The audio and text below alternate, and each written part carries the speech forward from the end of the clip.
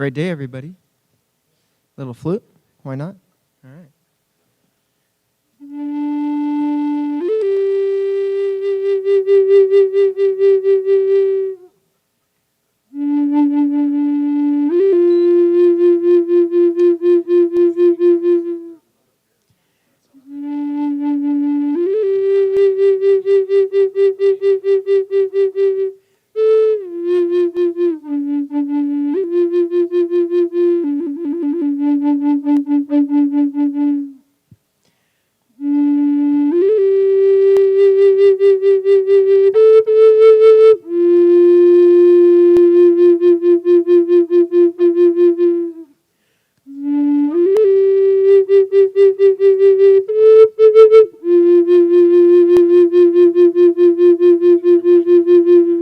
Mic one, mic one.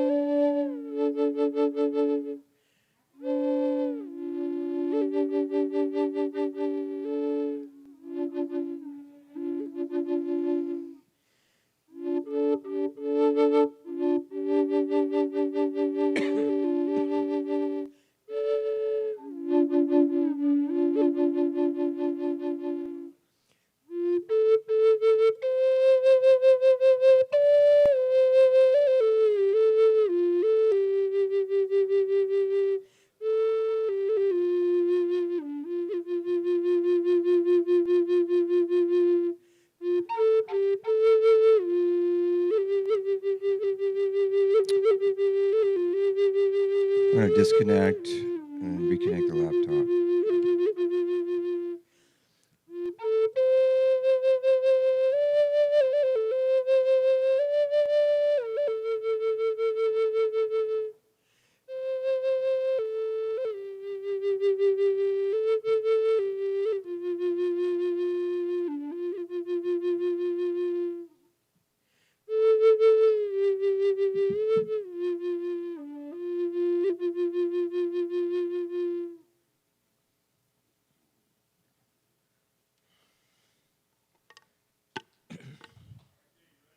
I'm ready.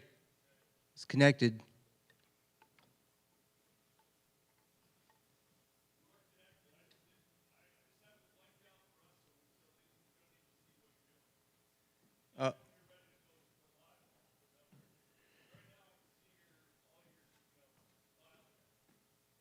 Oh, that's why I can't see it. That's why I can't see it.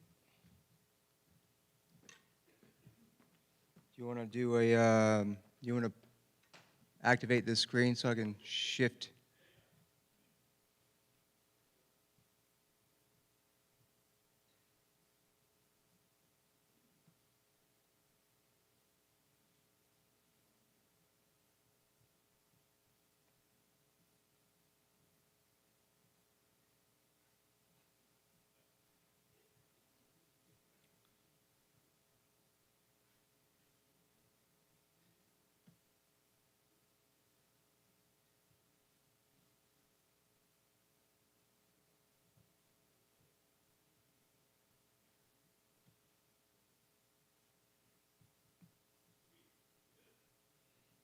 I lost it. Hold on.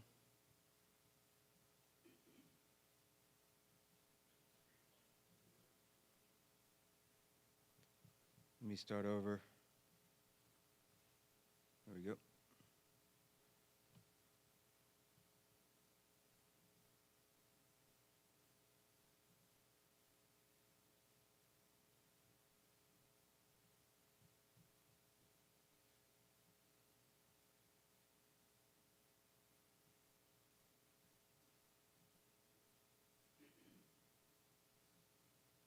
That's it.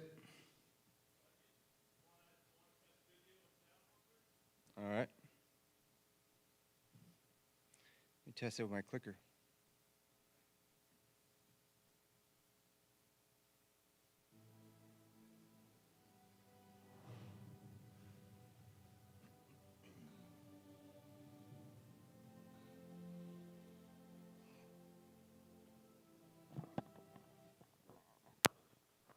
Perfect.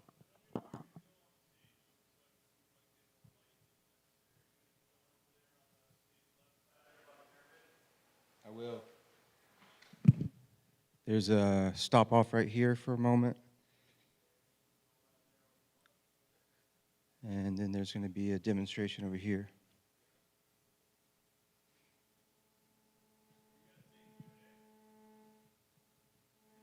If I have time, I might.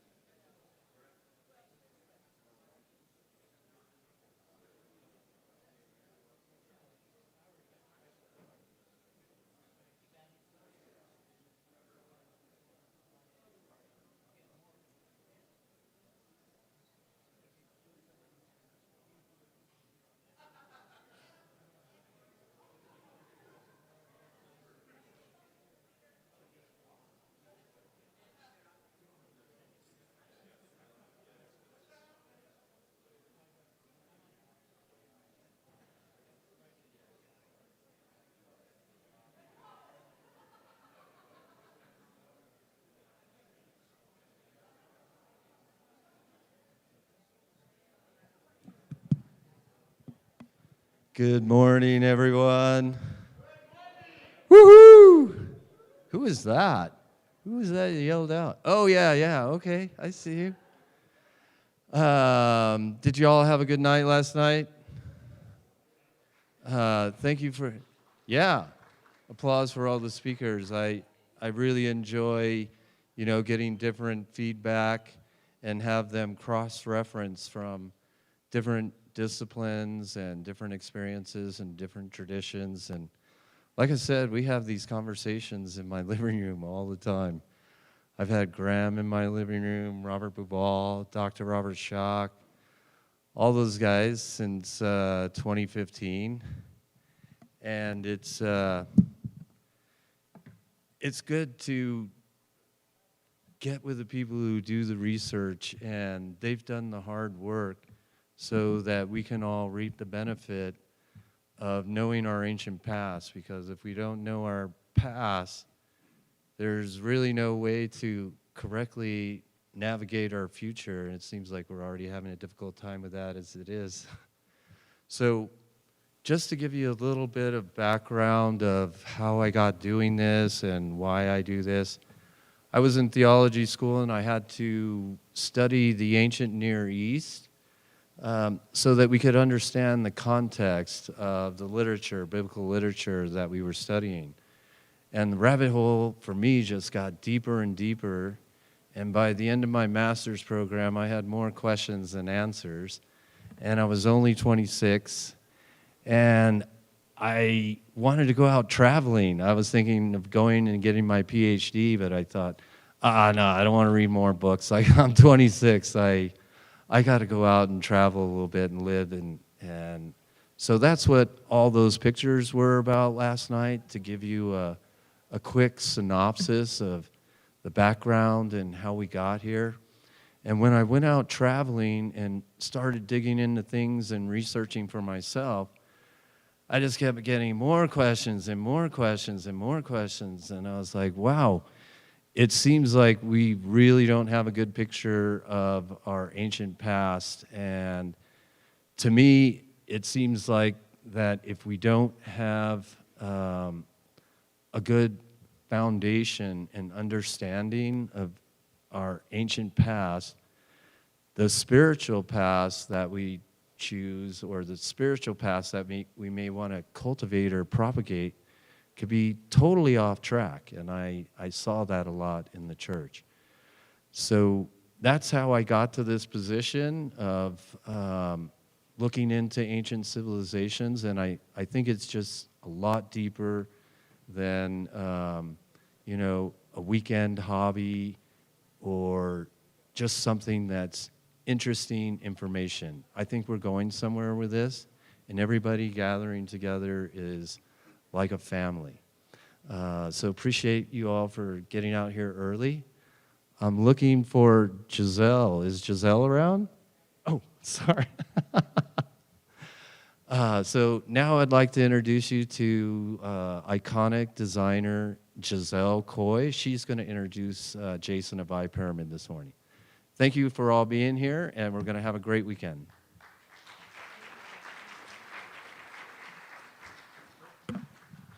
Thank you, Robert, and hello, everyone. So it's my honor and great pleasure to introduce a dear friend and fellow Texan, Mr. Jason Stiles. So we have quite a history. So I met him 11/11/11, if that's not auspicious, here in Sedona. Do you know the Dome House on 79? Anyone? Yeah, well, so there was a party there, and I walked in, I met him. And we've been friends ever since. So during that time, he was living in a house on Tranquil Street, and he was sleeping in like a pup tent pyramid. It was like over his head, and we're like, what are you doing? And he was playing with building copper pyramids 15 years ago. And he has been obsessed ever since with pyramids, no joke. So through the years, I've watched him grow. I've watched him be in the garage when we first made nanogas with your father. And I watched him go to the Tucson Crystal Show and just buy a truckload of crystals, always looking for better materials. I watched him when he found out about vortex math, and we were in the garage with, oh my God, look at this, just the entire evolution. And he's not stopping now, so he is destined to work with pyramid technology to help heal people. His story is ex-military pararescue, where he was rescuing people, and he's still doing a form of that, saving people from pain, and always upping his game in the world of consciousness and consciousness awakening through pyramid technology. So he's got a great story, and this is his newest version. He never stops, so I'm sure we're going to see some great new technology today. And introducing Mr. Jason Stiles.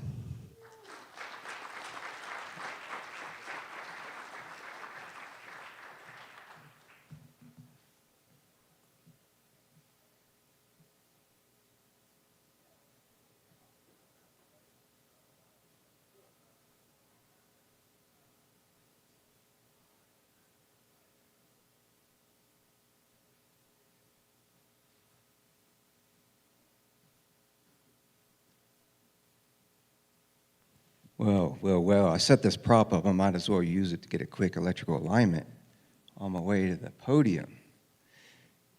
Oh, I got two mics now. Let's switch.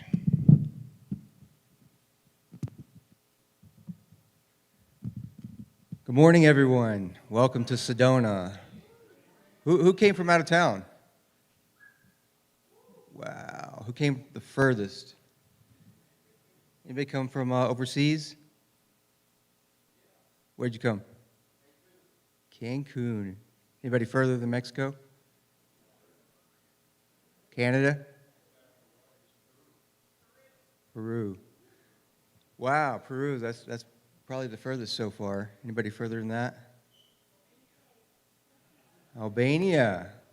All right. Well, thank you for coming, and thank you for everybody on the live stream for joining in, too. I think we got like 5,000 people watching right now. Yeah, oh, I have a clicker. Let me not forget about that. So if you see me on my phone, it's a high-speed clicker. And before we get started, let's go ahead and take a picture, shall we?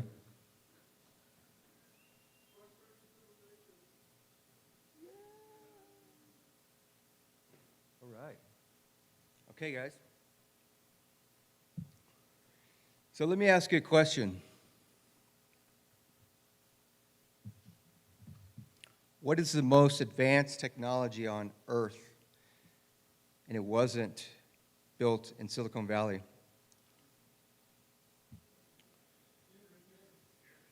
All right, good guess. Oh, that's another good guess. Yeah, that one beats it all.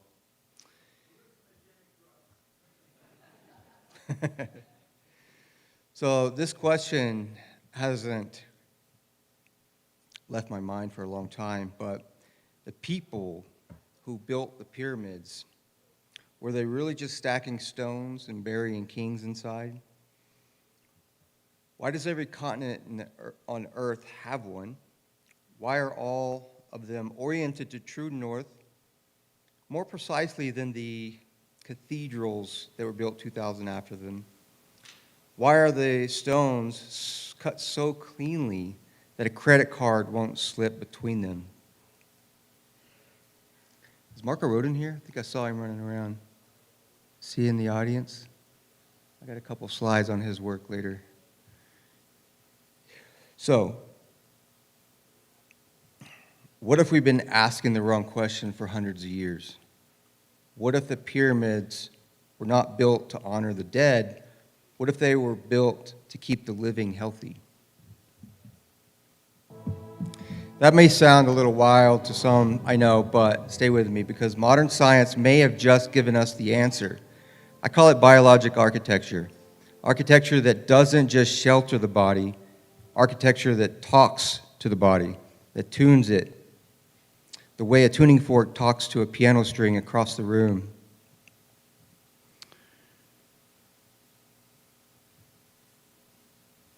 Real quick, let me explain myself. I'm not a doctor. I'm not an archaeologist. I'm a field systems builder out of Sedona, Arizona. I build designer magnetic fields. And before any of that, I was a pararescueman in the United States Air Force.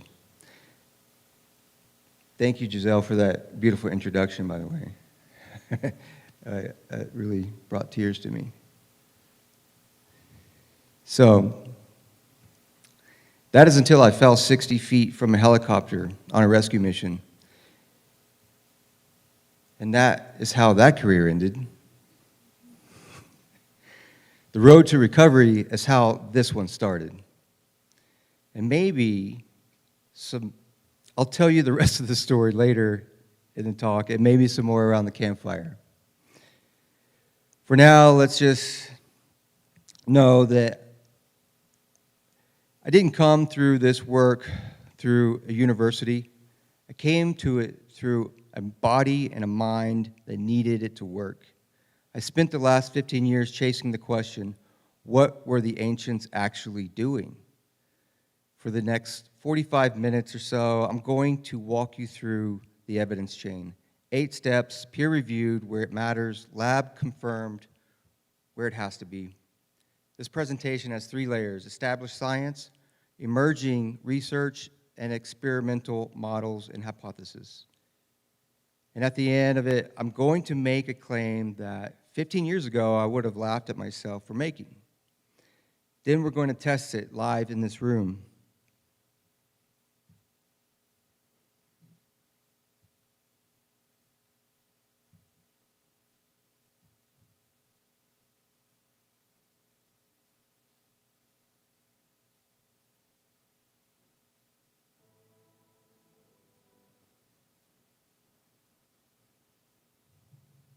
My clicker works better on my phone than my computer. You hear that? It's the Earth's heartbeat. The Earth has an actual heartbeat. It's not a metaphor. It's measurable, it's repeatable, peer-reviewed electromagnetic pulse, and it has a name, the Schumann resonance. On average, it's 7.83 hertz with harmonics at 14.3, 20.8, 27.3, 33.8. That entire frequency range, 0 to 30 hertz, is also exactly the operational range of the human nervous system.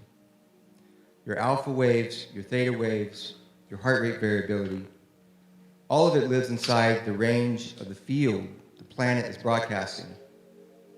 24 hours a day. The magnetosphere extends thousands of miles into space. Telluric currents flow through Earth's crust.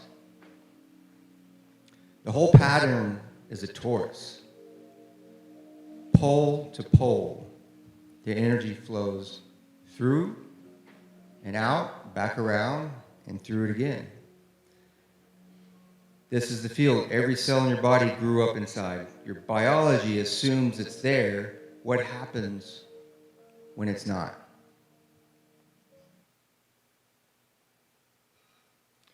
Well, NASA found out the hard way. When the astronauts left the electromagnetic field, their bones started thinning and their immune system collapsed. Their orientation broke down. Mission medical teams could not figure out what was missing until someone realized they had pulled human bodies out of the one field they'd never been outside of for 300 years, 300,000 years or so, the fixed PEMF generators inside the spacecraft, tuned to Earth frequencies, pulsed electromagnetic fields, Earth's pulse rebuilt into artificial so the body would behave again. PEMF is not alternative medicine. PEMF is what NASA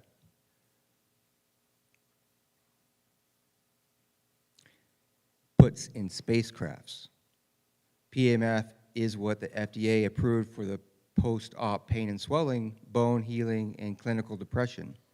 The only thing alternative about it is that nobody told you. 10,000 peer-reviewed studies, 2,000 double-blind studies, one of the most studied modalities in medicine. This is not fringe. This is the mainstream science nobody put in your science class.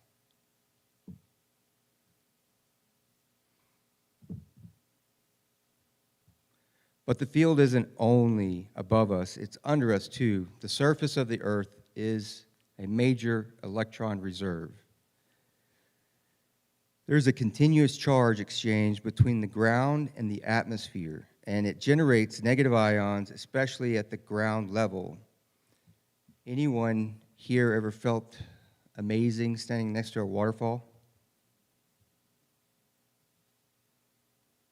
Or after a thunderstorm? Or in a forest after it's rained? You're standing in roughly a few thousand negative ions per cubic centimeter. You're not imagining it. Your body is feeling it. Your mood is real. Your biology is reading the field. To put this more into perspective, a normal city street, a few hundred negative ions per cubic centimeter. A pine forest, a few thousand. A waterfall, tens of thousands. Hold that number in your head. Tens of thousands. We're going to come back to that in a minute.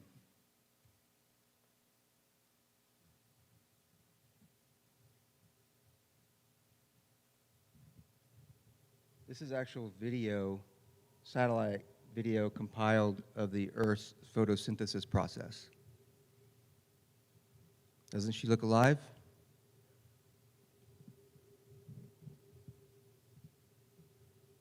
That's our home.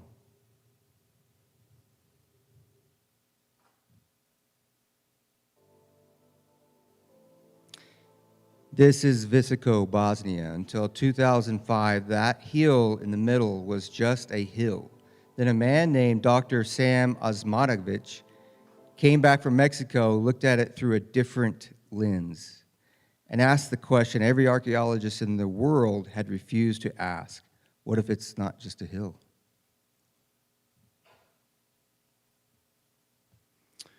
20 years of excavation later, peer-reviewed in 2025, these are the numbers. 368 meters tall, the tallest pyramid in the world. 30% taller than Khufu in Egypt. True north aligned to 0 degrees, 0 minutes, 12 seconds, more precise than the Great Pyramid of Giza. Volume, 112.9 million cubic meters, the largest pyramid by volume that has ever been documented. Constructed using artificial concrete-like blocks, breccia stones, and thermally treated clay binders, it forms an equilateral triangle with the pyramid of the moon and the pyramid of the sun. The pyramid of the sun is correlated. It has the pyramid of the moon next to it and the pyramid of the dragon. And they form an equilateral triangle. That photo on the left is me with Sam. I stood on top of this thing. I've walked the platform. The first time I saw the alignment data, I asked him to run it back again. I couldn't believe it. This isn't fringe anymore. This is peer-reviewed.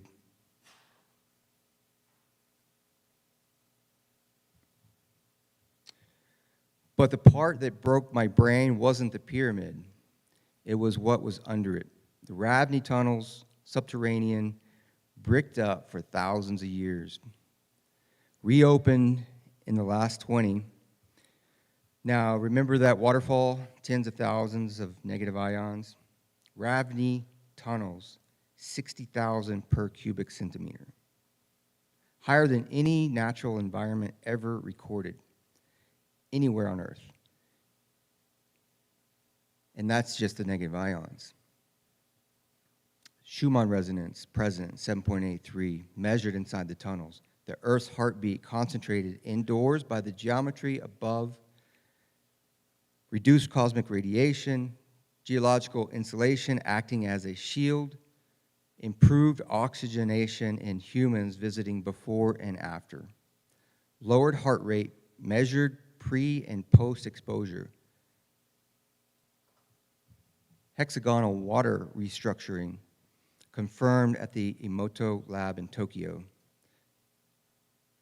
A cool temperature, definitely felt really comfortable in there, even in the summer. The smell of the clay, it just smelled so clean. I went in slightly skeptical, but I came out very different. Make of what, it changed my mood. It changed the way I saw the whole project going in there. Now, these people were going in with me, and most of them were tour groups, researchers, doctors, skeptics, and people looking for healing. People are going there daily to receive healing from this pyramid and the energy in the tunnels. Some of them go in with a question, most of them come out with a different one. I'm not telling you what someone else measured. I was there. I held the meter. This is where the story stops being a story and starts being a measurement. Now here's the part where the academics start sweating. When you find geometric alignments in old structures, first thing every serious researcher should ask, could this have happened by chance? Because if it could, it doesn't mean anything. Osmonagic's team ran 3 Monte Carlo tests, 10,000 random configurations of each. And they asked 5 summit tests. Could 5 cardinally oriented summits accidentally align with a single golden ratio spiral? Triple spiral test. Could 3 golden spirals accidentally intersect the pyramids, the tunnels, and the river confluence? Less than 0.0001 chance. And then the sky ground test. Could the terrestrial spirals match the Pleiades star system cluster geometrically? Statistically indistinguishable from 0 chance.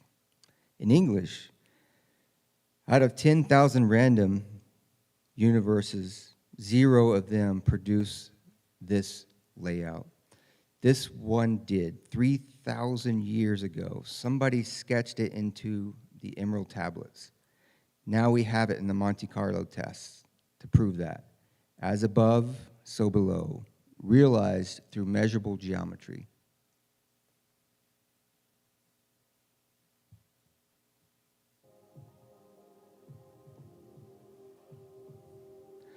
Look at that for a second. Just take a look. Imagine a culture that built that on purpose. Imagine the math team that signed off on it. Imagine the survey who said, no, move it 3 meters left. Now ask yourself, what kind of civilization had that kind of math?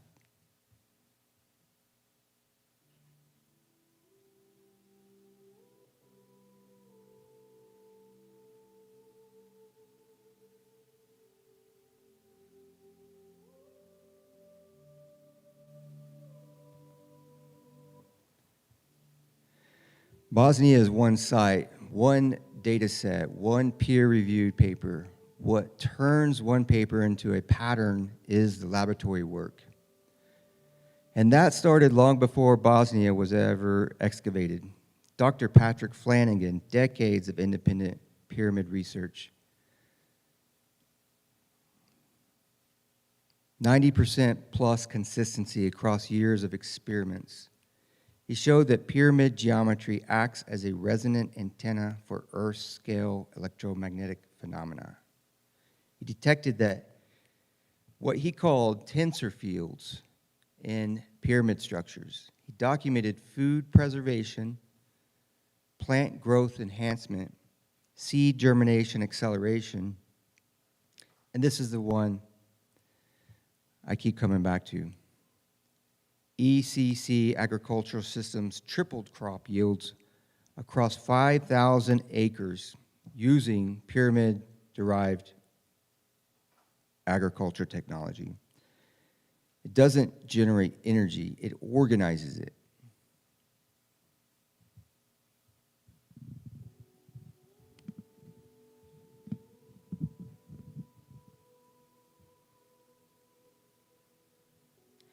Flanagan wasn't alone. Dr. Fred Bell ran brine shrimp experiments under pyramid geometry. The controls lived for weeks on average. The pyramid shrimp lived for 1 to 2 years. 20-fold lifespan extension. Only variable geometry of the environment. Bell also documented 7 distinct vibratory frequencies inside the pyramids and showed that the geometry blocked harmful radio frequencies. Anyone here live near an airport and often have planes fly over you, over your house? You ever wake up with a jolt? Maybe as an airplane flies over and the radar systems penetrate your roof and hit you in the spine. And as they do that, your spinal cord, your spine jolts to protect itself, and it wakes you up. Well, Dr. Fred Bell discovered that a simple copper pyramid grounded while over your bed would protect you while you're sleeping from this radiation. Bill Carroll and Kathy Goggins, hundreds of controlled experiments, biofeedback confirmed brainwave changes in human subjects sitting under pyramids, even open-framed pyramids, like this one over here. Plants grew 50% faster, less insect infestations. I don't know why the insects just didn't like it in there. And pyramid-treated water would benefit plants to grow faster. Geometry organizes electromagnetic energy. Organized energy affects biology. That's not philosophy, that's lab notebooks.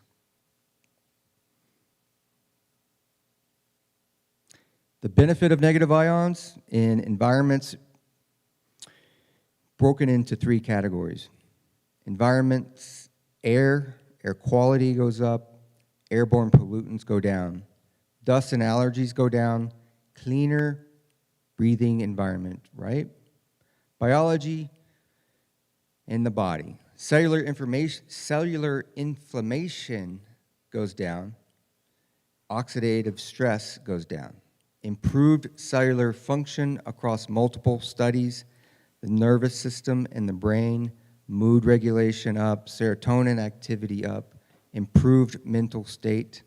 The skeptics will fight you on the pyramids and concede the studies because the studies are clean, the studies are mainstream. They just haven't been connected to the geometry yet until tonight.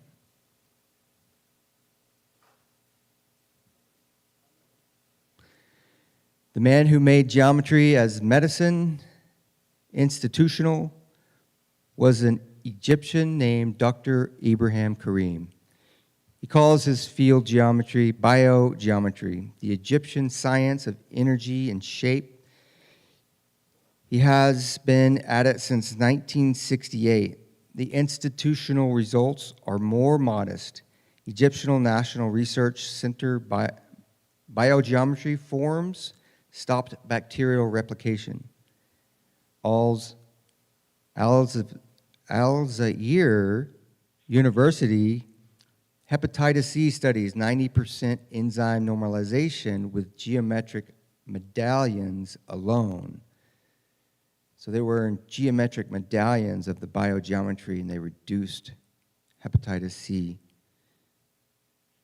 by 90%. Not pills, just shapes. Wageningen University, Holland, replaced pesticides and fertilizers with geometry. Now maybe we can get rid of the Roundup. The crop still grew. Hamburg, Switzerland, a village-wide EMF health crisis. Dr. Kareem used geometry to resolve it. Health in the village rebounded, and the birds came back. His own words while sitting on this panel. The ancient Egyptians had a very advanced know-how that allowed them to interact with nature in a more advanced way than we do today. Coming from the man who has the institutional receipts to back it up, that's not a poetic statement. That's a research finding.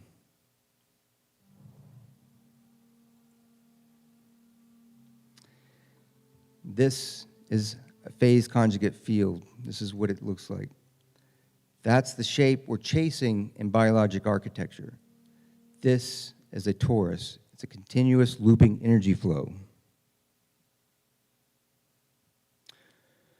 If Kareem brought geometry to medicine, Marco Rodin brought the math. Rodin calls it vortex-based mathematics, or as he describes it, the fingerprint of God. The doubling sequence, 1, 2, 4, 8, 7, 5, repeats forever. I'll play it again. It generates counter-rotating Mobius circuits, self-sustaining energy paths that don't decay. Energy paths that don't decay. In a universe where everything else loses energy to friction, to heat, to entropy, this geometry doesn't.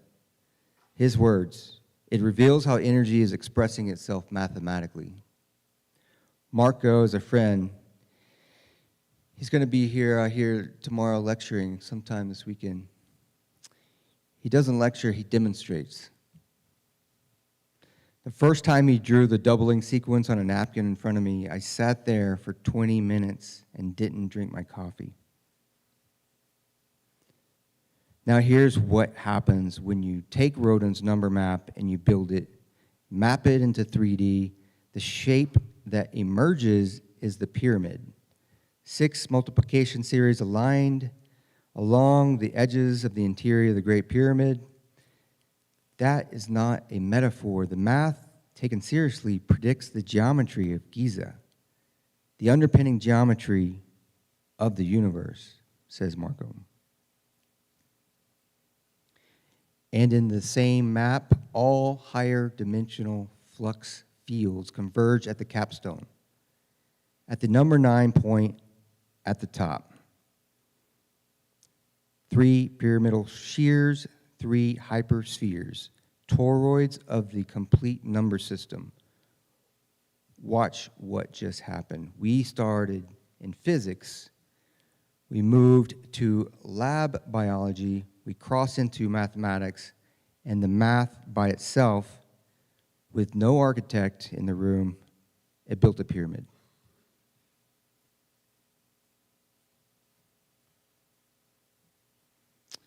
Three more names quickly because the work matters. Robert Grant, Philo Math. The Great Pyramid embeds pi, Euler's number, and phi. Euler's number and the golden ratio were engineering, precision, numbers, geometry, and force emanate from the same source. Precision of engineering, not decoration. Buckminster Fuller, synergetics, natural coordination systems is tetrahedral, not cubic. Geometry form determines energetic behavior. Synergy whole systems behave like that cannot be predicted by the parts alone. Dan Winter, fractal field geometry, golden ratio phase conjugation equals constructive wave interference at all scale. It predicts Schumann frequencies, photosynthesis frequencies, brainwave frequencies, the difference between a bioactive field and an isolated charge, 3 different disciplines, same fingerprint.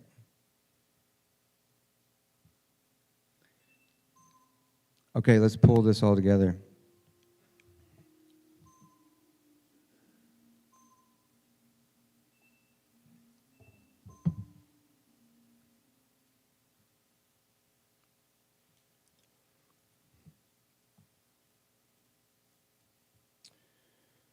The evidence chain.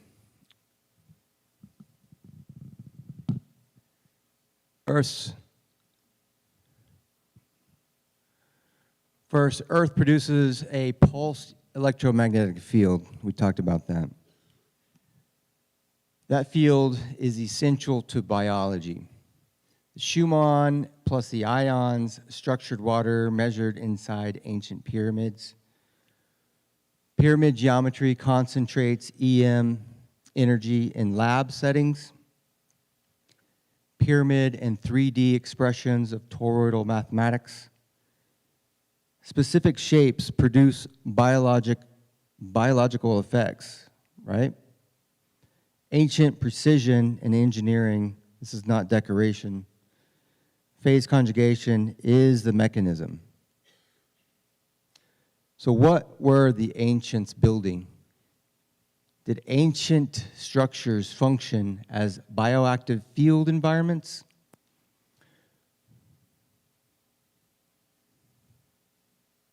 So here's the hypothesis. This is not a claim, not a conclusion, but a different lens worth exploring.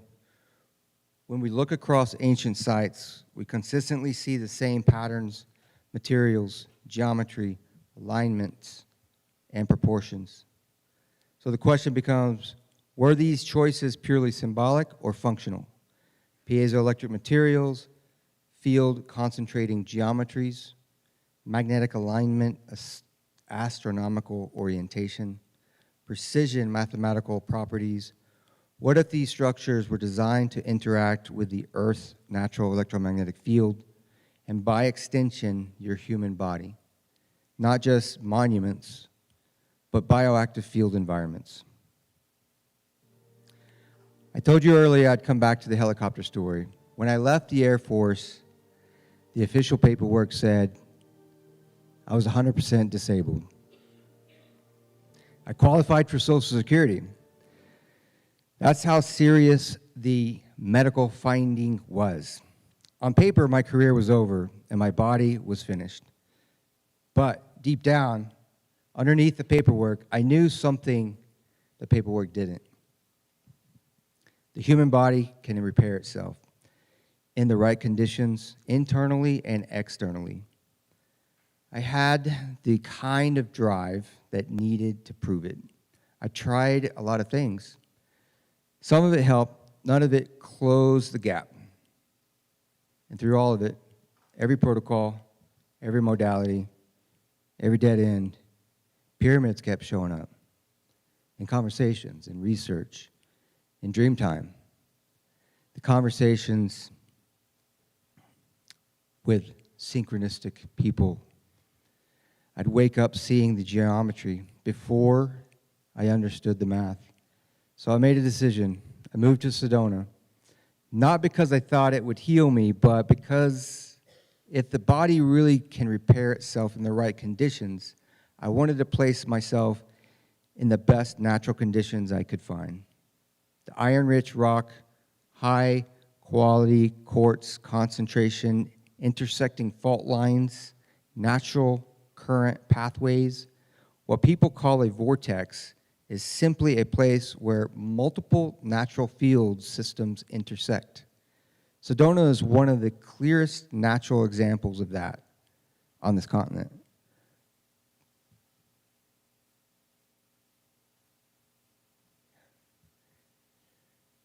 But Sedona didn't do the work for me. I did it. I did the work. It gave me the environment, but I still had to meet it halfway. I didn't come for the visit. I didn't come for the views. I came because the paperwork said I was finished. And I wasn't ready to agree with that. So the first thing that changed was my sleep. Before any measurements, before any data, my body knew something was different. And that's when I started building. First for myself, then for the people around me who started asking, what was I doing differently? And every structure I built since started with one question: can I recreate intentionally the conditions that supported my recovery? not just from Sedona, but from everything I was learning about the ancient builders and everything I was being shown. Because if the environment matters, then maybe we don't have to rely on finding the right place. Maybe we can learn to build it ourselves.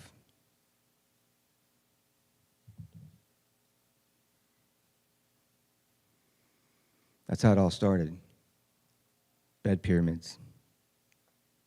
I want to show you something important, not a theory, data. 2 rooms, same house.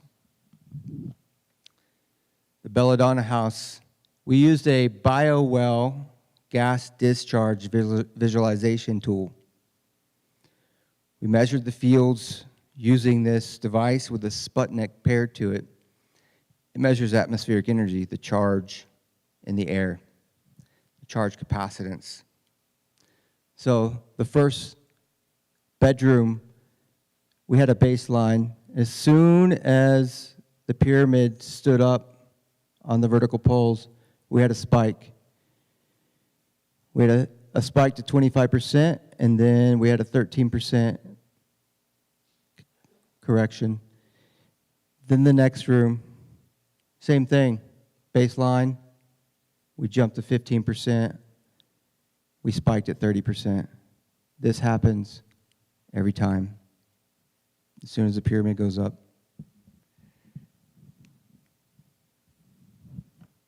So why does that happen? How does that happen? First, let me talk to you about the systems we're trying to support. It is a torus, and it's electrical field. The heart is a torsion engine, one continuous helical muscular band. Under it, when you unwind it, it's a single ribbon. Your blood contains iron, iron's magnetic, rotating conductive fluid in a twisting chamber. That's generator architecture. That's not a metaphor. That's the textbook. The heart's magnetic field radiates in a toroidal pattern. You're not separate from the Earth's field. You're an extension of it.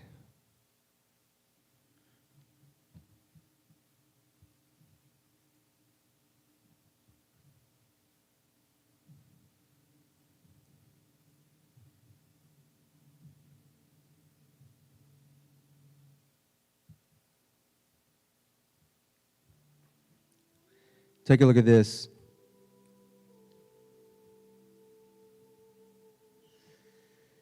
This animation is a simplified representation, but it's very close to what we're actually working with. What you're seeing is geometry interacting with the natural field. The Earth is consistently producing an electromagnetic field. When you introduce a specific shape built with conductive and piezoelectric materials, optimized by golden ratio proportions, that field doesn't just pass through anymore. It gets organized. It gets concentrated. And then redirected. And that begins to form a circulating flow, a loop, a toroidal field. This isn't energy being created, it's energy being structured. The geometry acts like a boundary condition. The materials act like a medium, guiding the field into coherence, simply for health, wellness. You get a continuous self-reinforcing flow. And when you step inside that, you're no longer just in a space, you're inside a field.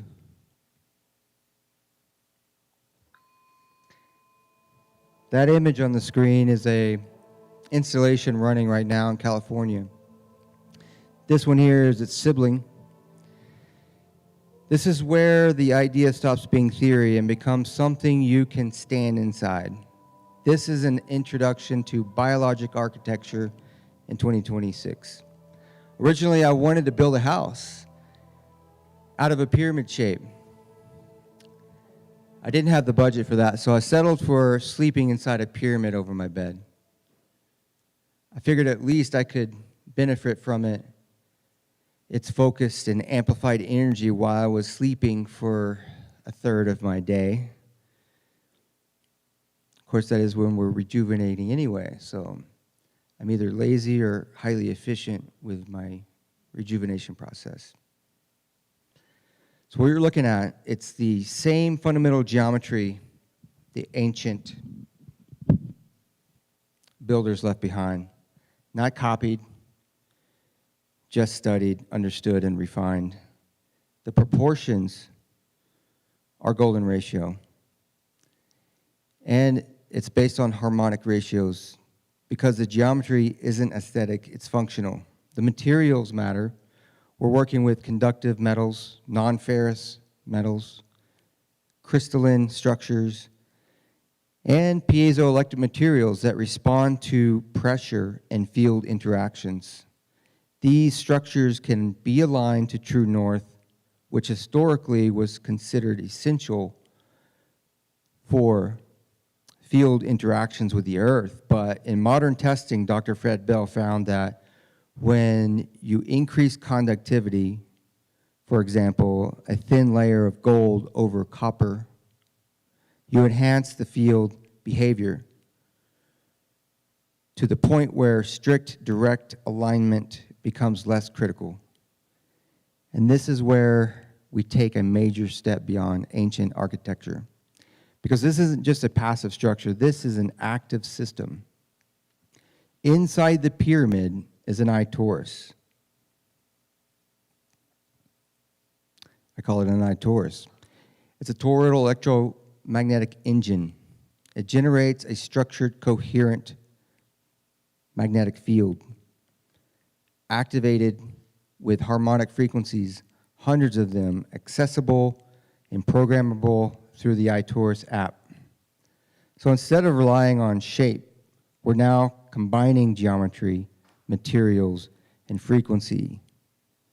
In other words, we're not just recreating what ancients built. We're learning how to interact with it.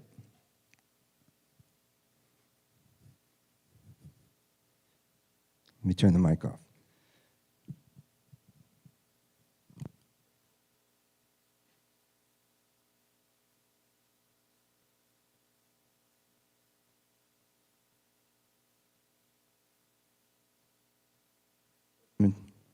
Quick demonstration here. The iTorus is on one of the harmonics of the Schumann frequencies playing through it. This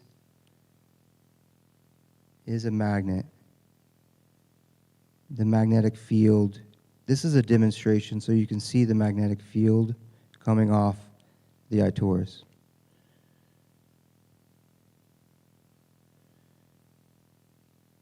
Okay. We can see how it's spinning with the field here. So that's what's in the capstone over here. We have an app, the iTorus app, so you can play different frequencies to program your field to simulate different systems in the body, different chakras, target different elements. You just push play and sit in the field.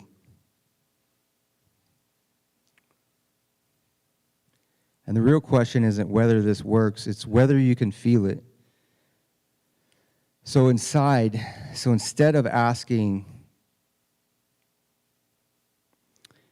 do you believe anything I just said, I'd rather invite you to experience it for yourself. We have a booth here outside. Spend a few minutes inside the pyramid. This one will be back up on this balcony eventually. So spend a few minutes and just notice what your body does. No expectations, no need to force anything, just awareness. Sense the energy, see if you have anything like a surface charge where your hair stands up. And if you want a deeper experience, we also have a iPyramid Wellness Center in Sedona, in the center of town, between Uptown and Tlaquepaque, just a few minutes down the road from Uptown. That's where we have larger installations. Space is designed for longer sessions and a more immersive environment to really explore what this technology can do. And if those of you that are traveling around the world, we're opening our 369 Healing Center in Canggu, Bali next month, and we'll be continuing to launch collaborative wellness center spaces around the world, bringing this work into more environments where people can actually experience it. If you want to stay connected to the mission, you can simply scan this QR code, follow us on our social medias, and be part of what we're building. This isn't just about products, it's about bringing awareness and coherence back to the environment we all live in. Whether it's 5 minutes at the booth or a deep session later on at the Wellness Center, the most important part of this entire conversation is your experience. So when you're ready, come and feel it yourself. Thank you for your time and your attention.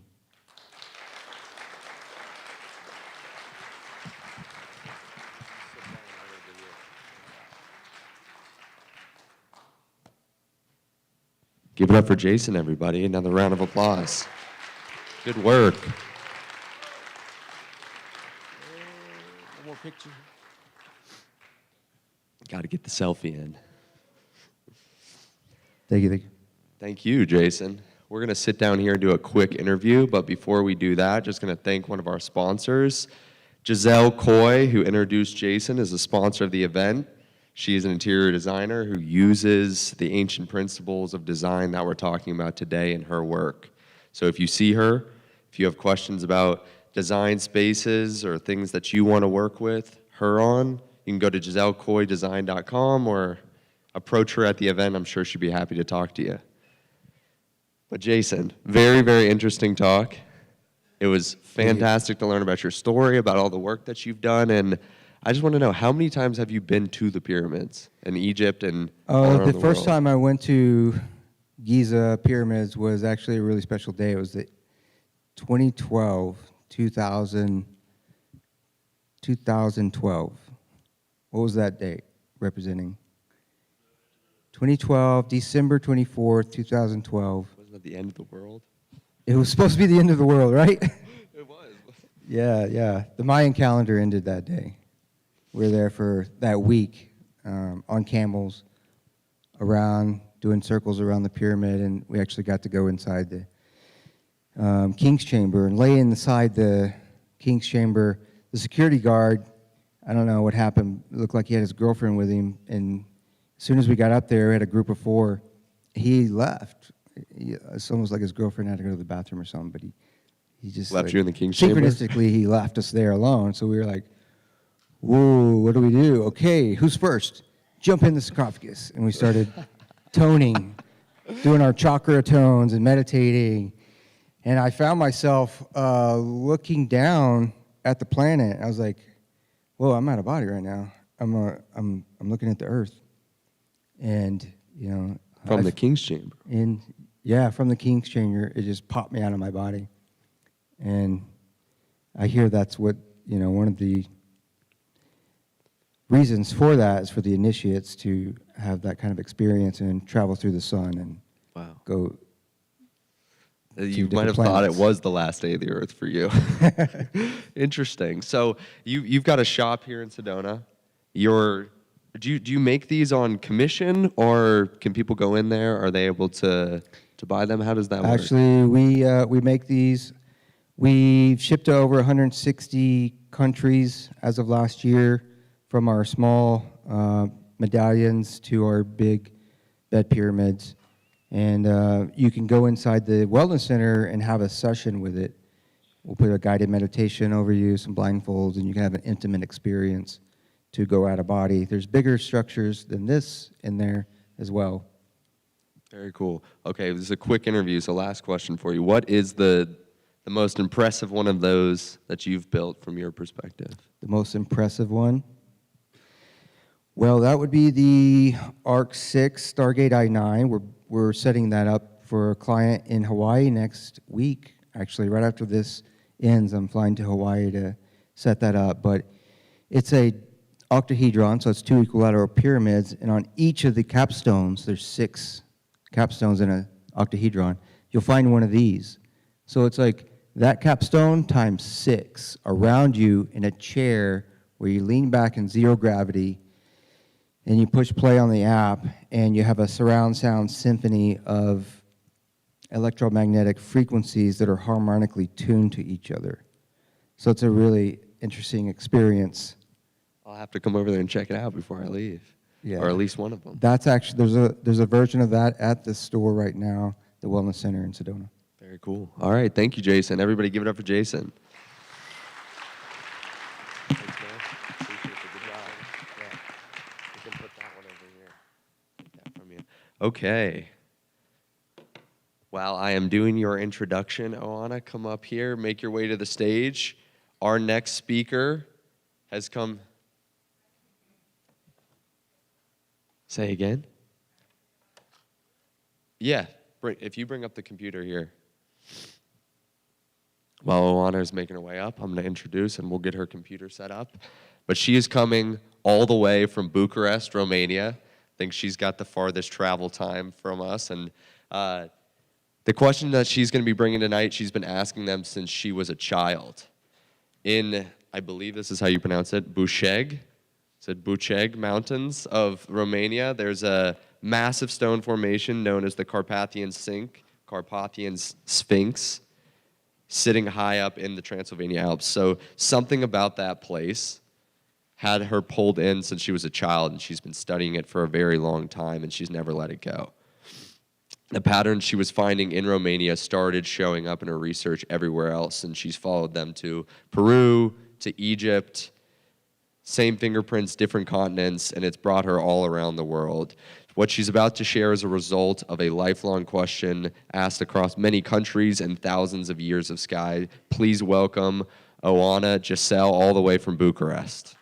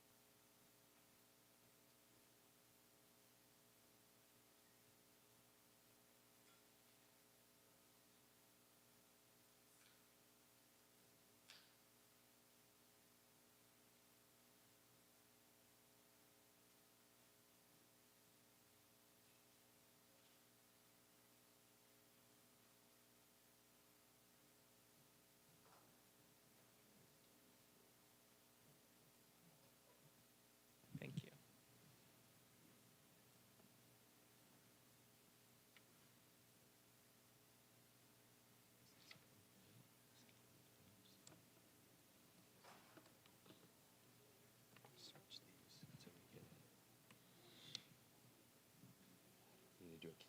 We need a stand-up comedian here in between each set.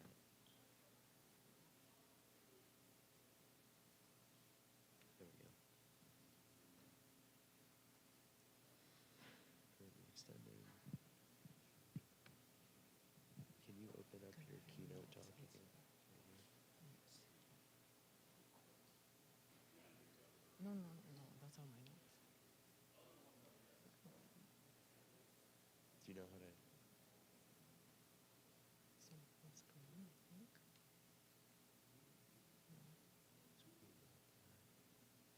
You need to present.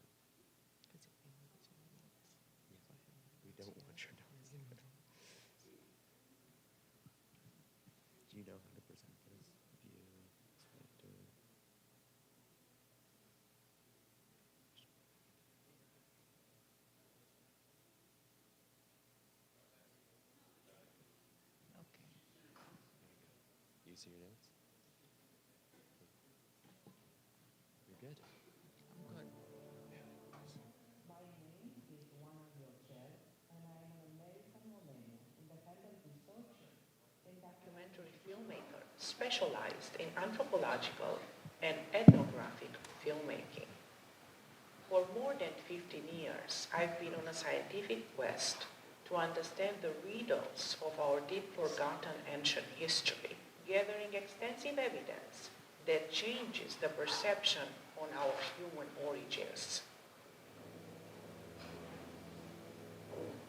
We must rethink our entire concept, revealing a new understanding of our origins, recovering the hidden legacy and retracing the footsteps of our ancient teachers is the mission of my life. An amazement at what is hidden and what was left by the ancients. There's no final history. History changes. But now the whole of history has to be rewritten. We need to be open.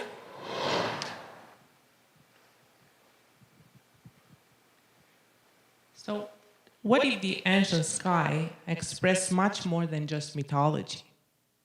What if there is something we have not yet fully understood? Across the world, in such places as Peru, Egypt, Easter Island, and Europe, we see alignments between ancient stones and skies. But the question is, are they expressing a forgotten global sky watching system? And if they are, how old is that system? If it is older than all known civilizations, it changes everything we know.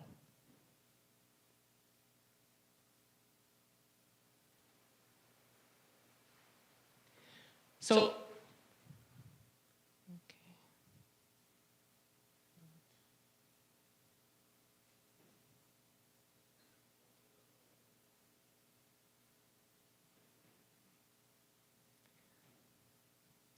the Carpathian Sphinx complex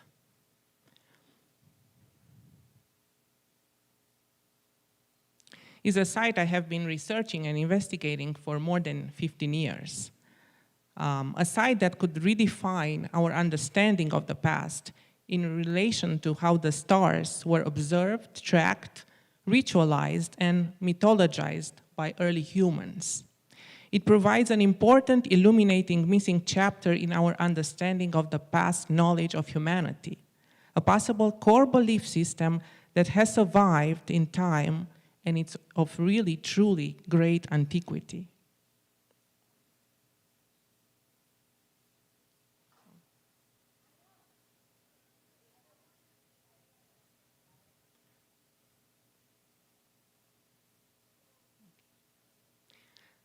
So I will take you back before I talk about the Carpathian Sphinx project to a long time ago when I was a little girl. And I spent my childhood in the Transylvanian Alps of Romania, part of the Carpathian Mountains. And it's one of Europe's last remaining true wilderness, a vast expansion of virgin forests, roamed by the largest numbers of bears, wolves, and lynx across the continent. And it's very close to Dracula's castle. High above all these, high above the clouds, there was the Sphinx, the Carpathian Sphinx, or the Romanian Sphinx. A huge megalithic rock formation shaped by wind and time into something that looks very human. I first saw it on a postcard in my grandparents' home when I was 7 years old, and it really blew me away. I thought it was a giant from a lost world, a good but mysterious giant. I saw the Sphinx again in person when I was 12, and I felt an unexplainable connection, a mix of curiosity, awe, and bewilderment. And I asked myself, who is this? Who are you? Are you a god? Are you an ancestor? Are you a myth? Years later, I returned when I was 27, and this time I saw something very different.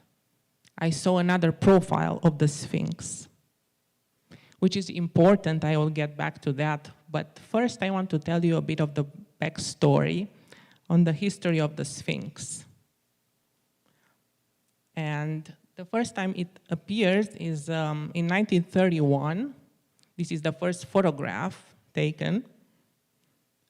And it was called the Romanian Sphinx because it resembles the Egyptian Sphinx. But before this name, it was named Babele, and it's part of a megalithic stone complex that were all called Babele. But who are these Babele? They appear in Romanian and Eastern European folklore as wild, wise women, powerful and fearsome, and are mythological creatures and witches. The name Babele is also for the megalithic stones nearby the Sphinx, and these are just some of them. And here, just for size, you can see me checking them out.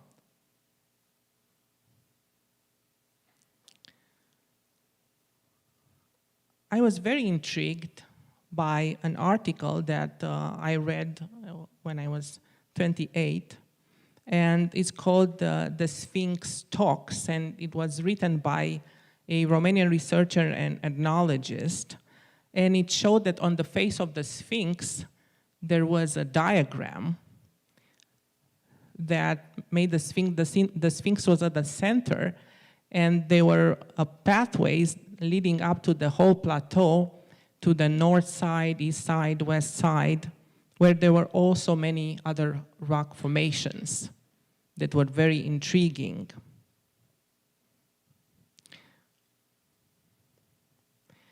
The Carpathian Mountains and the Carpathian region is also has some of the earliest evidence of human presence in Europe, from early hominins that are 2 million years old, to the oldest Neanderthal footprint in Europe, and to the first Homo sapiens that entered Europe about 40,000 years ago.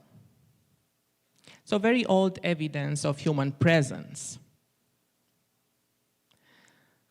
So when I was 27, I was telling you that I saw another profile of the Sphinx that looked more like a Neanderthal, on an early human.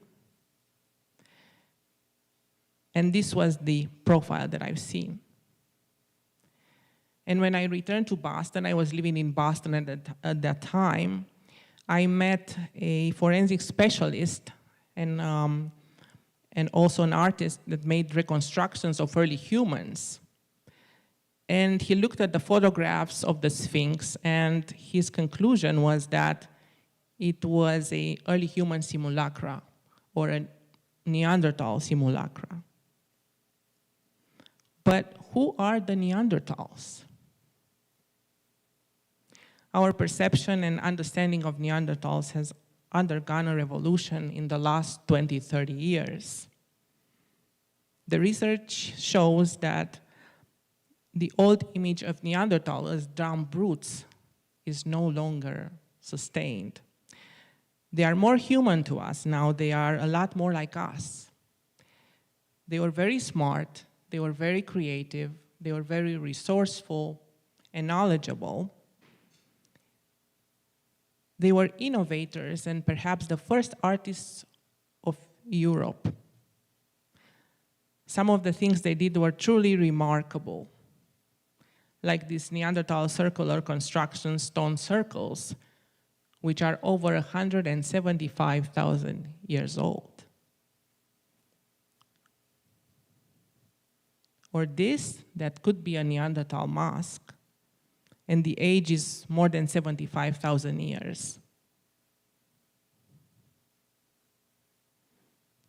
So next thing, I was living in Boston and I met Dr. Robert Schock, who's a geologist, and he's quite renowned for redating the Egyptian Sphinx to a much earlier date of perhaps 10,000 or more years ago.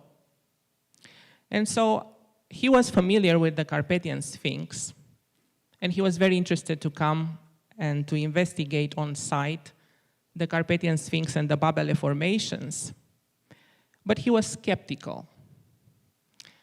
But he had an open mind, so he arrived and we did the field work. And the Neanderthal that he researched that were living on the plateau would have recognized these faces, the Sphinx and Babele, perhaps more readily than we do today.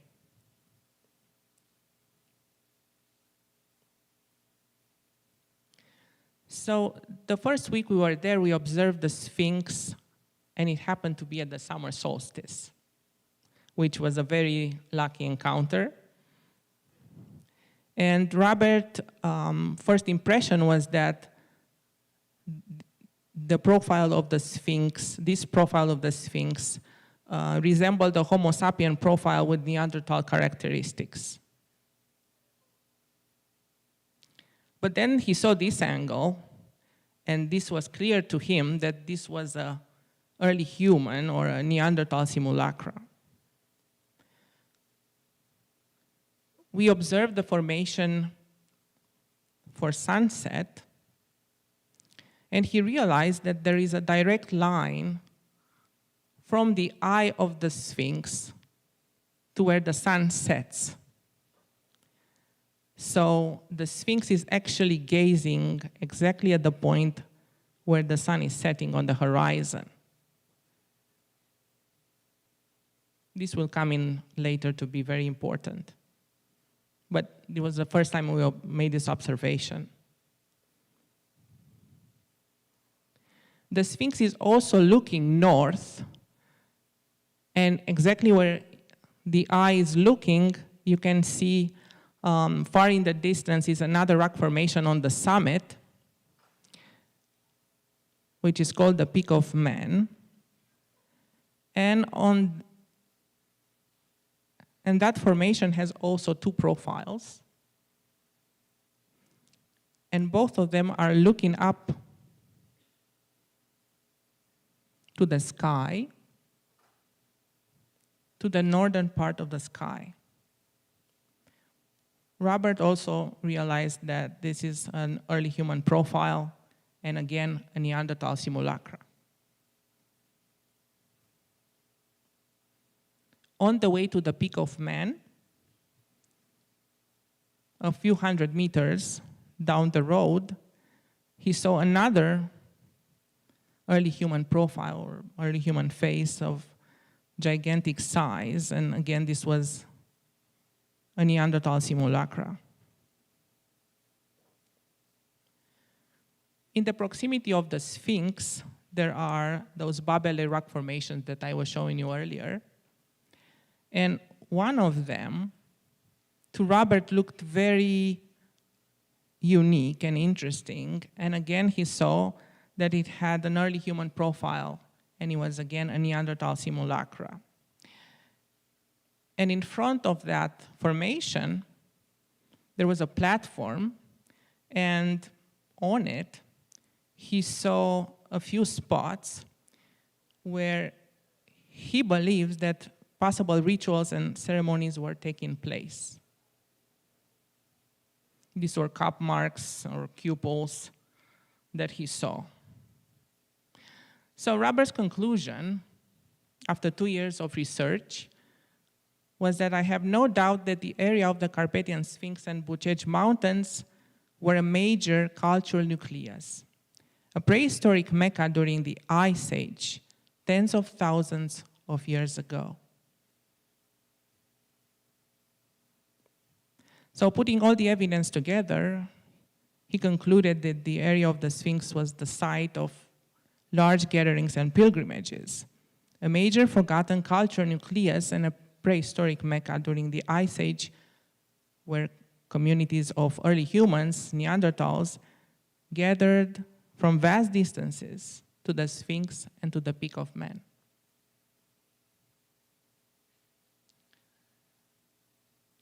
After Robert made these incredible statements, I was blown away. And my grandmother told me that I should continue the research, that my heart is with the Carpathian Sphinx, and that I should go all the way wherever the data is leading.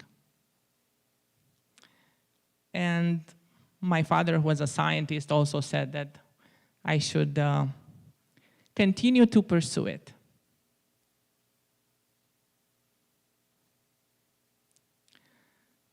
So next thing, I wanted to see in other places in the world that are maybe similar.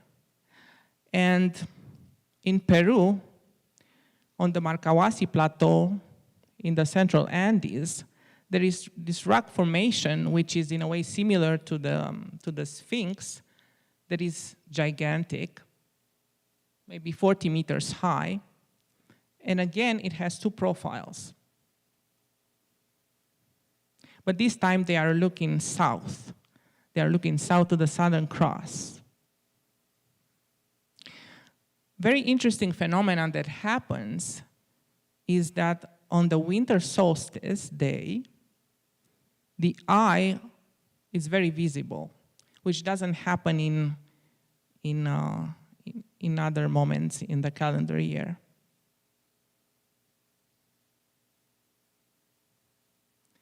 There was an article published recently on the Sacred Landscape and Cultural Astronomy of the Marcahuasi Plateau, and Pekagasha is a key point. It was 6 out of 21 alignments, astronomical alignments, involved Pekagasha. The most relevant ones were to the winter solstice sunset and to the Pleiades constellation.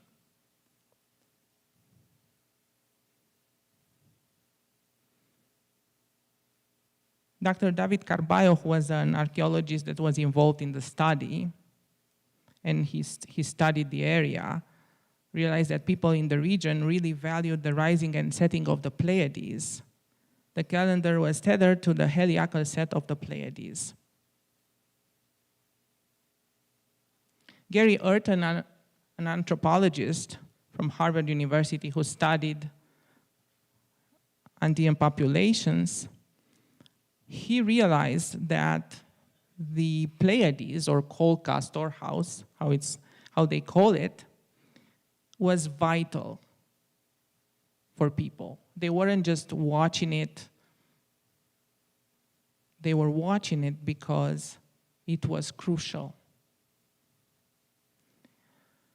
He asked why everyone was watching in a town in the morning to see the Pleiades on the sky, and they said, because we want to live, we don't want to die. That's why we watch the Pleiades. So it was clear that the stars are discussed very seldomly, not because they are unimportant, but because they are extremely, extremely vital. The survival of the community depends on the interpretation of the more subtle messages provided by the celestial bodies, in this case, the Pleiades. The Pleiades was also Coricancha by the Incas, and at Machu Picchu have alignments to the Pleiades.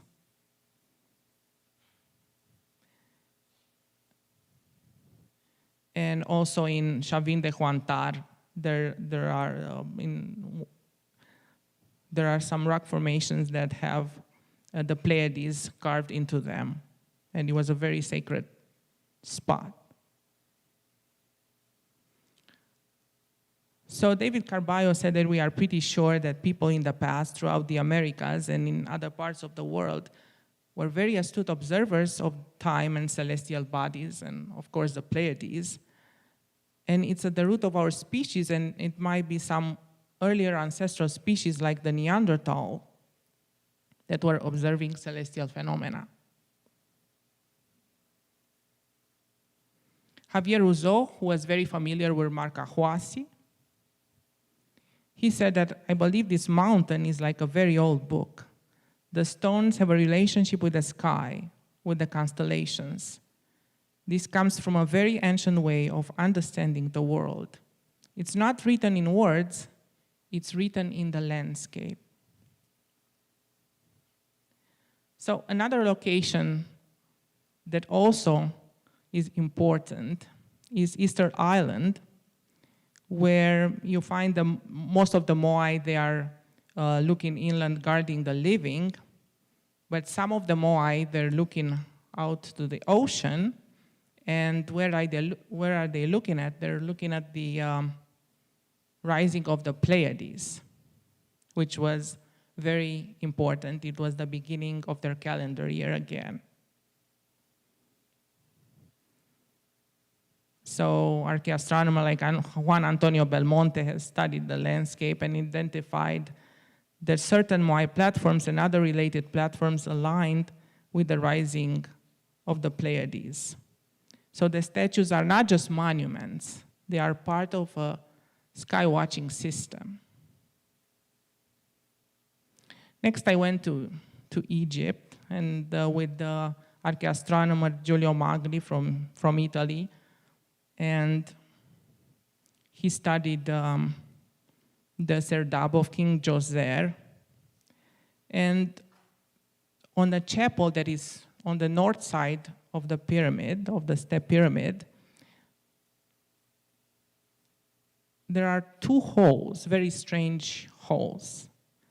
And when you look inside the holes, you see there's a statue of the king. And what is he doing? He's watching the stars. He's watching the circumpolar stars, the imperishable stars, which were in ancient Egypt extremely important. They were the place where was the afterlife, the final resting place of the pharaohs.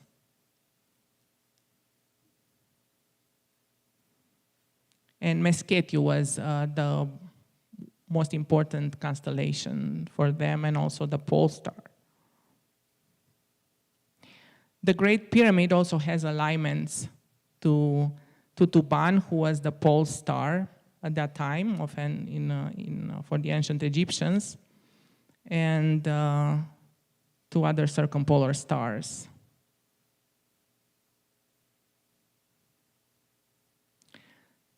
The Sphinx has also very interesting alignments, and the rock formation has been there for many, many thousands of years before it was shaped into the face of the pharaoh. And at sunset, on the summer solstice, there is a very beautiful effect that takes place. There is a hollow forming around the head of the Sphinx, which is very interesting because the inundation of the Nile is starting around that time. So it's a natural marker for the summer solstice and for the inundation of the Nile. But what about the Pleiades? The Pleiades were very important for the ancient Egyptians, and they were represented by goddess Hathor, who was from the constellation Taurus. And she was the mother or consort of the sky god Horus and the sun god Ra. She was the symbolic mother of the pharaohs. And she was the most widely worshipped goddess during the Old Kingdom. She was often represented as 7 cows, sometimes with 1 bull, representing the 7 stars of the Pleiades.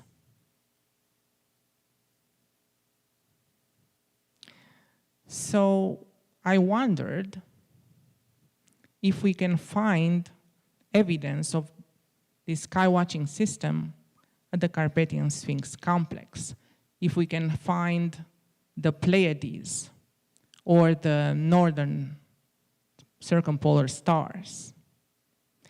First, I invited Javier Rouzeau, who was an expert on Marcahuasi from Peru, to come and look at the Carpathian Sphinx.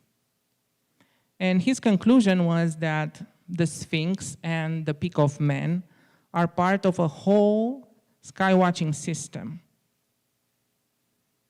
So after that, in 1968, his grandfather had come to the Transylvanian Alps at the Sphinx, and he also concluded that the Carpathian Sphinx is an ancient monument sculpted before the flood, destroyed in the face. Anthony Aveni, who is one of the most renowned archaeoastronomers in the world, he also believes that the Carpathian Sphinx was enhanced. That is an enhanced sacred landscape, just like Marcahuasi. And that Neanderthals, they would be well aware of the seasons, and they would be great observers of the sky.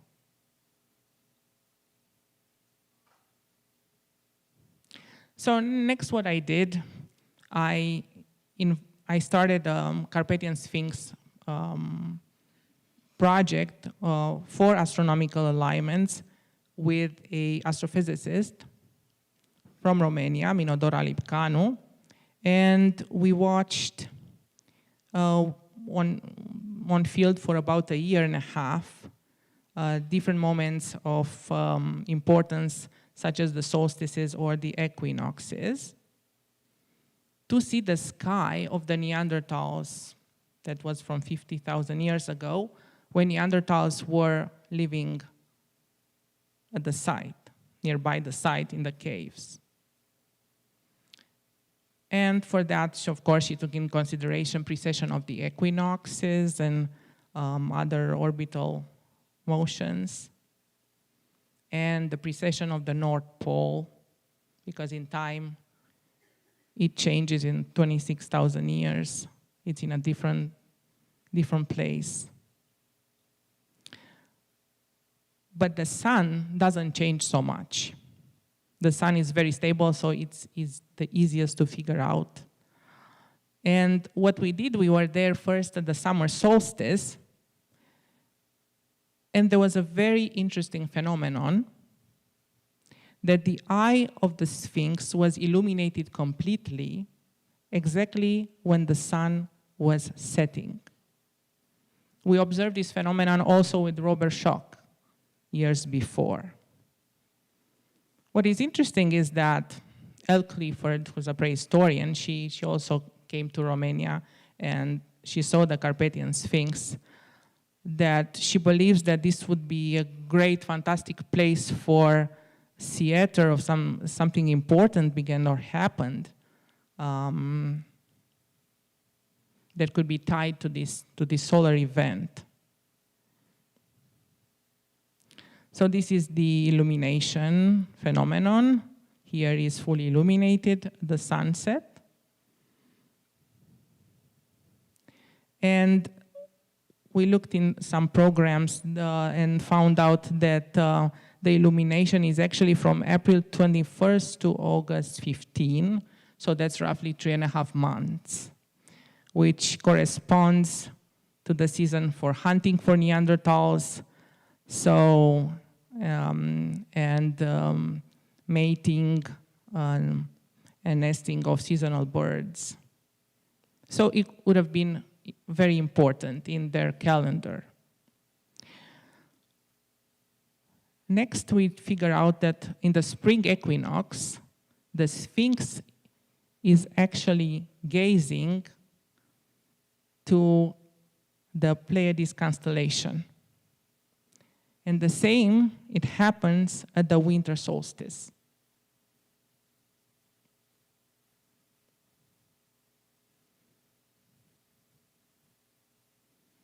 The Babele Formation that Robert Schoch found interesting spots where he thought rituals were taking place.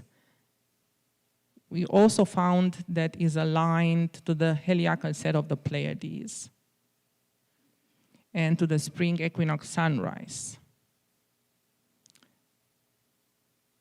And at night, you can see Carpathian Sphinx and Peak of Man, and the Sphinx would be looking at the North Pole. And the Peak of Man has an alignment, it's gazing to the North Pole. So similarly to ancient Egypt, to the circumpolar stars.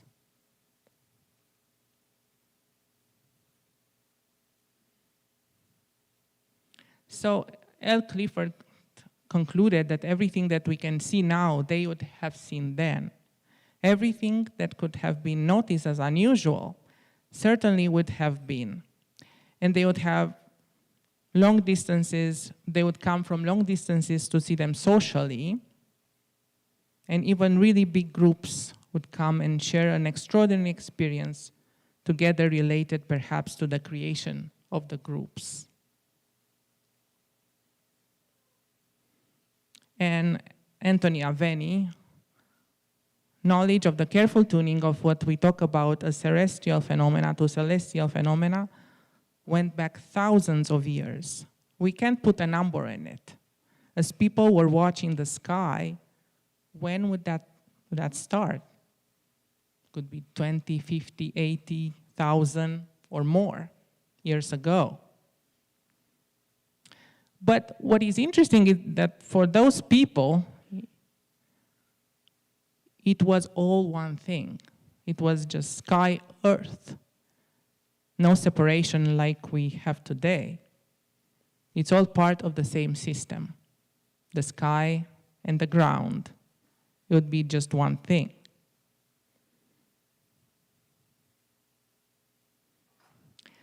And there is the latest research on Neanderthals is that they would have known how to track celestial bodies, that they would know how to track such as the circumpolar stars and the pole star and the Pleiades. And for a famous burial site that is about 50,000 BC, that is a burial stone that has cup marks, and it was a stellar map with the region of the sky that included the Pleiades constellation. So the question that was raised by the anthropologist Van Buren was that did anatomically modern humans not inherit then the Neanderthals' apparently extensive perception and conceptualization of heaven?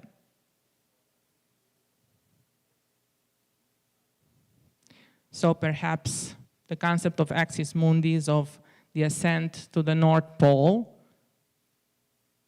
could have started with the Neanderthals.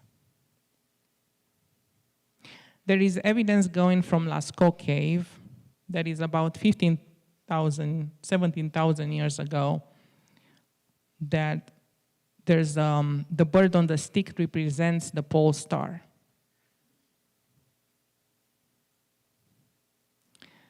And the Pleiades, how old are they? In Romania, by the Danube, there is a very old site, almost as old as Göbekli Tepe, and there's a mountain there that had alignments with the double sunrise and the summer solstice and the Pleiades constellation. People who are living nearby, they were tracking the rising of the Pleiades, which was the beginning of their calendar. But if we can go back in time, we can see in Lascaux Cave that the Pleiades appear in the Hall of the Bulls about 17,000 years ago, according to Michael Rappenglück. And also the Pleiades were tracked by people, according to this article, more than 100,000 years ago. Now the question is, are there any remnants of any maybe rituals or ceremonies today that are related to the Pleiades?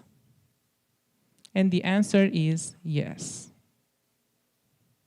So in Peru, there is this extraordinary festival where 100,000 people come each year, and it happens during the period of invisibility of the Pleiades. When the Pleiades is no longer in the sky for about 40 days, people from many towns come and they go up a special glacier for 3 days.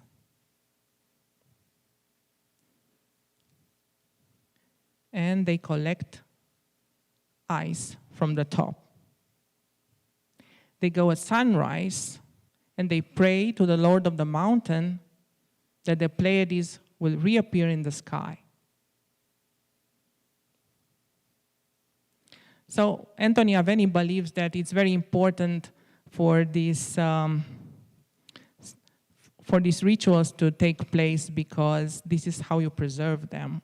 Because when you walk the path of the line of you become a part of the system.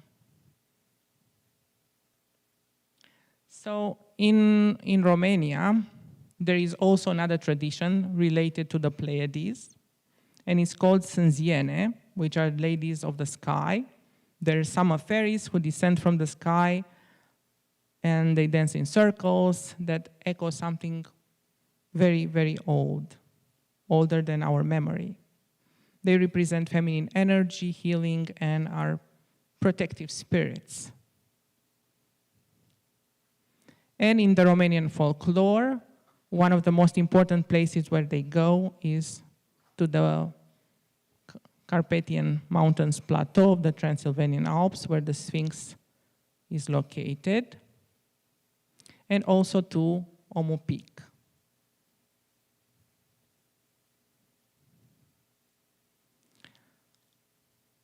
There is also research showing that the celebration of the Sânziene in Romanian tradition is also celebrated similarly in Scandinavia, in Sweden.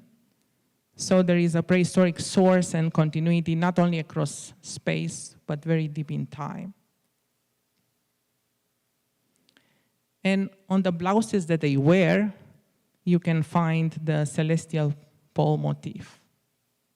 And this continuity survives, in material culture.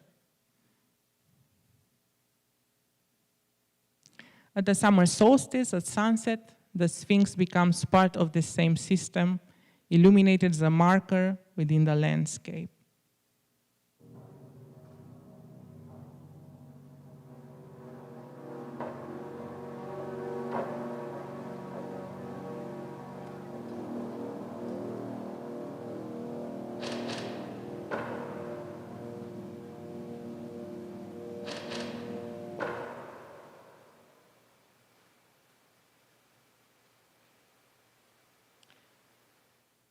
And at midnight, the night of the summer solstice, the Milky Way rises like a celestial crown, mirroring the flower crowns of the ladies of the sky, as if the sky itself is participating in the celebration. In the Sânziene tradition, the ritual takes place just before the reappearance of the Pleiades. So just as in Peru, the ritual and the tradition is taking place during the invisibility of the Pleiades. So we are no longer looking at separate elements, but as a single system where ritual, landscape, and sky move together.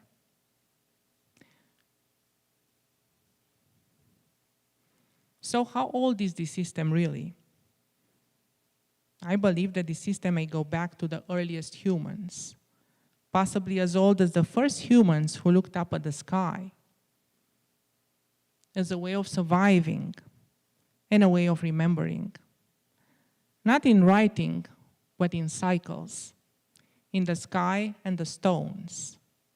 The Carpathian Sphinx is an extraordinary, unique, revolutionary site, possibly one of the oldest sites in the world that has preserved celestial knowledge for tens of thousands of years, of the earliest mapped stars, the Pleiades and the circumpolar stars, a forgotten global skywatching system of early humans, now to be understood and read again.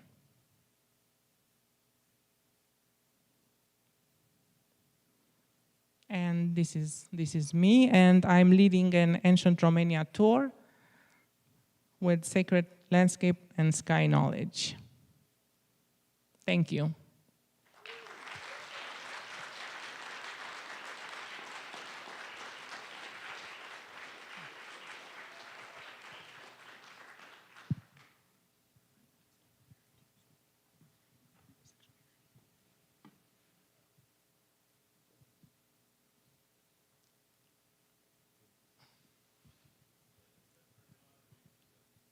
Check 1, 2. All right, great. Oana, that was absolutely amazing. Thank you. You touched on a lot of things there, and obviously our ancient past goes back a lot further. I had a question. Have you guys looked at any of the work or research underneath these ancient sites? No. No, this is coming up. Okay. Yes, it's the next part.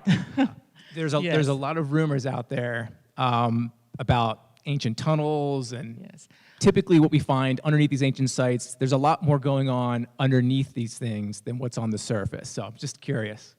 Well, at the site of the Carpathian Sphinx, there are caves nearby, just a few hundred meters, and we explored with Robert Schock. When he came to Romania, he looked at some of these caves. But at that time, we didn't have the technologies we have now with the LiDARs and ground penetrating radars that are just, you can just fly a drone and do it. So this is next. We're doing this. We're going to do this soon. Well, Yes. that'll be absolutely fascinating. I want to ask you a little bit about more about the culture and like the people there around this. What is the sense of the people now that are there? How do they feel about these sites, and what is your kind of sense of that? Well, in Romania, the Carpathian Sphinx is very famous, and people come, with families come with kids in the summers, and so it's a site that people love very much. It's also a site of spirituality, and people come to connect with nature, and the Sphinx is also has some great energies that the electromagnetic field there is very special. Oana, I could sit here and ask you questions all day long. I wish we had more time. We'll have to do this again. Thank you so much for all of your work. This has been absolutely amazing. Thank you. Thank you very much. Very, very happy to be here. Thank you so much.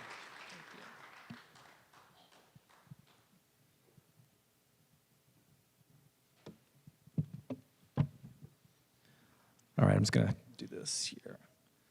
All right, so it's my pleasure to introduce our next speaker, Cassie Coppersmith. Cassie is a researcher dedicated to uncovering the deeper mysteries hidden within ancient structures and megalithic sites around the world. Her work explores ideas that these monuments may be far more than remnants of the past.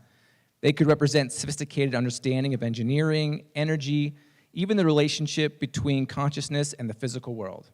Before stepping into this field, Full-time, Cassie spent years in corporate America working in finance. About a year ago, she made the decision to leave that career behind and fully commit to her research. She now lives in Vail, Colorado with her husband Blake, using it as a home base for her global investigations. Her work has taken her across the world with a strong focus on regions like Cambodia, where she explores lesser-known sites alongside some of the more iconic ancient complexes. Though extensive travel and on-site research, Cassie challenges long-held assumptions about her ancient past and investigates whether these locations were part of a larger interconnected system of knowledge. Today, Cassie will be discussing ancient Cambodia, including alignments across Angkor's engineered landscape, intriguing discoveries revealed through LiDAR, and possibility of lost technologies and global connections that may have been overlooked for centuries. Please join me in welcoming Cassie Coppersmith.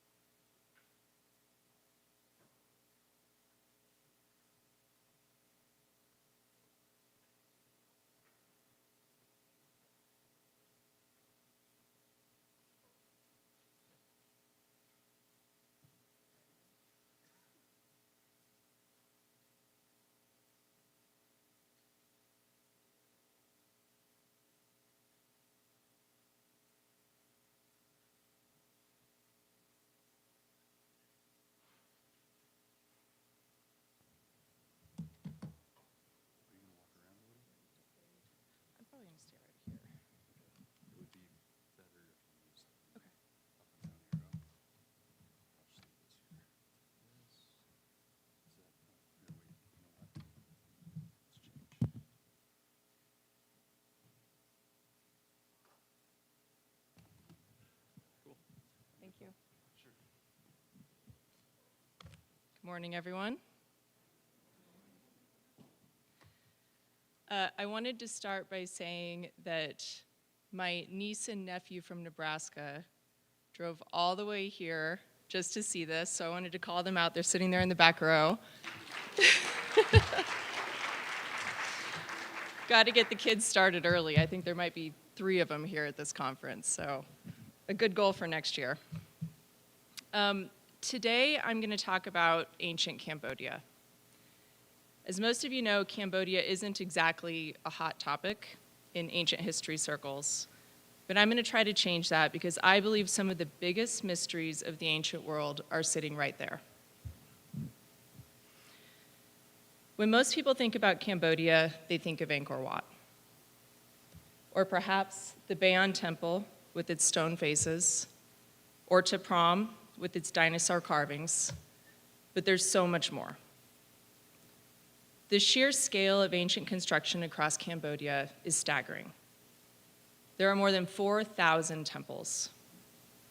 Many of them are built using really straightforward engineering, yet others display engineering that's anything but simple. Take, for example, Cambodia's 8 major pyramids. They feature 3, 5, or 7 tiers, and they all have stairs going up the sides.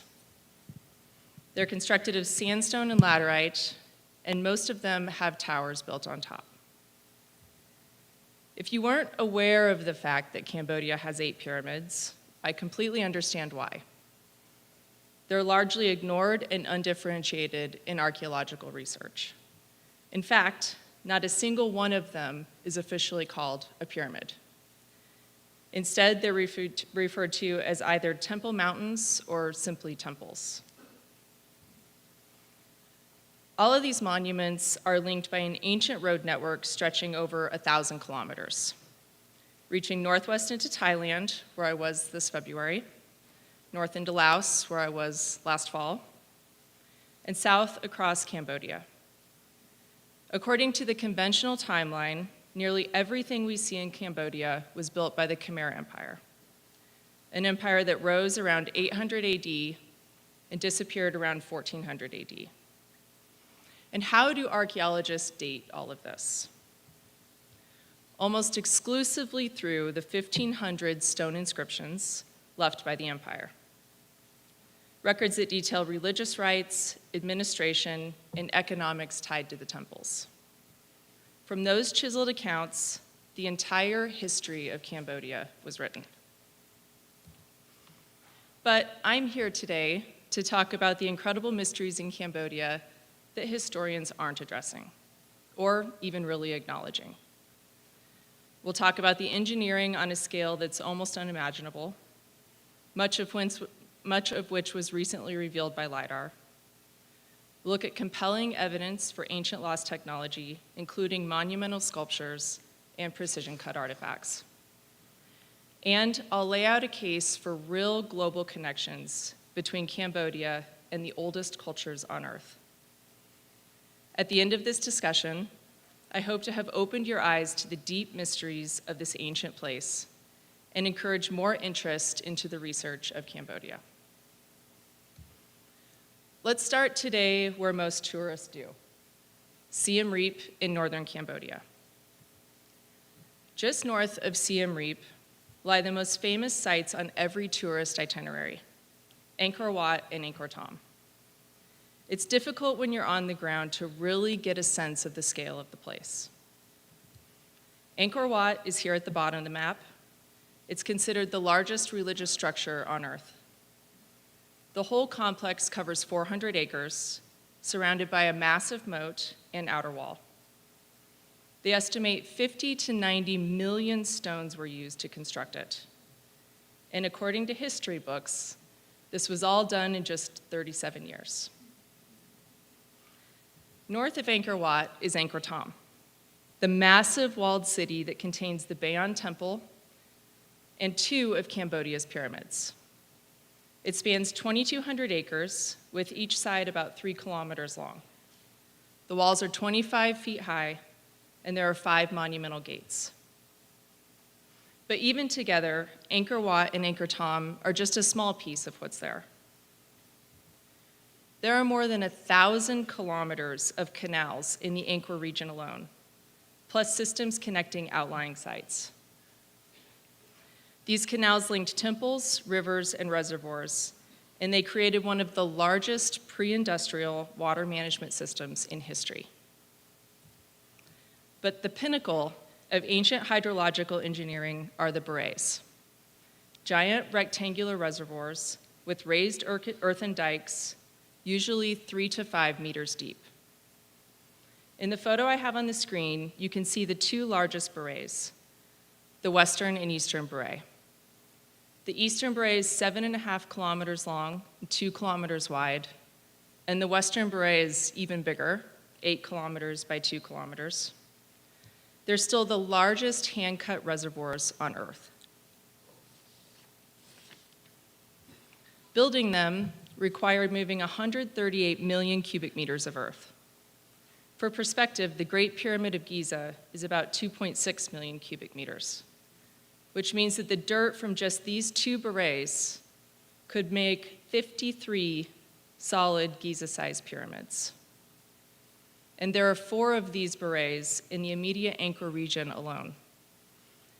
And I forgot to say, each Baray has its own temple right in the middle. Archaeologists say they were built for agriculture and rice farming. But for me, that just doesn't add up. Just the labor required to build the Western Baray would have been enormous, moving tens of millions of cubic meters of earth.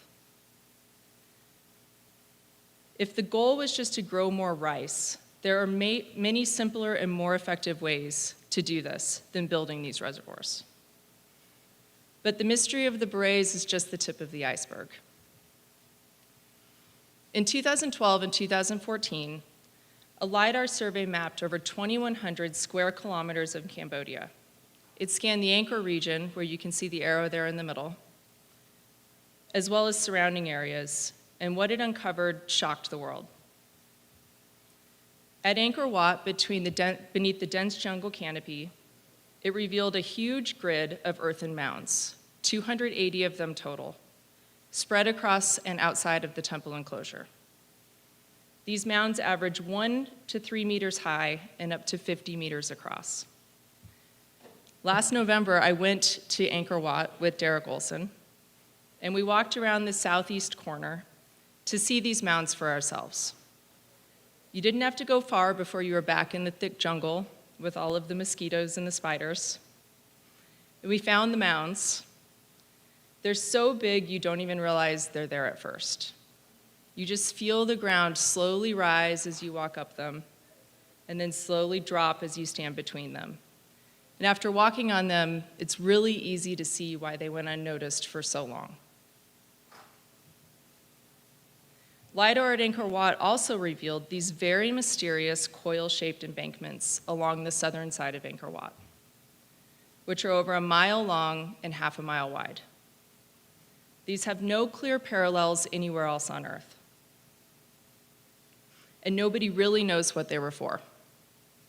In this image, you can see a later ditch that was dug through the spiral embankments. This ditch alone is 175 meters in width, or the length of 1.5 American football fields. You can fit 240 American football fields inside this spiral embankment area. This thing is absolutely massive. Zooming out a bit, in this Google Earth image of the Angkor complex, you can see Angkor Wat in the middle. The western beret sits to the left, still holding water. The eastern beret is on the right, now dried up, but you can see the outlines clearly visible from space. For scale, you can see the old international airport just south of the western beret. But when you strip away the jungle canopy, you can see how engineered this entire landscape actually was. Angkor Wat, the mound grids, the spiral embankments, Angkor Thom, and the massive berets, nearly every inch of this landscape was deliberately engineered. And the engineering extended far beyond Angkor. As you move 100 kilometers east along the ancient road system to Bang Melia and Priya Khan of Kampong Sui, the same pattern shows up again. Mounds and spirals built near large man-made water features. Interestingly, these features line up along a very narrow east-west band and at basically the same latitude. So what are the purpose of these features?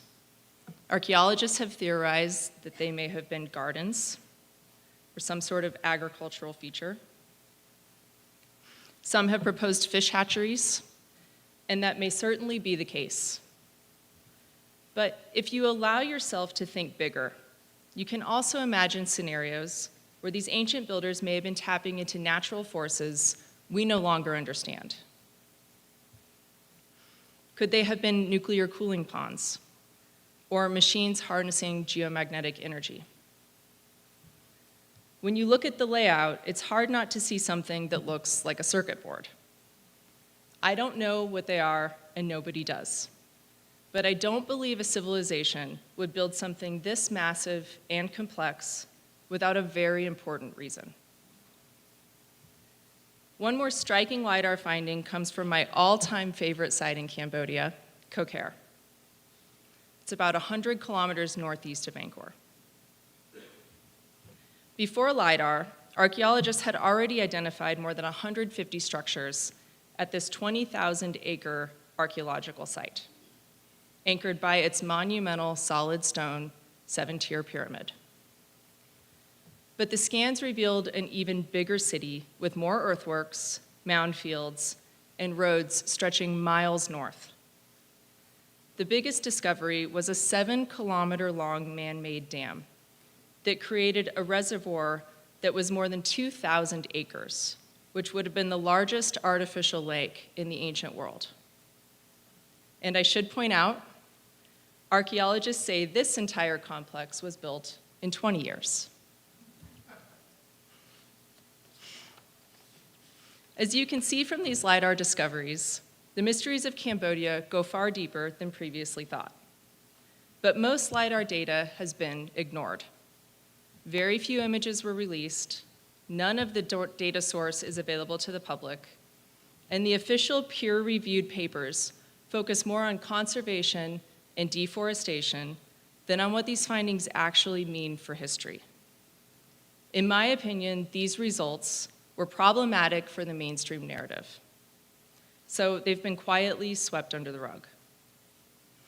Now, let's talk about the evidence for lost technology and possible global connections.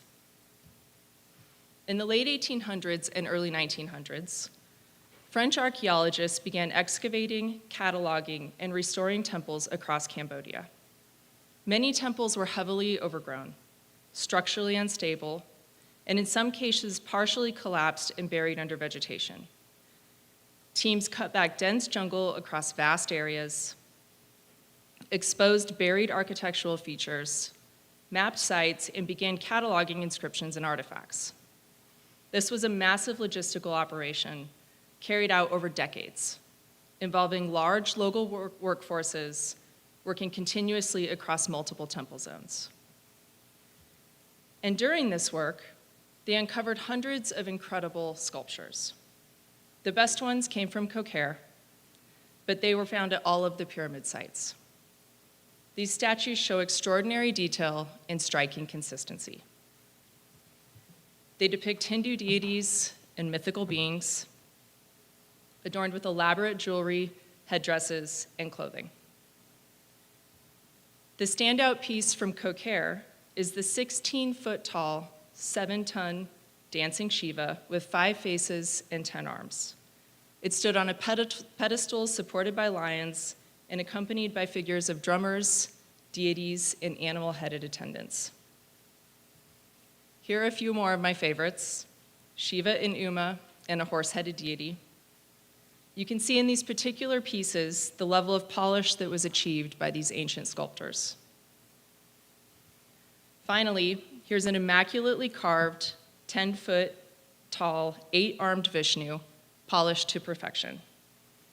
This particular piece was found in a 6th century brick temple in southern Cambodia and attributed to a small pre-Khmer civilization called the Funan. As you look at these, you may be wondering what material were used for the statues. It's not granite, it's sandstone. But not all sandstone in Cambodia is the same. There are distinct quarry zones that produce stone with real differences in grain, composition, and durability. The higher quality varieties, the ones used in the statues and at many of the pyramid sites, they are quartz-rich and silica cemented, giving them effective hardness of 6 to 7 on the Mohs scale. That places them at the upper end of sandstone durability worldwide. By contrast, much of the later temple construction in the Angkor core relies on more commonly quarried sandstone that's coarser, more porous, and softer, closer to a 2 to 5 on the Mohs scale. So even though everything you see in this slide is sandstone, the standout sculptures and pyramid sites were built from a much harder, more durable material, and that helps to explain the polish and detail that's been preserved here. One last point I want to make regarding these statues is that as you look at them, there are lots of similarities to Egyptian statues that are really quite hard to ignore. They have similar brow ridges, similar curved noses, serene smiles, chin-strap beards. Even their ears are the same. But the similarities don't stop there. You can also see some really interesting similarities to Assyrian sculptures and reliefs. The beard curls are the same. The coiled hair, very similar. The postures and the expressions are all the same. And check out the lion's feet. They're almost identical. What are the chances that 2 totally separate civilizations carved their lion paws in exactly the same way? And no, this isn't how a real lion paw looks. This is an artistic style. Beyond the sculptures, there are several very interesting artifacts that I believe show evidence of the use of ancient technology. The first are the artifacts that show clear signs of having been created on a lathe. The first 2 photos show spindles or window dressings. Each one is impressive on its own, but at many of the pyramids, you can see them lined up next to each other, and you can see a real pattern replicated across them, almost like they were produced on a program of some sort. There are also several examples of pillars that appear to be lathed. Of course, the other place where we see evidence of lathing on large pillars is in India. And then there are the lingams. If you travel through Cambodia and Southeast Asia, you see versions of these at nearly every temple. Most lingams in Cambodia and India are modest, perhaps a couple of feet across. But the ones at Kokare and a few other places around Cambodia are enormous. They're carved from single blocks weighing many tons, they're housed in roofless shrines, and they always face north. As you can see of this photo with me beside it, they're substantially larger than your average lingam. Here you can see two more examples of the lingams outside of their bases. On the left is one at Kokare, and the one on the right is the largest visible lingam in Cambodia, which sits atop a mountain closer to Angkor. This one is over 20 feet long. These giant lingams aren't just in Cambodia. You can find them in India too. The Bojeshwar Temple in India houses a 40-foot lingam. Just like Cambodia, this one faces north. It has the same carved image on the front, and is housed in a structure that was originally roofless. And no, this photo is not AI. Here's another example in Hampi, India, again facing north, in a roofless structure, in a quite megalithic temple. I'll be visiting Hampi next month with my brother. We just have to see this thing for ourselves. Of course, all of these lingams have been officially dated by archaeologists to between 900 and 1500 AD based on inscriptions. And they're all considered to be symbolic religious objects, full stop. But I believe they may be far older, and we may be able to find some clues about their original purpose in ancient Hindu texts. The Vedas describe the Shiva lingam as a pillar of fire, embodying cosmic energy. The Shiva Purana calls it an infinite column of fire or light with no discernible beginning or end. Were these giant lingams actually energy devices? If they were, that may help explain their immense scale, why they were all housed in roofless structures and all positioned near large man-made bodies of water. Again, another question that deserves much more research. Taken together, this evidence certainly challenges the standard story. But archaeologists maintain that nearly everything in Cambodia was built by the Khmer Empire between 800 and 1400 AD, evolving from simpler brick structures to more ambitious sandstone and laterite monuments. It's a familiar tale, modest beginnings gradually giving way to grandeur. But after years of research in ancient Cambodia, I see something different. What Ben van Kerkwijk aptly calls a tale of two industries. Just as later Inca builders in Peru mimicked earlier megalithic work, I believe an older, more advanced civilization left behind the highest quality monuments and artifacts in Cambodia. Then, I believe the Khmer Empire encountered these wonders, claimed them, and did their best to emulate them. Here are a few more side-by-side comparisons. At the top, you'll see the masterful original sculptures, and on the bottom, later, cruder attempts to mimic them. You see the same pattern in the lathe-turned spindles. Once standalone machined pieces, later reduced to decorative carvings on walls. Once you start to notice the pattern, it becomes unmistakable across the temples. To drive this point home, let's talk about Kokare one last time. According to the official Khmer Kings list, which includes 28 rulers over 600 years, Jayavarman IV built the entire Kokare complex in 920 AD. This included more than 150 temples, the 7-tier pyramid, the 7-kilometer dam, the 2,000-acre reservoir, and the giant lingams. He did all of this in 20 years. What's rarely discussed is the dynastic rivalry that was taking place during his reign. Jayavarman IV was the uncle, and he was locked in a power struggle with his nephew. This was basically Game of Thrones, Stannis Baratheon versus Joffrey. And while Jayavarman moved 100 miles away to build Kokare, Hashavarman remained at Angkor, constructing only 2 structures, which I think is very Joffrey of him.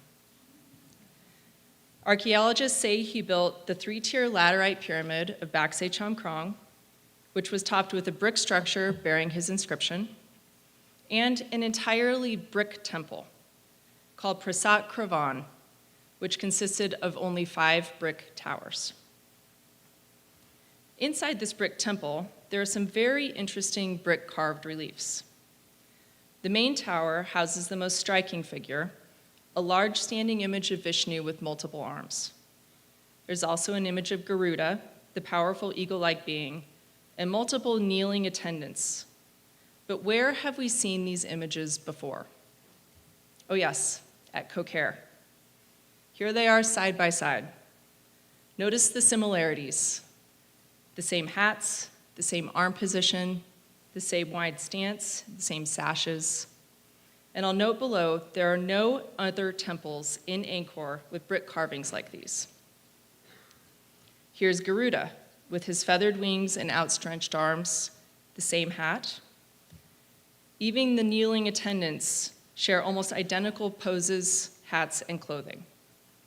So which of the following scenarios seems more likely to you? Scenario 1, the official historic narrative. In the midst of a brutal succession battle, an uncle drags his entire court 100 kilometers away to an empty plain, and in just 20 years, erects a city of unprecedented scale and sophistication. While his nephew, with access to the same skilled workforce, builds a pyramid and chooses to top that pyramid with brick, and builds an entire other temple only of brick. Or scenario 2. Kokare already existed, an ancient masterpiece. Jayavarman IV knew it, moved his court there to claim its glory, made minor brick repairs, which you can still see at the site today, and added inscriptions all over the place celebrating his reign. Meanwhile, back at Angkor, his nephew simply capped an existing laterite pyramid with a brick tower, signed his name in the doorway, and built a new brick temple, attempting rather clumsily to copy the classic Kokare iconography being paraded around by his uncle. I'll leave it to you to decide which story better fits the evidence. Today, I hope I've given you a clearer picture of Cambodia's profound and still unacknowledged mysteries. Its engineering on an unimaginable scale, game-changing LiDAR revelations, evidence of lost technology, and ancient global connections. The official narrative leaves far too many questions unanswered. And on a more serious note, by ignoring this evidence around the world, whether deliberately or not, we have forgotten our true history. Much of our past has been erased, but our ancestors left behind so many clues for us, so many secrets in stone, so to speak. I believe we owe it to ourselves and to humanity to seriously investigate these ancient places, to read the ancient texts, to visit these sites in person, and to keep challenging the official story, stay open-minded about these profound mysteries. Before I close, I'm excited to share that Derek Olson and I will be doing a Cambodia tour in January of 2027. We've designed it to visit every major site I discussed today, all 8 pyramids, the mound field at Angkor, the full Kokare complex, and we'll even climb up Phnom Bak Mountain to see the giant lingam for ourselves. We've also added a 4-day extension to Laos. If you'd like to join us, please find either of us this weekend and we can give you the details. Thanks again for your time.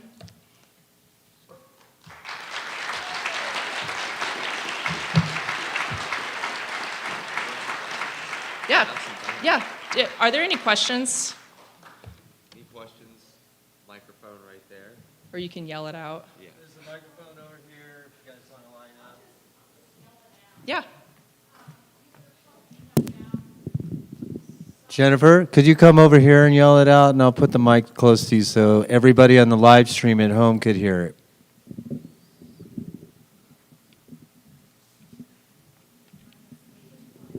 I only want hard questions. Oh, cool, cool. Thank you. That was fantastic. So my question is, you were talking about the side, I believe it was of Angkor Thom, where there was water management, and there was something that looked like computer scale lines. Was that under the water? Was that on the side casing around this moat? Or was that somewhere else? Are you talking about the spirals? No, they weren't spirals. They looked like computer derived lines or circuitry, and they were long. And you said, I'm trying to see it in my notes. Yeah, I think it was the banks, but I wanted to know where that was. Was it at Angkor Thom? So Angkor Thom in this photo here is right at the top of the screen. Yes. So what you see, that giant square is the four sides of Angkor Thom, the big wall surrounded by the moat. At Angkor Wat, which is the image on the south side of the screen, there's the long spiral embankments on the south side of this. These aren't walls; these are like dirt, that LiDAR is sensing under the jungle. And I guess it was LiDAR that picked up what looked like computer digitized networks or something like that? Yeah, and I added a photo of a circuit board to show how it looked pretty similar. Right. I'm very impressed with your presentation. I thought it was great. I've also been to Angkor Wat, and I found key cuts where they would have poured metal in, like eye cuts or something to hold stones together. I was also not believing that it was built, in the 1400s. Angkor Wat it's one that I haven't figured out quite yet.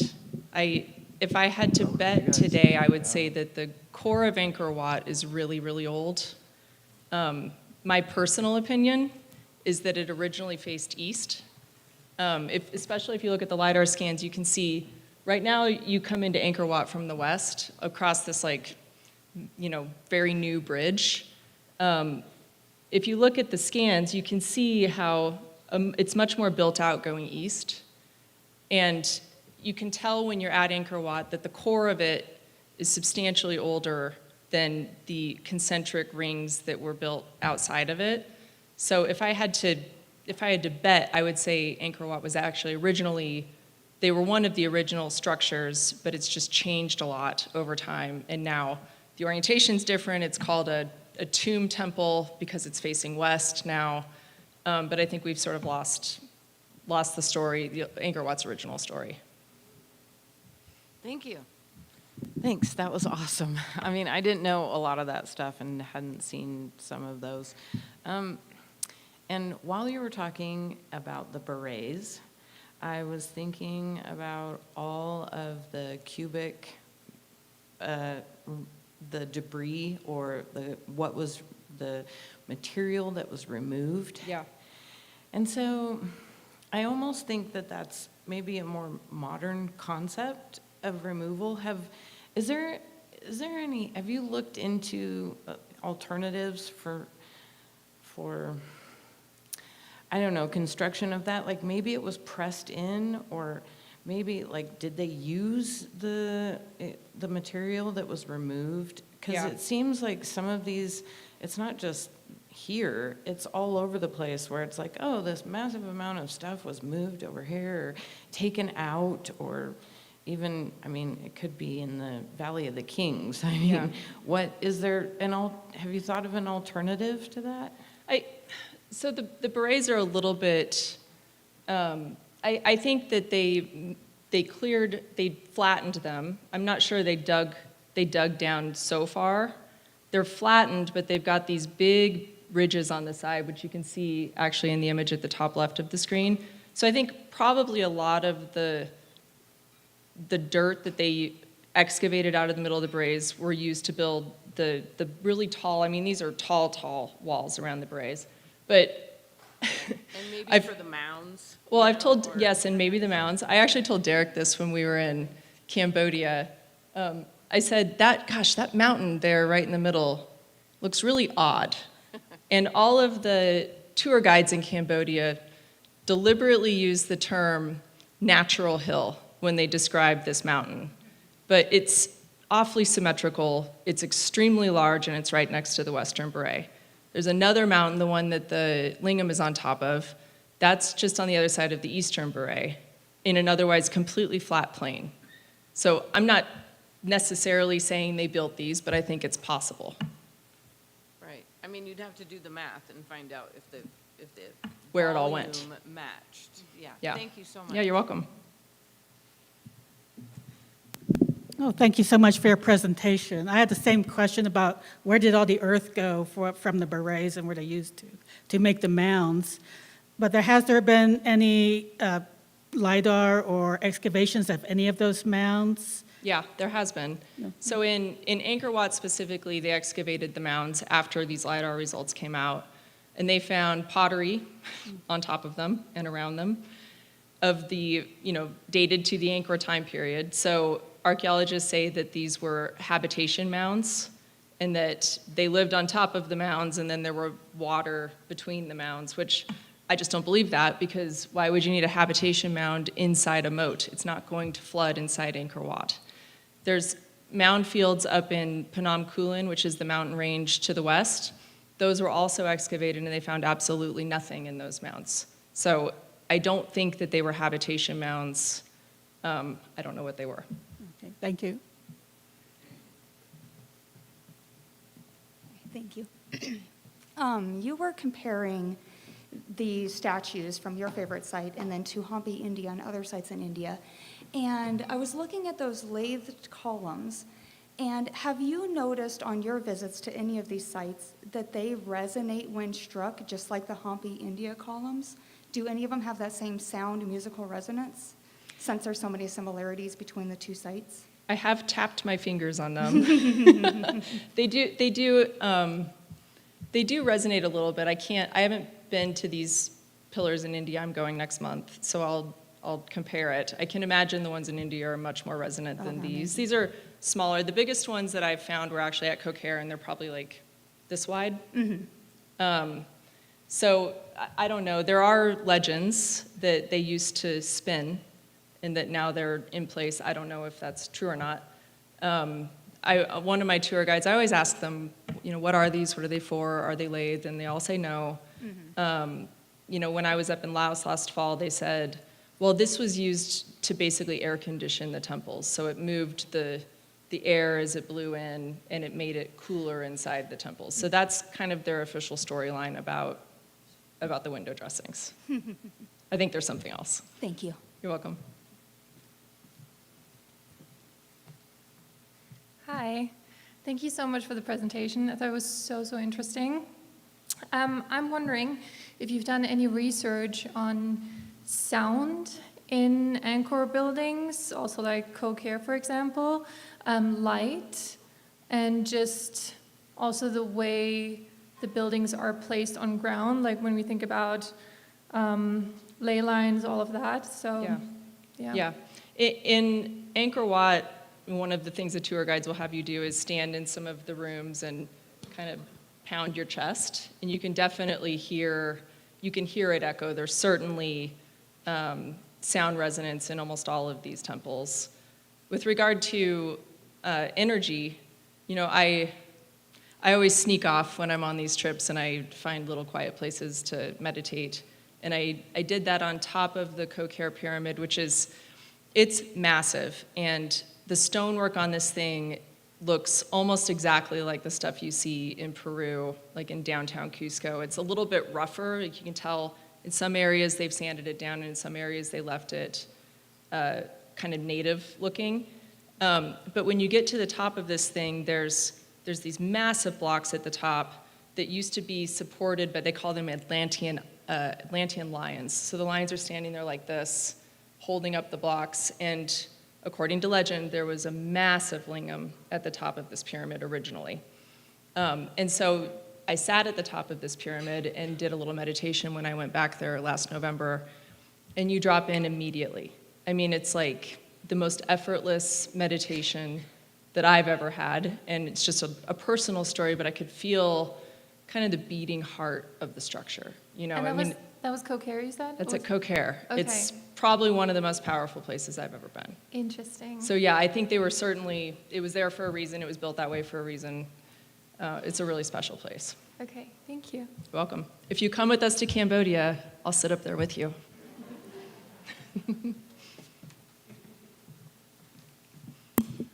Cassie, amazing presentation. I just had one question. Is there any conventional or reasonable explanation for the Stegosaurus that's carved in Angkor Wat? I mean, that, to me, that is absolutely out of this world. There's no official explanation. I will say it's in Tapram Temple, which is one of, in my opinion, the very, very new temples. So like the very end of the Khmer Empire. I think Tapram and Bayon and some of those other soft sandstone temples, I think those were built by the Khmer. So I don't have any idea how that dinosaur ended up there, if it's a modern hoax. You know, that sandstone's really soft, it's super, super worn. You know, every time we go there, we take pictures of it, but I have no explanation for it. Thank you. You're welcome. Hi, Cassie. Hi. Big fan of your work. Thank I love you. your comments. I have 4 really quick questions, not so much for an answer, but more so to kind of provoke. Sorry, thanks, Ron. To provoke some thought. Also, to what she just said, when you were saying that you drop right into meditation, a lot of the residuals left over, I think, you'll find in Southeast Asia and India. Kind of like Praveen had a video where he showed like how the temple was aligned or built to somatics or attuned to a certain frequency, et cetera, et cetera. But a lot of the vestiges of a lot of that work is in that part of the world. You're going to see the most prolific examples, right? The only other one that you see outside of that is like the spot in Malta. Anyway, the 3 quick questions are, do you think that the species, was it Homo sapiens or Denisovans, right? Because we want to project that it was that old, right? Do you think that the global contact between the cultures was maintained, as an example, from 12,900 years ago versus 1300 BC? And then third, how close are you to identifying the definitive link across those cultures? I'll take the last question first. Sure. I think as you start to travel around the world, one of the muscles that you can build and flex is the ability to almost immediately identify something that's just older. Absolutely. And so I'm not saying that I'm any closer to any other researcher to linking all of the sites, but I know them when I see them. And as I said last night on the panel, I think if we can have thousands of examples of these temples and we can talk about the similarities between them, that's making a real strong case for a civilization that existed before the ones that all of these sites have been attributed to. So that's my answer to the third question. The second and first question were about the Denisovans and the humans. Sure. Do we think that, well, they say that they died out about 30, 40,000 years ago, but do you think that there was some cross-cultural influence? And like, how long ago were the Denisovans? And the largest link in our modern genetics for Denisovans is in that population, in that part of the world. So do we think, or can we, and then the earlier presentation with the Neanderthals, right? Yeah. So tying that in as well, do we think that we're looking at just us, right, that far back, or was it a cross kind of cultural thing? Can we assert that? Can we suppose that? Yeah. My instinct is always to assume the opposite of whatever we're being told. Sure, absolutely. So the story is that we developed all of this on our own, and those past groups of people were knuckle draggers. I don't think that's the case at all. I think not just all of the groups of people that you just discussed, but I think you know, the civilizations with the elongated skulls and probably many others we haven't seen evidence of. I think they all live together. I think they all work together, and we're seeing remnants of all of them today. 1,000%. In the stone and in the myths. 1,000%. Thank you very much. Thank you. I wanted to say that you're being very modest, but in watching your work and recognizing your neurodivergence, like you're exceptionally, exceptionally close. Oh, thank you. Appreciate that.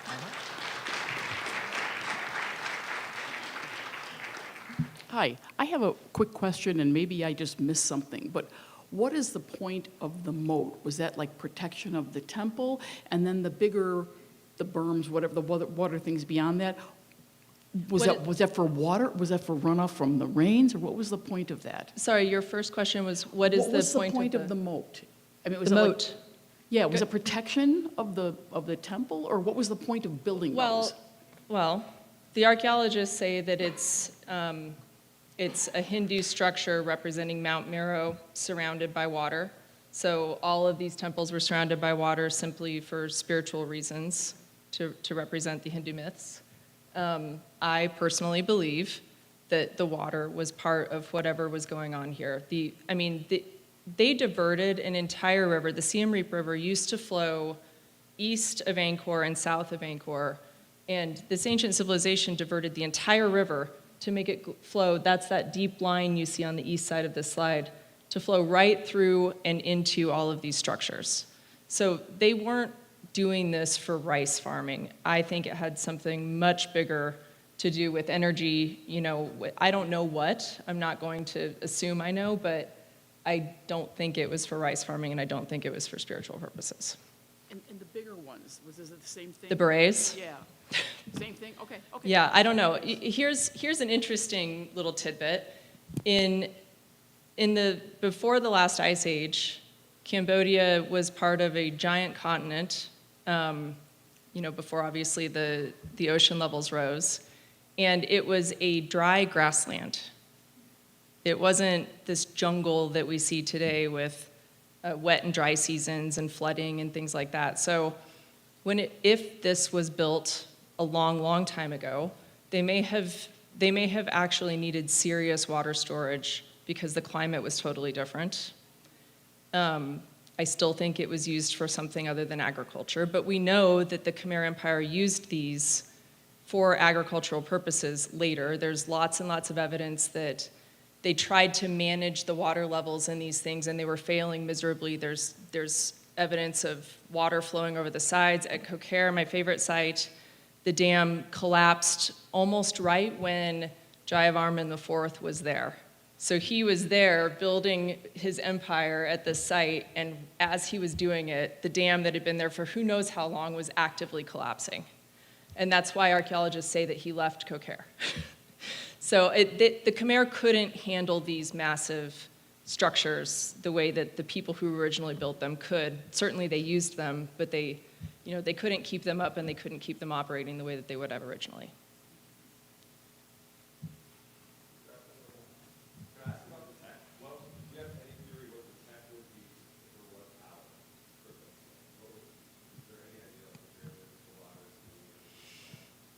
I don't know. In all of my videos, I say I'm a finance nerd. I'm not an engineer. I'm not a nuclear physicist. So I ask people to give me feedback, and I would answer your question with the same question. I think people who say they know what was happening here don't, and it's kind of frustrating to see that. Give it up for Cassie, everybody. Thank you. All right, we got a few more minutes.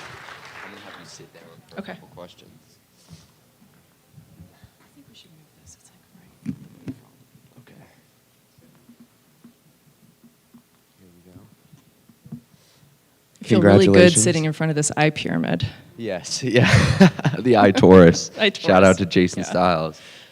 Well, congratulations on the full transition into influencing over the last year. I know that's big, so congratulations to you. A round of applause for Cassie, everybody.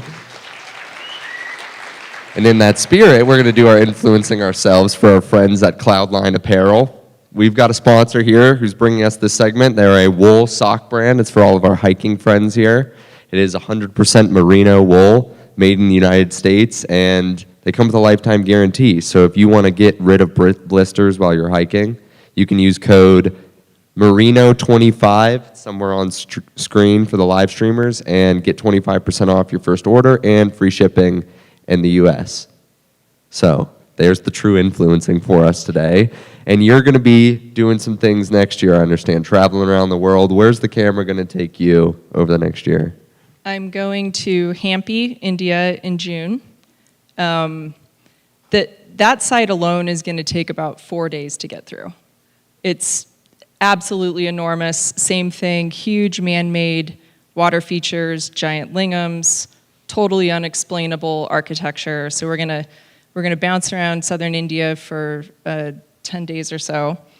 And then this fall we're going to Japan, and we're gonna check out the megaliths there. And then in January I'll be in Cambodia and Laos with Derek. It's gonna be awesome. How many spots do you have left for that tour?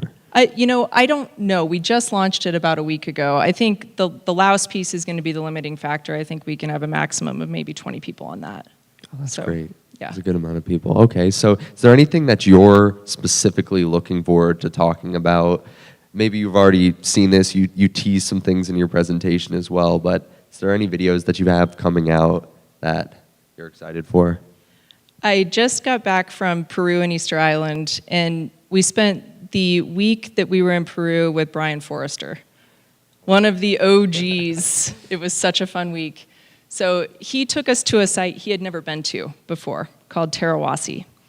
And he and I are going to put out a video together here in the next couple of weeks on Tarawasi. I'll sit down on an interview with him and ask him what he thinks, his initial impressions. So we'll talk about Peru, and then as I mentioned on the panel last night, we did the long hike in Easter Island, and there's a lot of extremely mysterious stuff in Easter Island that nobody talks about. There's megalithic walls all along the west coast, these boat houses that people say there was just a house built on top of these, they look like giant eyes, they're like shaped like this. There's small ones that I think probably were later boathouses. There's original huge ones all along the west coast. I think that those were something else. I'm going to talk about that. And then the guide that we had, his family's been living on Easter Island forever, and I interviewed him and asked him for a bunch of his family's stories. So just a little teaser. One of his uncle, in the 1960s, there was a tsunami that hit the east coast of Easter Island, and it blew over all the moai. And his uncle was the first on the scene with his horse, and he was sort of rummaging around all of the rubble, and he found rongo tablets and elongated skulls in the Ahu. So, and eventually turned them over to museums where they are today. But that was the first I heard of that. He also shared many of the legends and myths of Easter Island. So sometime in May, I'm also going to put out a video on Easter Island. Exciting stuff. Yeah. When is that video coming out? Well, I mean, I keep traveling and it's And doing these conferences and influencing. Yeah, stuff, and I have a boring accounting job at my husband's company, so I'm trying very hard to get videos out more frequently, but it's been a little bit of a challenge lately. So I'm targeting both of those for May. Okay. Great. For everybody who doesn't follow you on YouTube, what's the name of your channel? Where'd they Secrets find you? in Stone. Perfect. Okay, thank you very much, Cassie. Give it up. Thanks, everyone. Okay. We are going to wrap up here and head to lunch. So if you are ready to eat, then you can make your way outside. And if you got a meal pass, you got a little bag of chips like this. You'll be able to use these at the food trucks that are parked out front. If not, you can still purchase directly from the food truck. But we are going to break for, I believe, an hour and a half. What time is it? 1 o'clock? And we will be back with Derek Olson kicking us off at 3. So back in here at 3, and Derek will be the next presentation.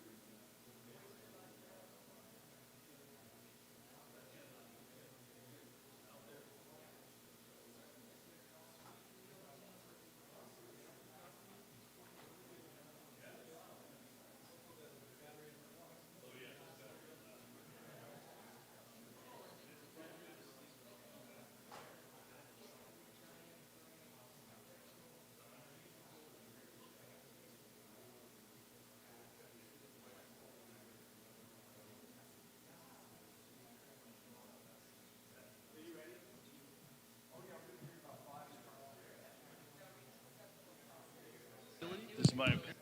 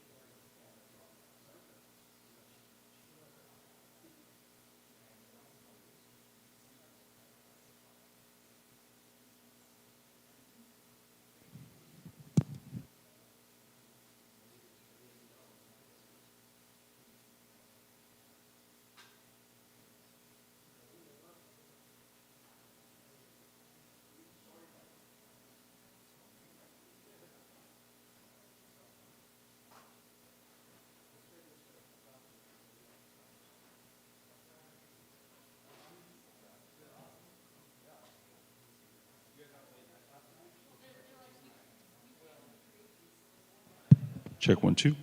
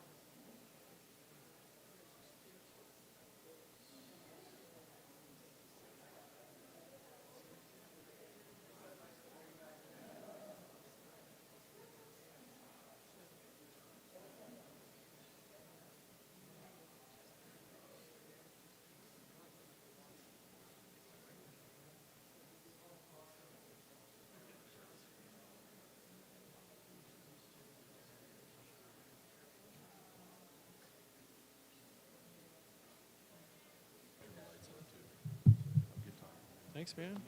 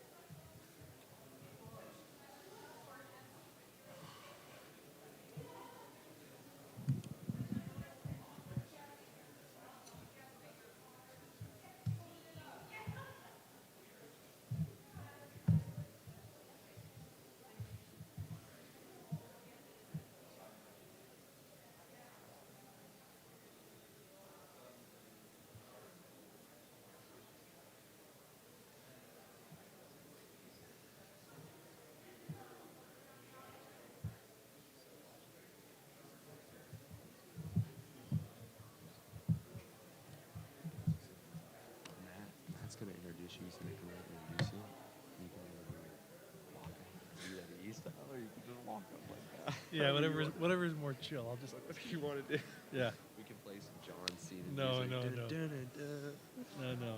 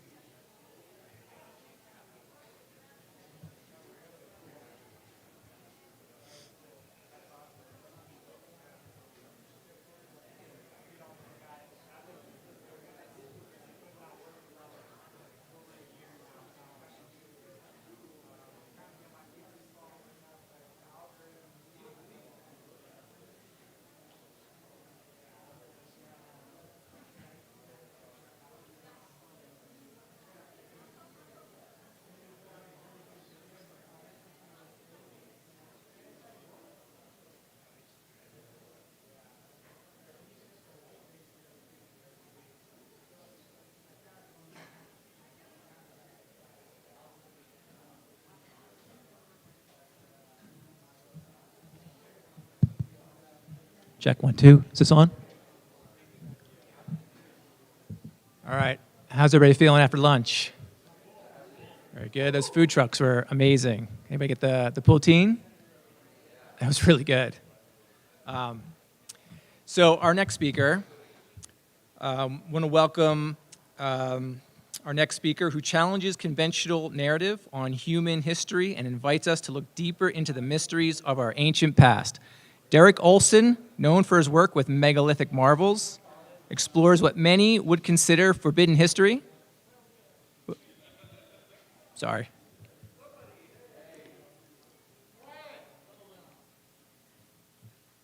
Sorry, I'm a teacher. Consider forbidden history, a body of evidence that points to the possibility of lost technologies, advanced ancient knowledge, and even existence of humanoid hybrids in early human civilization. Through his investigations of megalithic structures, unexplained artifacts, and overlooked patterns across the globe, Derek presents a perspective that pushes us to reconsider what we think we know and to question whether key pieces of our history have been misunderstood or perhaps intentionally hidden.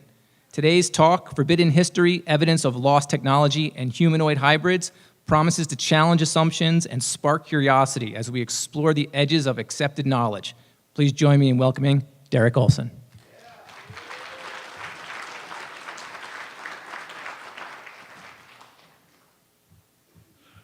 Are you guys loving Sedona? Raise your hand if this is your first time here. Some of you, yeah. What an amazing place. I'm from the Pacific Northwest part of the country up there in Washington State. And yeah, I know my man Dan the debunker is too, but he's on the east side where they get the sun. I'm on the west side where we get like 80% gray, rain, wet. And so we have to have lots of coffee to stay awake and stay positive. But the last couple of weeks have been like incredible weather in Washington State. Where I live, I'm looking out at Mount Rainier. It's like my backyard, so we do have the best mountains. But I am excited about this event, and I love the title of this conference, Quest for Ancient Civilizations. Because for me, that pretty much sums up one of my greatest passions, which is the search for lost civilizations and ancient technology. And a quick shout out to Robert and the team. Thanks for your vision in putting this together. And thanks to the Titan team for all the promotion. It's been cool getting to know Beckett and Trent and these guys. So can we just give all of them a hand real quick?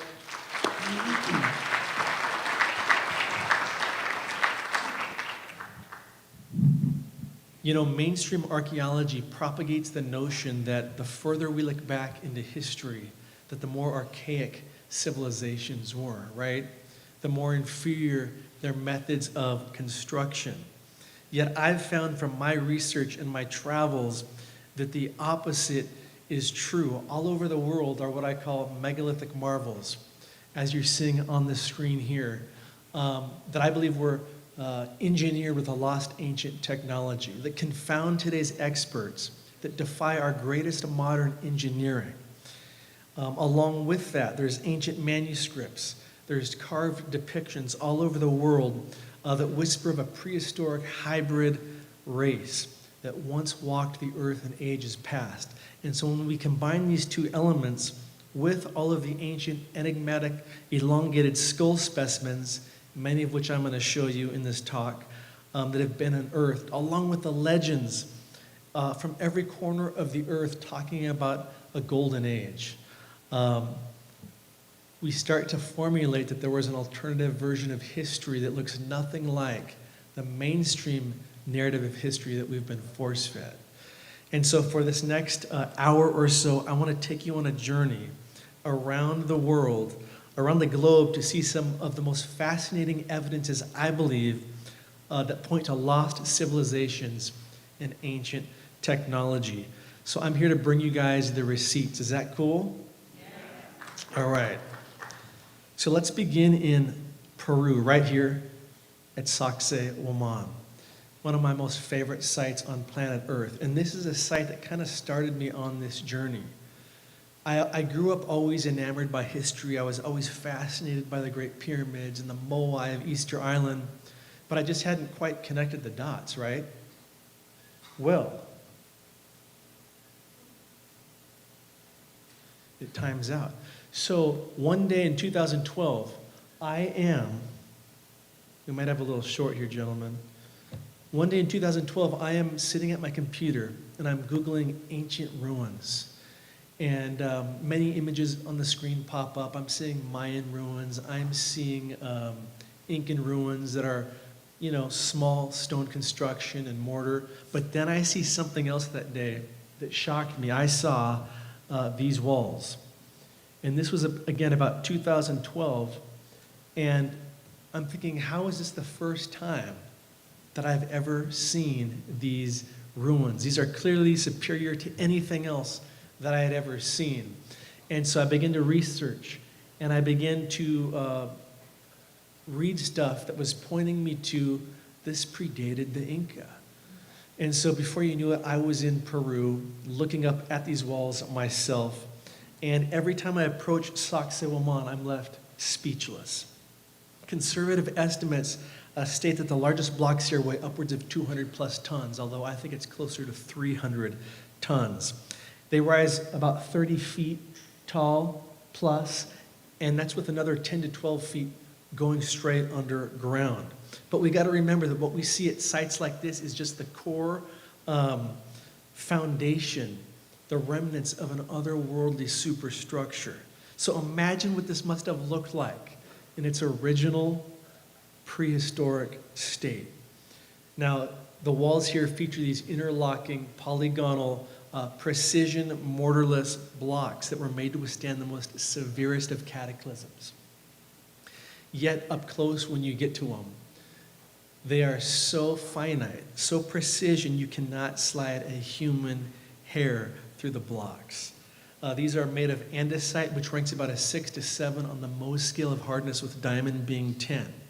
Now, the mainstream narrative will tell you with a straight face that the Inca built these walls. But a quick look into the archaeological record clearly indicates that the tools the Inca used were copper and bronze chisels and hammers. There I am standing in front of them. So there's no way a softer material can precision shape a harder material to where you can't fit a human hair through it. Now, these walls would be almost impossible for us to replicate today with our greatest modern engineering, electricity, power tools. So how could the Inca have done it?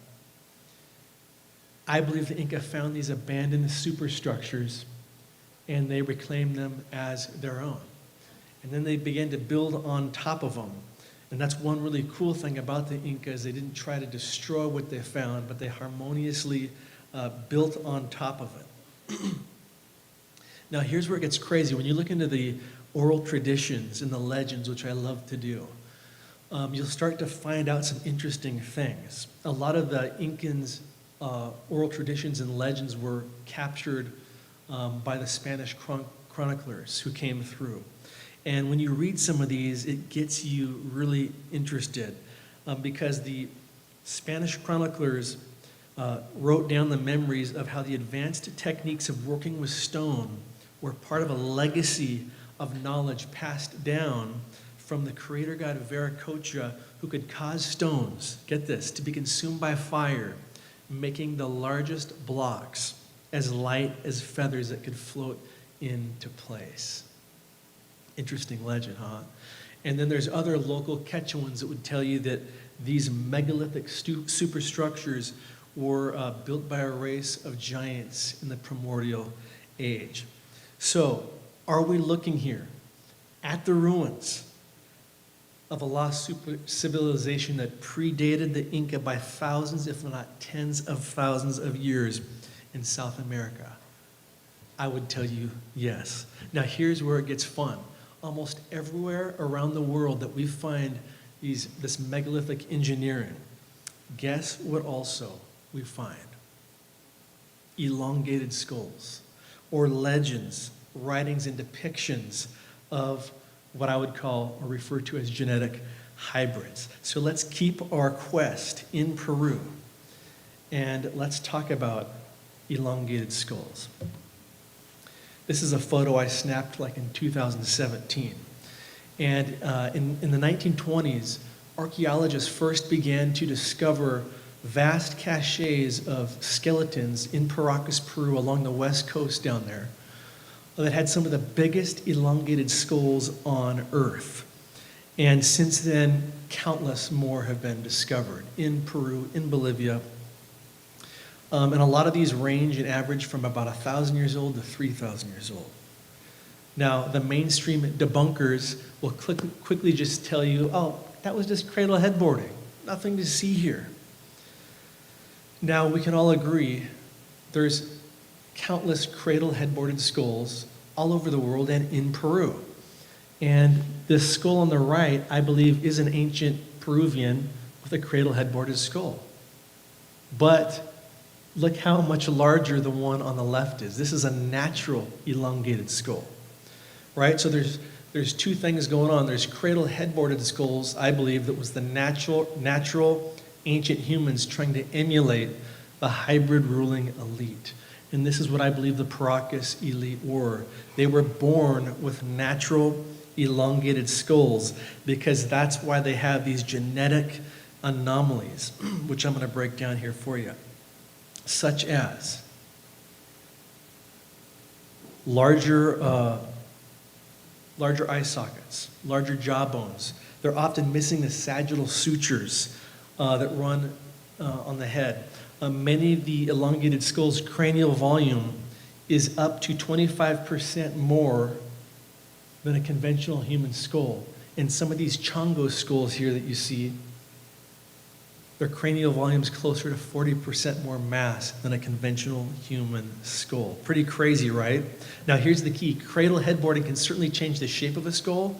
It can't magically just add more mass to a skull. Now it gets even crazier. The foramen magnum, that's the hole in the bottom of our heads where the neck attaches. So on us, if this is the face, our neck attaches kind of in the center bottom.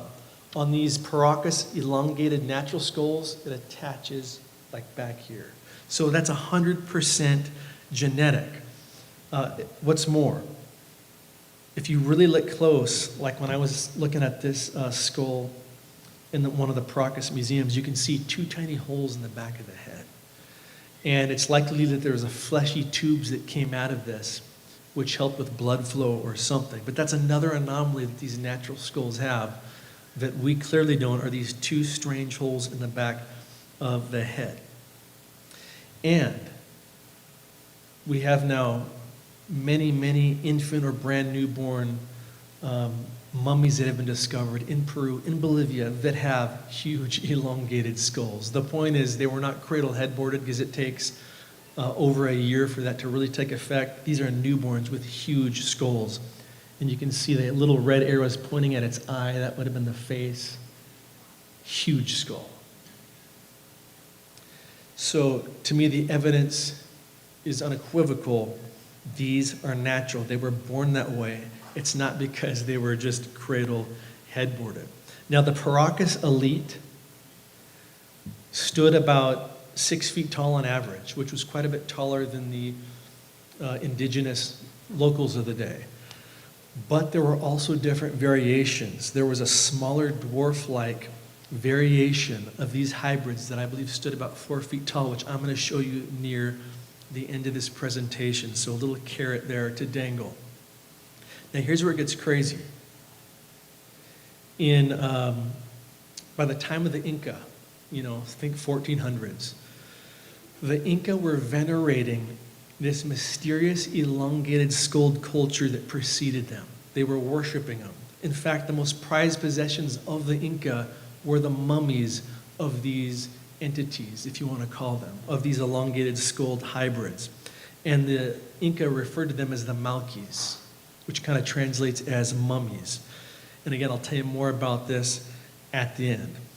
Brian Forster, L.A. Marzulli, years ago they did some DNA testing on a collection of these naturally elongated skulls. The DNA on some of them was corrupted, but on 8 of them, guess where the skulls were found to predominantly trace their ancestry from? The Black Sea region near Crimea, meaning that genetically they were not indigenous to Peru. So again, we're going to return to Peru at the end of my talk. But speaking of Crimea, let's go there. Because guess where, from aside from Paracas, Peru, Crimea is one of the other areas in the world where the greatest concentration of these naturally elongated skulls are found. This guy was found literally within the last 10 years near the Black Sea, Crimea region.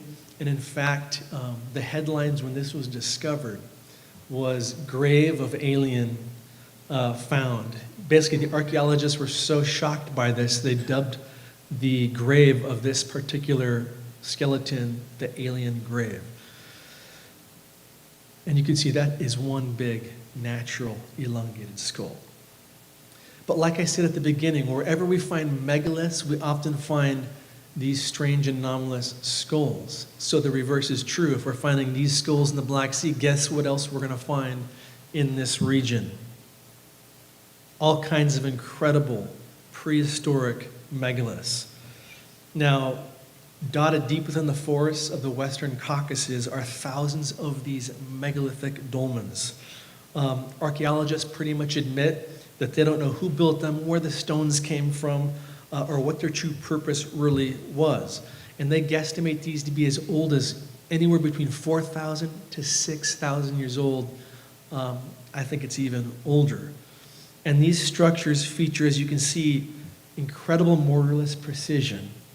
And some of them are this more cyclopean style with really nice dressed, curved, mortarless blocks. A lot of them have that porthole center in the middle front of the structure, and stone plugs have been found all over around these. So they came with this stone plug that could fit in there. And so the million-dollar question with these dolmens is, what was this really for? Was this to keep something in, or was it to keep something out? And on average, these weigh often between 15 and 30 tons. I mean, look at how massive that is. But guess what else we find in the Black Sea region? What's known as a kurgan. And thousands of these have been found in this Crimea region. And kurgan is a Russian word that basically means a burial mound. And the greatest of these is right here, known as the Royal Kurgan in Kerch, Crimea. And Kerch is one of the most ancient cities of the Black Sea region. And this thing is huge. It's 65 feet tall. It's an earthen mound that basically has this squared precision mortarless structure inside of it.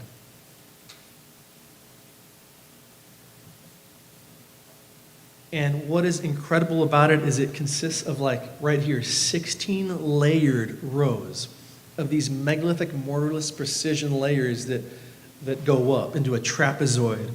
And then it gradually morphs into a stepped circular dome inside. And it looks eerily similar to the Grand Gallery inside the Great Pyramid. Look at that. This right here is a painting done by somebody who visited it hundreds of years ago. And this was their view from looking inside the stepped circular dome out into the trapezoid.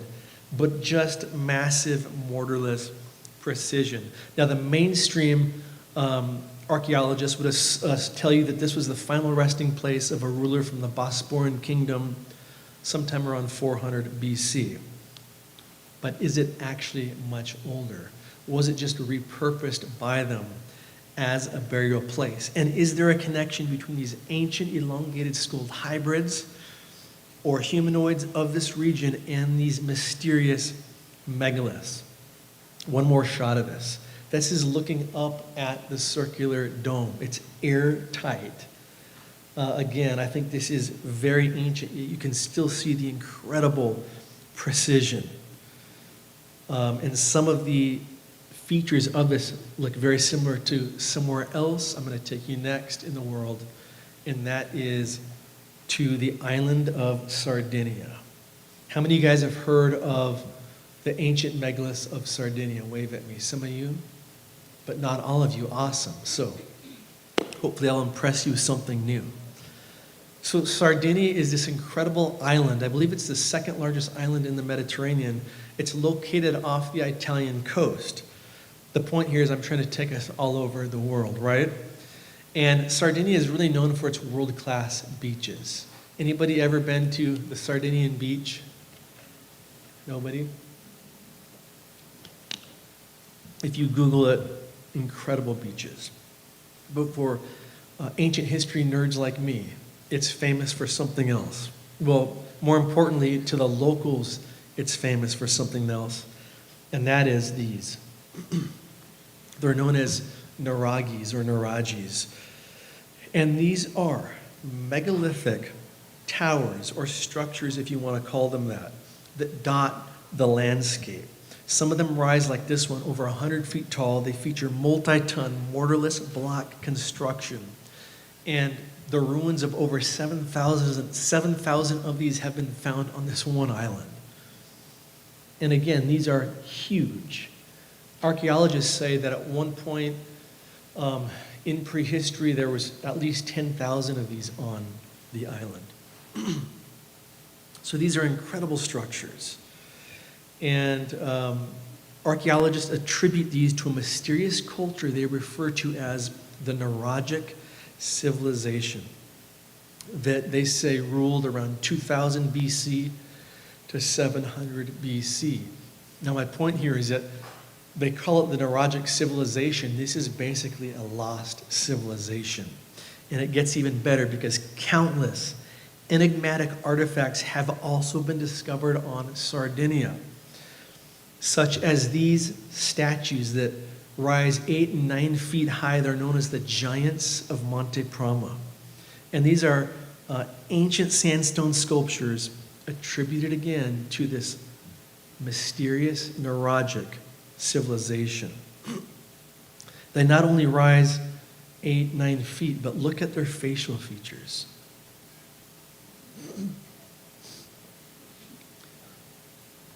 Very strange indeed. So are these statues literally depicting this ancient Neurologic culture or this lost civilization? Are we catching a glimpse here of a lost civilization that once ruled the Mediterranean? But it gets better on Sardinia. Guess what else Sardinia is famous for? These are known as the Tumba di Gigantes, if my Italian's correct, which is translates as the tombs of the giants. If you go to Sardinia and you visit one of these strange ancient tombs, they're all over. The sign will literally say, Tomb of the Giant, or Tombs of the Giants. I mean, this is what the locals referred to them as. Again, these are attributed to the Neurologic civilization. And most of these tombs were once covered by earthen mounds. And from the sky, you can see they appear to be in the shape of like a bull's silhouette, a bull head, inverted. And some of these structures are so massive like this one, they stretch over 100 feet long and features, megalithic blocks that are like 13 feet high. Look at that for scale.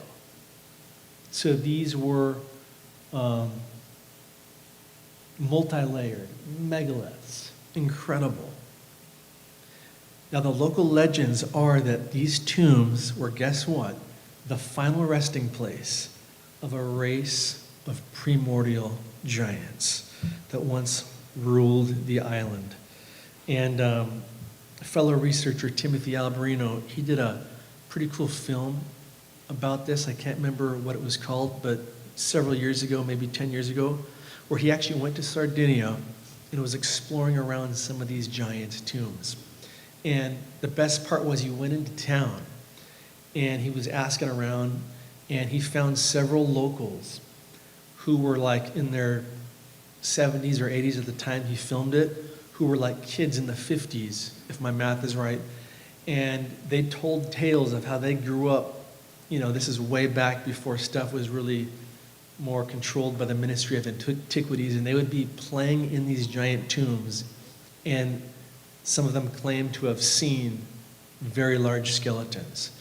And they also said that the Ministry of Antiquities would show up whenever word spread that a new skeleton had been discovered, and they'd come cart it off.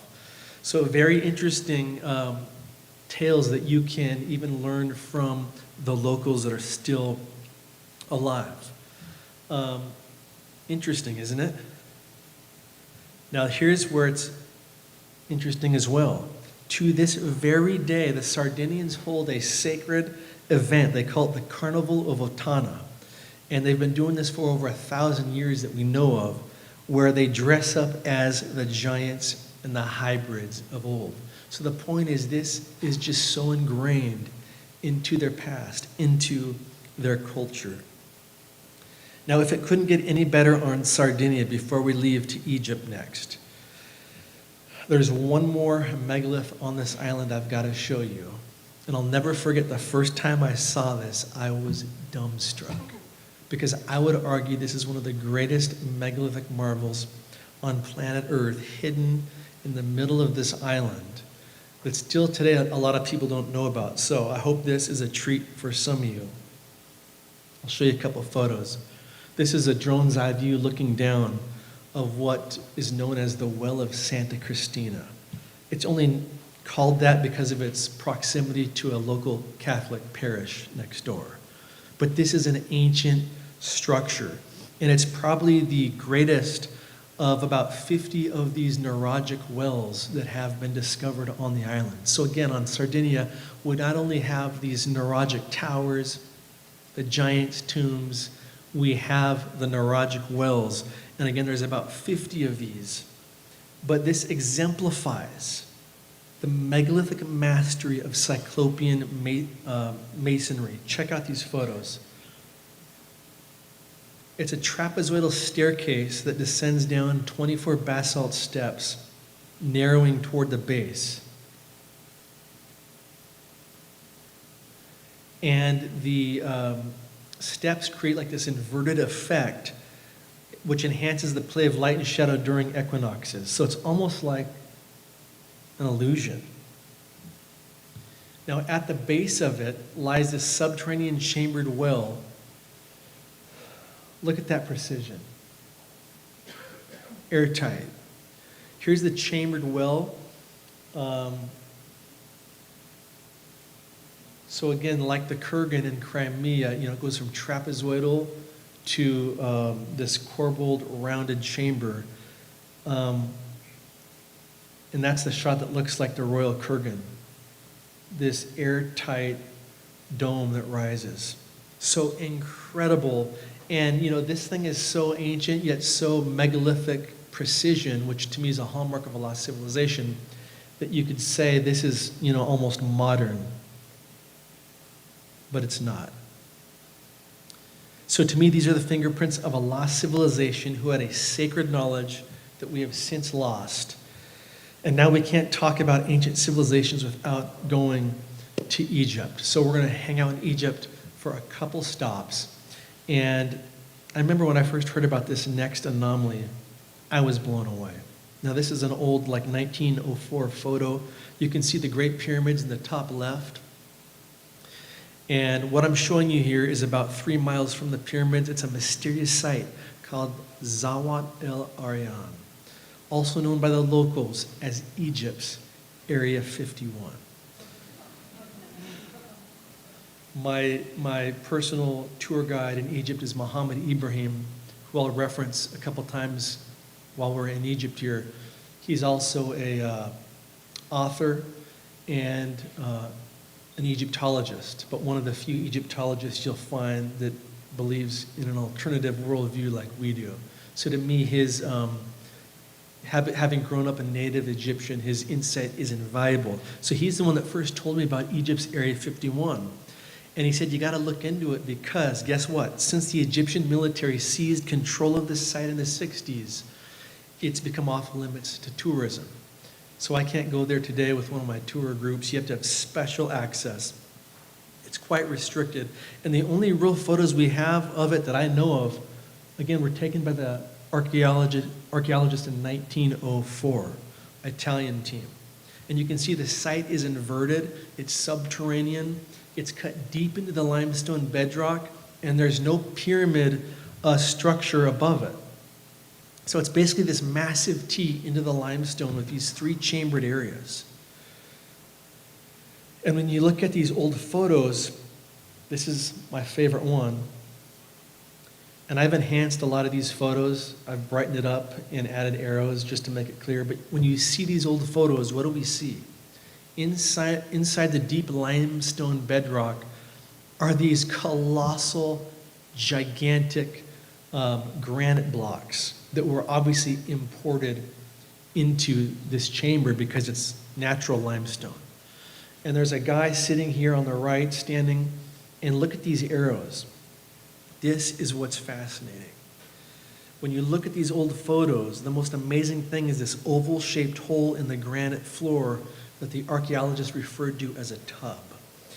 And they say in their report, translated that I read, that there was even a strange ooze, like liquid oozing out of it. And then next to the tub, in this photo, you can see above it is this very strange, like cylindrical-looking lid that features these protruding nubs or knobs. And they reference how that was polished as clear and as smooth as a mirror. So here's an artist rendering of it.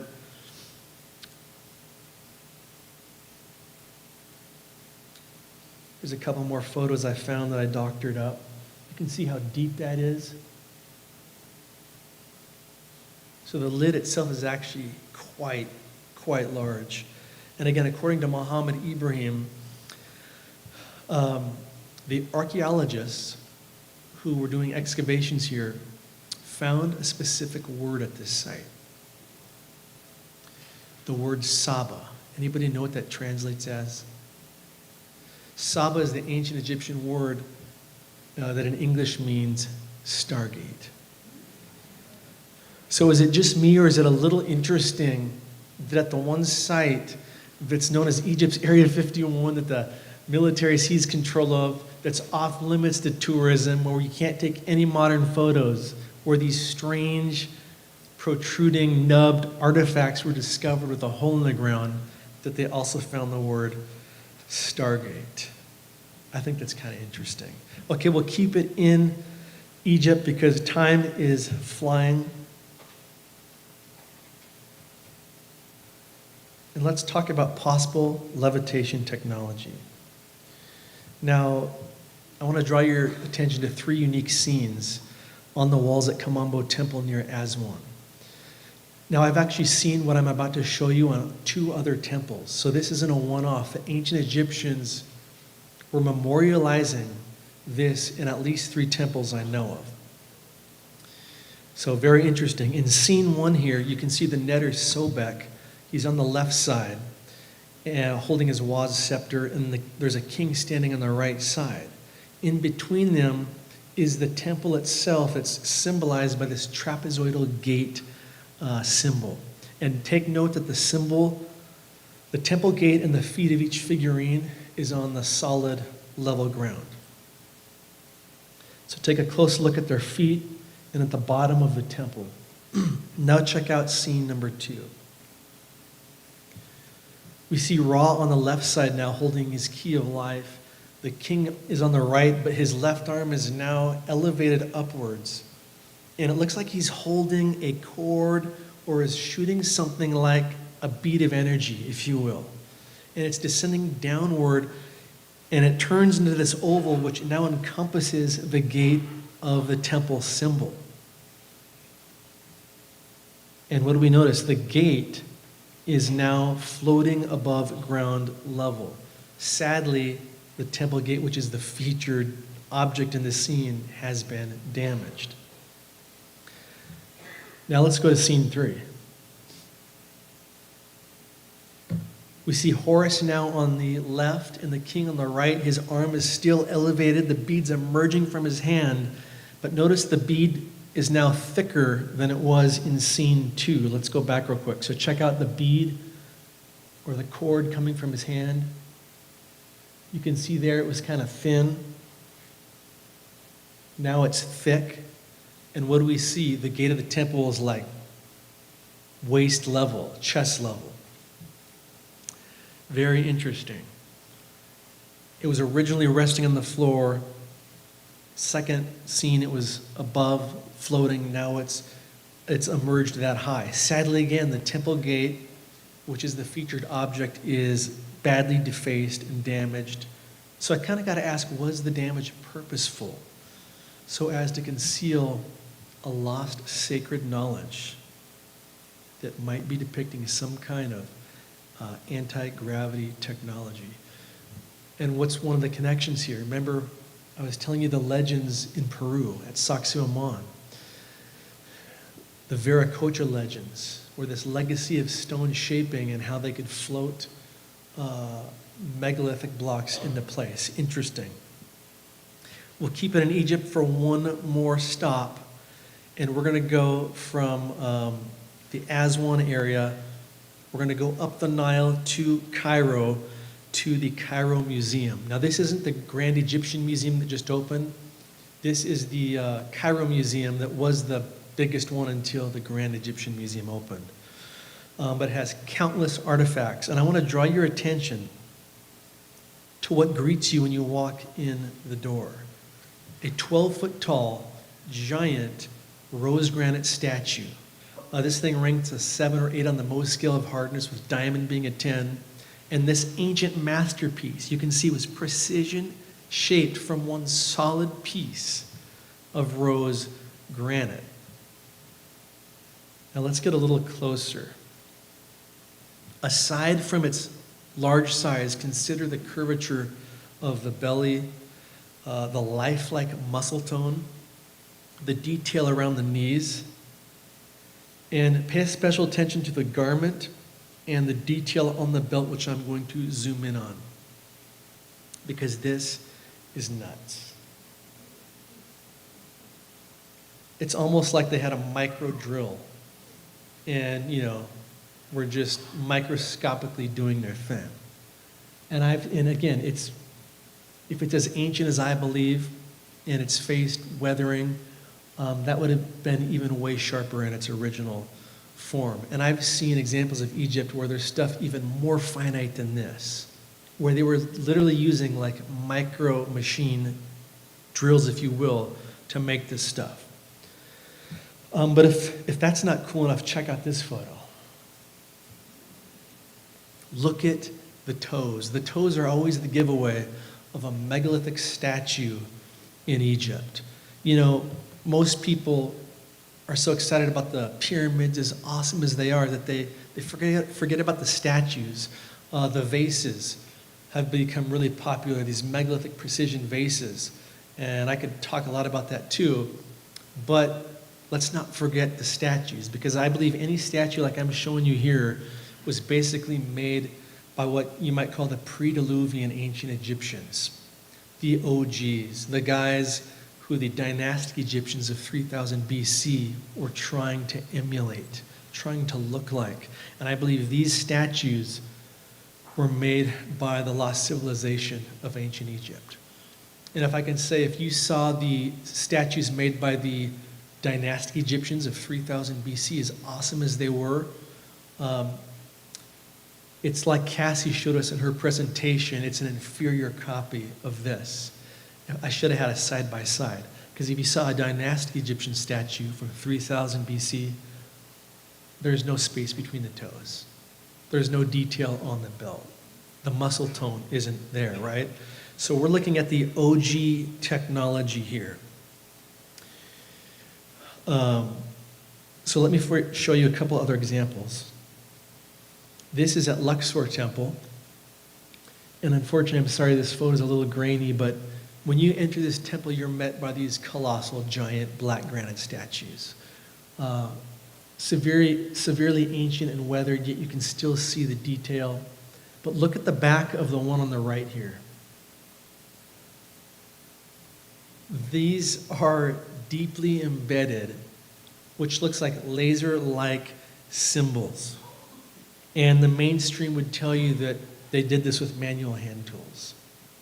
That they either used, their copper chisels and hammers, and they had like a granite or abrasive on it that made it harder, or that they used a dolerite pounding stone. That is as precision gets. Here's another example of me at the Ramesseum in Luxor. And I'm pointing at a symbol that's on the base of this giant 1,000-ton statue, precision crafted from one piece of granite. Look at that. So, in my humble opinion, we're talking about a quest for lost ancient civilizations, right? And so what I'm trying to show you here is what I believe is evidences of that in Egypt, okay? I think most people here would agree that the pyramids were not just tombs and they're not just, 5,000 years old. I believe they're way older than that. So I believe we have in Egypt the structures of the lost civilization of Egypt, the pre-Diluvian ancient Egyptians, whether that's the pyramids or the megalithic temples like the Valley Temple. We have the statues of the lost civilization of ancient Egypt that I believe was even depicting what this lost civilization looked like. We also have the symbols and fragments of their language that the dynastic Egyptians They kept that legacy of knowledge going, and today we call what they wrote hieroglyphs. I believe these are the original symbols of the lost civilization of ancient Egypt. Now, what I'm about to show you, how much time do I have left? Shoot, time's flying faster than I must be having fun. Is this all right? All right, let's go to England real quick. Now, when we think of megaliths in prehistory, Stonehenge might not seem like the most exciting thing to people, but I learned something recently, the last couple of years, it has been blowing my mind that I'm so excited to share. And credit to author Maria Wheatley, because a lot of this comes from her in her book. Stonehenge, mainstream archaeology will tell us on average it's 4,500, 5,000 years old. The largest trilithon stones here rise 30 plus feet, weigh 45 tons. The blue stones here were transported from over 150 miles away in Wales. So right there, we already have so many mind-blowing facts. Most of you know the ancient engineers who built this applied sophisticated geometry and mathematics in its construction to align it with the solstices. But did you know that Stonehenge was also known as a healing and a healing center and for its resonant properties? And the ancients chose this site, according to Maria Wheatley in her book, The Secrets of Stonehenge. And Maria is a native of England there. She grew up around Stonehenge. She studied at Cambridge. So she has special favor and access to some of the specimens I'm about to show you.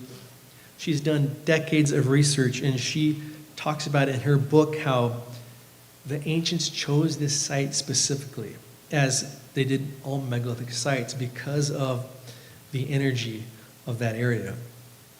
And Stonehenge is built above a deep, active aquifer that releases energy from which emerges like numerous subterranean rivers that basically create like an invisible torrent of power. Here's a picture of me at Stonehenge 2 or 3 years ago. And this torrent of power, because of that, there are what she calls geomantic energies, where they were using for seed enhancement. So think of Stonehenge kind of like an antenna that's, it's harnessing this energy, and they're using it for seed enhancement and for crops and food. So the point is, it was way more than just a ceremonial site, as the mainstream tells us. It was a piece of technology. Now, one of the earliest examples documenting Stonehenge's energetic healing powers comes from Geoffrey of Monmouth in the 12th century.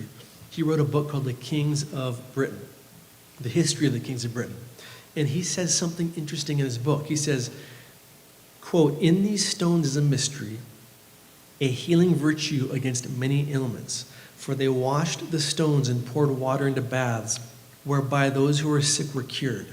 Moreover, they mixed confections of herbs with water, whereby those who were wounded were healed." Again, this is Geoffrey of Monmouth saying this in the 12th century. In 1701, a guy named J. Brome reported that if the stones of Stonehenge were rubbed or scraped and water thrown upon the scrapings, they could heal any green and infectious wound. And if you ever visit Stonehenge like I have, you're going to see a lot of the stones. People have chipped off of them for hundreds, if not thousands of years, and really worn them down because they knew this. This is the kind of stuff you're not going to learn on Wikipedia about Stonehenge. So the point is, the ancients who engineered it, they had a sacred knowledge. So who were they? And that's where I want to end with this. So a few years ago, when I was at Stonehenge, I was touring it with authors Hugh Newman and Maria Wheatley, great researchers. And one particular day, we were at Avebury, which I think is the world's biggest stone circle. It's so massive, there is a village that's built into it. We had an amazing day at Avebury. With Maria, we were literally measuring the energy of the stones.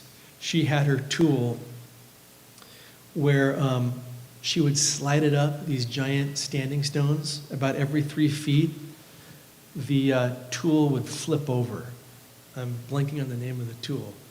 But it was fascinating to see, proving physically the energy radiating every 3 feet through these stones. So at the end of this day, there was a little museum on site that I almost didn't go into, but someone in our tour group said, hey, did you see the skeleton, the skull in that museum? It's really weird. Well, that got me excited. So I grabbed, like the $8, whatever it was, and I went in and I'm looking for this skull. And then I saw it. Clearly you can see it's elongated, but what's crazy about it that I don't know if these photos will really help you appreciate at the angle I took, it's got a very skinny, narrow face, almost this pointed, fairy-like face. And I was blown away by this. There's another angle. So again, it's kind of this elongated skull that goes back with a super narrow face. And then as the tour went on, I began to see more of these in other museums. Here's another smaller one. And so I came out of the museum and I grabbed Hugh and Maria and I'm like, tell me about the skull. Well, I was in great company because at that point, Marie had just released her new book, Secrets of Stonehenge, which I highly recommend everybody get, where she's documented her decades of research regarding this mysterious, long-headed civilization of England. And she refers to them as the forgotten, long-headed civilization who engineered Stonehenge. And when you start looking into this, these have been found all over, at Stonehenge, at Avebury, at West Kennet Longbarrow. They're associated with the oldest megaliths of the UK, of England. And they had this strange appearance. And these are Mesolithic, meaning they go back to like 10,000 BC. And they had these strange skulls, skinny faces, large jaws, and muscular bodies. I'll show you a couple images from her book. But the crazy thing is, mainstream archaeology, they've largely just dismissed this mysterious, long-headed civilization, even though these hybrids have been discovered all over at the most ancient sites. And again, having studied at Cambridge, Maria's gained special access. She's gone into the storage vaults and seen these. And she says the ones that I showed you photos of aren't even the most extreme. Some of these are extremely looking, almost otherworldly, and I'm going to show you some depictions.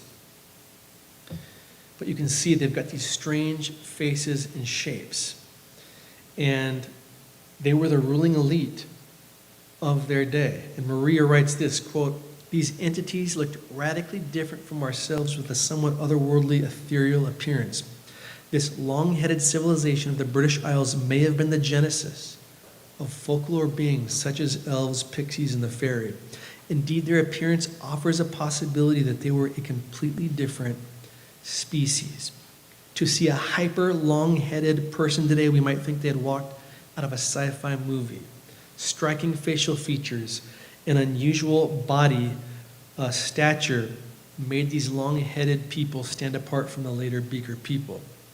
A modern human head is on average 1/8 the proportion of the body, but these skulls were longer, but of smaller proportion to the body length, being a 1/10 in size, and remarkably narrow, making their heads look small on a long body." One more picture. Even stranger, the position of the ears added to an otherworldly look due to the strong jawline and the length of a skull. So this is the forbidden history I'm talking about that I'm guessing most of you, 90%, hadn't heard before. Okay, a couple more stops before we wrap this up. Let's jump to present-day Iran, which has been in the news of late. But did you know Iran is home to some incredible ancient megalithic sites? If you Google this site right here, it's called Persepolis. What you're going to see on Google, Wikipedia is just photos like this showing columns and statues from the Achaemenid Empire circa 500 BC. What you won't see are these photos. Colossal megalithic foundations that those ruins I just showed you last sit on. Now, these largest blocks easily weigh 100 plus tons. So to me, it appears that the ruins above it came later. Look at that.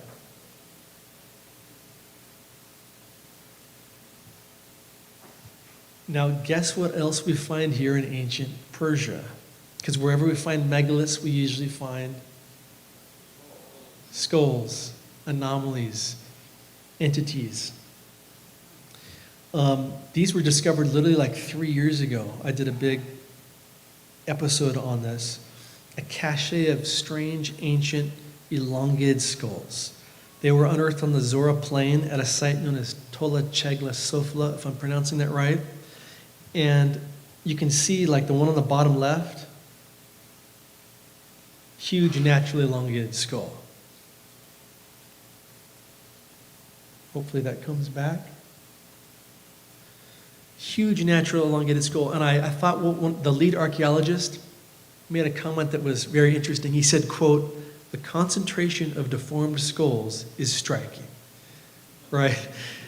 I laughed at that because this is a mainstream guy who, if he thought they were cradle headboarded, I think he would have just said, yeah, we found a bunch of cradle headboarded skulls. But it's like he was so overwhelmed, he just said they were deformed. There's another one, and then I did a side-by-side comparison of the Paracas skull on the right with this Iran skull. Looks pretty similar, doesn't it? But you start digging, and it's crazy what you find. This next skull was discovered in Iran at a site known as Koga Safid. Archaeologists date this skull to the 7th millennia BC. Look at how long and pointed that is. Okay, so we got to wrap this up. I said we'd come back to Peru. And years ago, I had this strange experience in Peru's Sacred Valley. I was with about 20 others at one of the most incredible megalithic sites I've ever visited. I'll tell you what it's called in a minute. Our bus pulls off in this remote spot. We began hiking along this old ravine, along these railroad tracks. Our guide then takes us up the side of the steep mountain, side in the Andes. And my guide was Brian Forster. And this is my first trip ever to Peru way back in the day. And this was before anybody really knew about this site, so he was surprising us, which was really cool. He said, "I think you're going to like what we see up here." So we're hiking, and I'm like, where are we going? I'm dying of heat exhaustion, and I'm thirsty, and this is a pretty extreme hike, like very steep. Up in the distance, you start to see this giant cave. We get up to the cave, and Brian's sidekick, he was like a local shaman who descended from the Inca.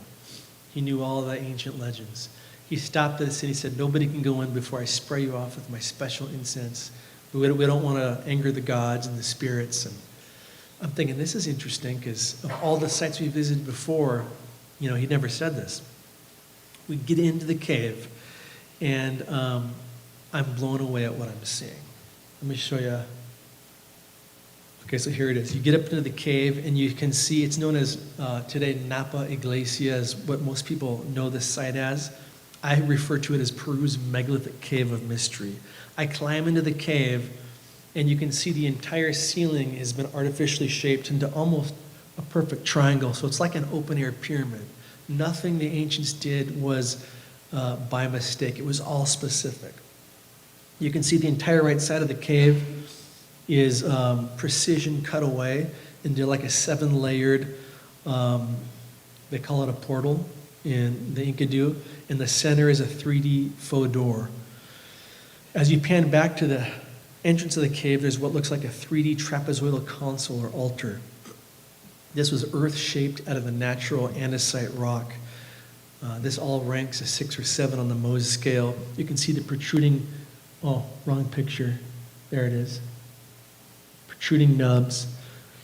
Unfortunately, this was likely covered in gold according to legends, and there was a large puma face emerging from the top before it was later blown off.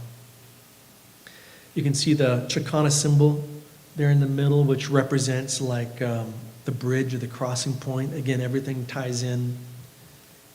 Mainstream archaeology would tell us the Inca made this with their manual hand tools, which rank a 3 or 4 on the Mohs scale. But after we had explored the cave, the shaman asked us to sit down and meditate. I'm going to go super speed here. It was peaceful for a few minutes until we heard this shrieking noise, and we look up and a guy in the group is acting like he's having a heart attack. He's screaming bloody murder, flailing his arms. A lot of us rushed to help him. Did he get bit by a snake? Like, what's going on? When he finally settles down, he tells us that when he was meditating, a puma came through the portal and entered him. And this was one of those experiences, it sounds so outlandish, but it was so real to this guy. There's no way he would embarrass himself like this. So it really opened my eyes to the deeper thing going on at these ancient sites, right? When you consider all the legends. And the part I didn't tell you was the shaman had told us about how this was a portal according to the Inca. Napa Iglesia translates as ancient temple, and how this was the place for getting the key. And how you got the key was on the solstice event. The Inca would come and they would bow down at that console I showed you right here. They'd place their hands facing on those nubs and their head towards that hole. And at the right time, the key would be passed into your third eye, which would give you the key so that you could go enter the portal and travel interdimensionally. This is what the shaman's saying, right? So that sounds kind of fairy tale until you see an experience like that, where this guy is saying something came through the portal and entered him. So it really gets you thinking about the connection between the ancient megaliths, the technology, and you could say the spiritual or the paranormal. Do I have 5 more minutes or should I end? 5 minutes, okay, I'm ending right now. Here's where it gets crazy. Now, as I stated earlier, the most sacred and prized possessions of the Inca were the mummified heads and bodies of this mysterious elongated skulled culture that preceded them. In fact, the great Inca Civil War, known as the War of the Two Brothers, pretty much seems to start over which brother got to keep which mummy. They called them Malkis. Now, the precision megalithic cutouts that we see all over Peru, like in the cave that I just showed you, these are known as huacas by the Inca. There's me sitting in one in the Cusco highlands. This is similar to what was seen in that cave. It's precision cutout. Mainstream would tell you the Inca made this. No way do I believe that the Inca found these. They knew they were special and they converted them into altars. They would bring the Malkis here, the mummies, during the solstice events to worship. Does that make sense? They would worship these mummies. Now, according to legend, during the solstices, when the Inca believed the portals were open and activated, the Inca would place the mummies in here, and according to the Inca's own legends, the mummies would become animated and would telepathically speak to the Inca. How crazy is that?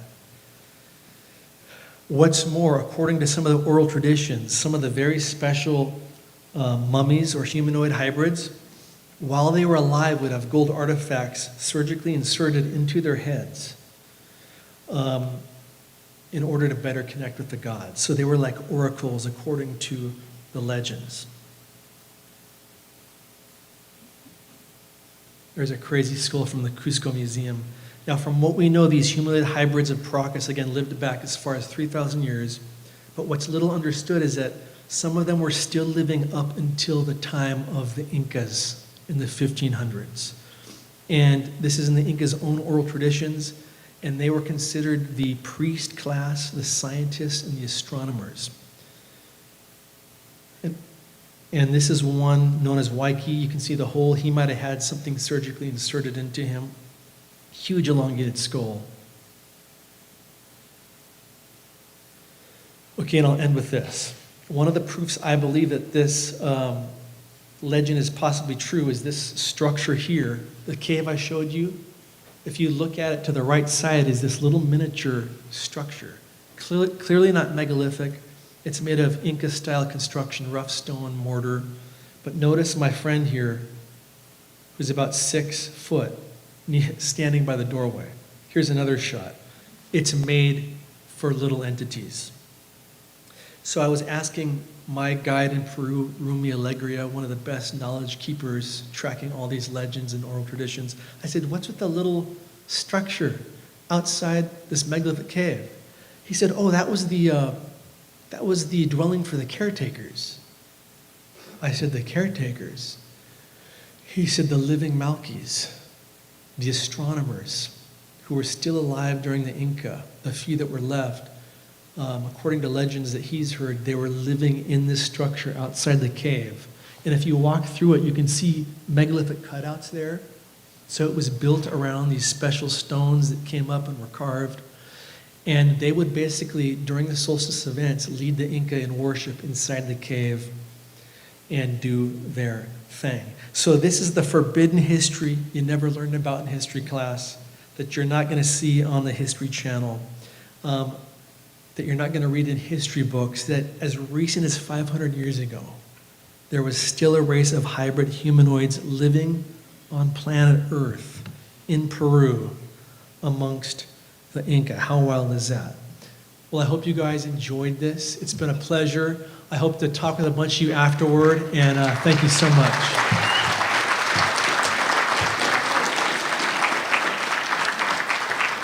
Sorry I went over. Derek, that was amazing. Just grab some real quick. Yeah, we can sit right there. Here, you can grab this one.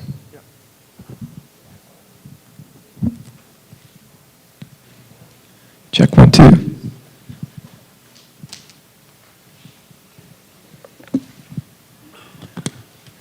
Guys, that was incredible. Real quick, want to give a shout out to one of our sponsors, Cloudline. If you've ever had blisters on a good hike, and I know I have, these are the socks that fix it. Premium merino wool, moisture wicking, odor resistant, and they're made right here in the USA. 25% off with code MERINO25, and free shipping with ShipFreeUSA. That's Cloudline with an L, apparel.com. Thank you guys. Derek, that was absolutely incredible. It's so important that we have people that go around the world and report this information back to us. Because like you said, we don't get this in our public high school education. We're not getting it in mainstream archaeology. And so to get these different perspectives, I think is so valuable. One thing you said in the beginning of your talk was a myth about the fire around the megalithic stones in Sacsayhuaman. Something that gets a little bit of play in these conversations these days is plasma technology. Has any of your research indicated, or other myths indicated, that something may be involved with plasma technology in massively reducing weight of stones? Have you come across anything like that? Well, yeah, I just go back to, we've got some of these legends, whether it's some of these legends that the Inca shared with Viracocha and how they could possibly float the stone, which kind of sounds like that heat theory. In a lot of the megalithic caves and sites in Peru, you see vitrification, where I could show you pictures. You'll walk into this remote cave, precision cutout, kind of like the one I showed you, but you'll see certain sections that are as smooth as glass. Just incredible, extreme heat, right? And then again, we've got these ancient Egyptian depictions of what looks like possible levitation technology. Yesterday in the panel, I referenced the scoop marks along the unfinished obelisks. This is rose granite, 8 on the Mohs scale, 1 meter wide scoop marks from the top down underneath. It's like they could soften it, right? Marshmallow-like, do their thing, and then it hardened. And then we see the scoop marks all over in Egypt, in Peru. So yeah, I think we see hints of it, possible evidences of it all over. Yeah, and it's always amazing how you see some of the blocks that fit together, like they have been sort of melted a little bit and molded into each other. And that's why you can't fit human hairs into it, because they did something that helped do this. And it's incredible. Yeah, you see the nubbed. That's another hallmark of the ancient builders, I believe, the lost civilization builders, where you see these protruding nubs or knobs. You see it in Peru. You see it in Egypt. There's all kinds of theories about them. Again, some people theorize that, well, they could soften this gigantic granite block and make it almost like marshmallow, which has this pillowy look, and that maybe the nubs were the extraction point where they had inserted some device and pulled it out. Although there's some theories that I'm tracking that a lot of these nubs were actually almost like an ancient braille, if you will. It was writing basically that worked with the shadows.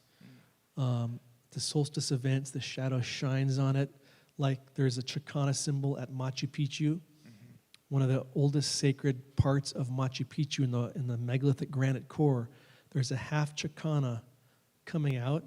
Well, when the solstice hits the sun, it completes the symbol in the shadow, right? So there's so much there. Yeah. All of these sites have amazing archaeoastronomy aspects to them. I want to talk a little bit about the elongated skulls, because this is something that it's obvious to me that, I was never taught anything about this, elongated skulls. And anytime anybody would bring that up, it was almost like you were referencing the movie Coneheads or something, like something so bizarre. But there's real serious evidence to support the fact that there was a group of individuals on the planet that had naturally elongated skulls. Why do you think that has just been sort of shut down? What is the reasoning behind this? Yeah, that's one of the big questions. Man, I think one of the big reasons is, well, and like Dan shared yesterday, I think in the panel, in the U.S. we had this NAGPRA law passed, which basically, that was passed in 1990. It basically, in short, shocks anything ancient found up to the Native Americans.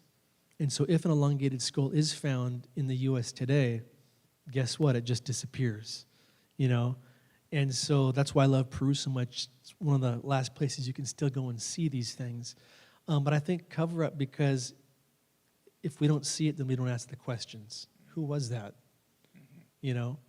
Which that past can connect to our future. And that's the same with the technology. If they can give us a... Check. Is that good? If they can give us a watered-down vanilla version of history where we're not thinking of the megaliths, then we're not going to think of the technology. And we're not going to say, how do we get that technology back? Yeah, it's very interesting. Check 1 2. Check 1 2. One of the things I asked Oana was sometimes what we find underneath these megalithic structures are almost more interesting than what's on the top. Has your research taken you underground to any of these places, and have you found anything it's seemingly much older and much more interesting? To go underground beyond, the main areas, you usually have to have real special access. So I haven't got to go into like any forbidden, subterranean areas that are off limits to most of the public. But I've been in several subterranean tunnels, and we all got excited, most of us, about the SARS scans, from last year and what might be under the Great Pyramids. But don't let that distract us from the fact that we know by fact from what we already have pictures and video of, that there is incredible secret structures and tunnels all over Egypt and in Peru. I just shared an image a couple weeks ago of the shaft pit outside of the Saqqara Pyramid. You look at that and you look at the scale, and it will stop any debunker from saying there's nothing hidden under Egypt. Then look at the shaft inside underneath the Saqqara Pyramid. You go inside of it, you look down, the whole pyramid is built above this colossal shaft that goes down to a white granite box that must be 200 tons. And so again, what's the box doing? I believe it was some kind of device, related to energy, and it was powering the structure. I mean, and then in Peru, even before the latest news that came out about tunnels at Sacsayhuaman, we already knew that there was a tunnel that runs from Sacsayhuaman all the way to the Coricancha in downtown Cusco. And so it's just incredible to consider, and there's labyrinths in Cusco that they've now closed off because so many people got lost inside of them and were never found. Yeah, I've heard those stories of people getting lost in the mazes down there. One thing you kind of touched on in your presentation, is this thing on? No. Check 1, 2. Oh, that's better. So one thing that you kind of touched on in your presentation that I know that you have done research on is the idea of giants and much bigger skulls that have been found and skeletons that have been found. I was wondering if you could talk about that for a second, because that's also something that seems to have been squelched. Maybe it's the Smithsonian, maybe it's other people that have done things in the past, but could you talk a little bit about why maybe you think that aspect has also been squelched, and what do you think that means? Love this question. Yeah, so all over the world, we've got legends of giants, whether it's in Peru, many ancient locals saying giants built these walls. We've got ancient texts, whether we're talking Sumerian or the Bible, Genesis 6:4, the Book of Enoch, talking about this race of hybrid giants that once walked the earth. We've got countless articles from the late 1800s, early 1900s. In the U.S., almost every state has news reports from the Smithsonian, from the New York Times. I've collected hundreds of these.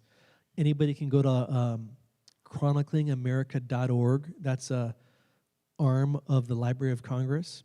So this is our U.S. government's own website, chroniclingamerica.org. Type in keywords like 8-foot skeleton, and you'll see these articles pop up all over. So you've got all these going on. And then we've got the Lovelock Cave legends. We've got Native Americans talking about these races of giants. So we've even got historians, non-biblical sources like Josephus. He was living in the 1st century, and he specialized in recounting the Roman-Jewish wars. If you read some of his books, he talks all over about the giants of old, and how one of his famous quotes, I'm paraphrasing, is that there were till then left the race of giants who had countenances so strange and bodies so large that they were shocking to see, and that they were displayed in the museums in the 1st century, right? So we have sources like that. Has anyone ever heard of Abraham Lincoln's kind of giant quote? Some of you? So Abraham Lincoln was visiting Niagara Falls during his presidency, and he was, journaling in his journal. You can Google this and find the actual handwritten quote of this. And he's recounting the beauty of Niagara Falls, and he basically is saying, man, these falls are ancient. And I'm paraphrasing, says at the end of it that those eyes of giants from that extinct race whose bones fill the mountains of America have gazed on Niagara as ours do now. So even a president back in the 1800s, before political correctness and all this censorship, it was kind of like common knowledge that, these large skeletons that I was talking about, even in Sardinia, were found in these ancient mountains of America.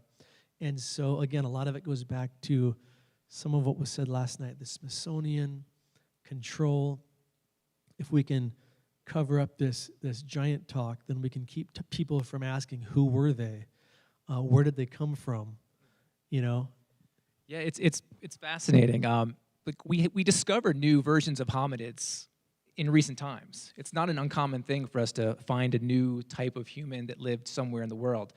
Yet that specific one, and also the elongated skulls one, seems to be something that's off limits. And I always just find it interesting when I come across information about that. It just boggles my mind that wasn't taught in school or is so widely ridiculed. But it's widely fascinating.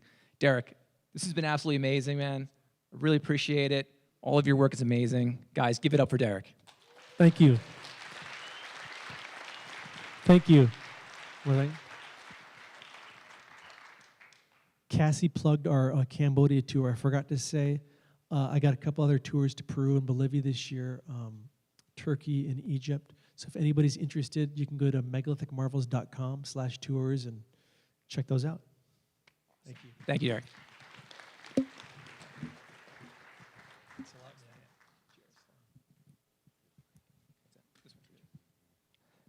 Hello, everybody.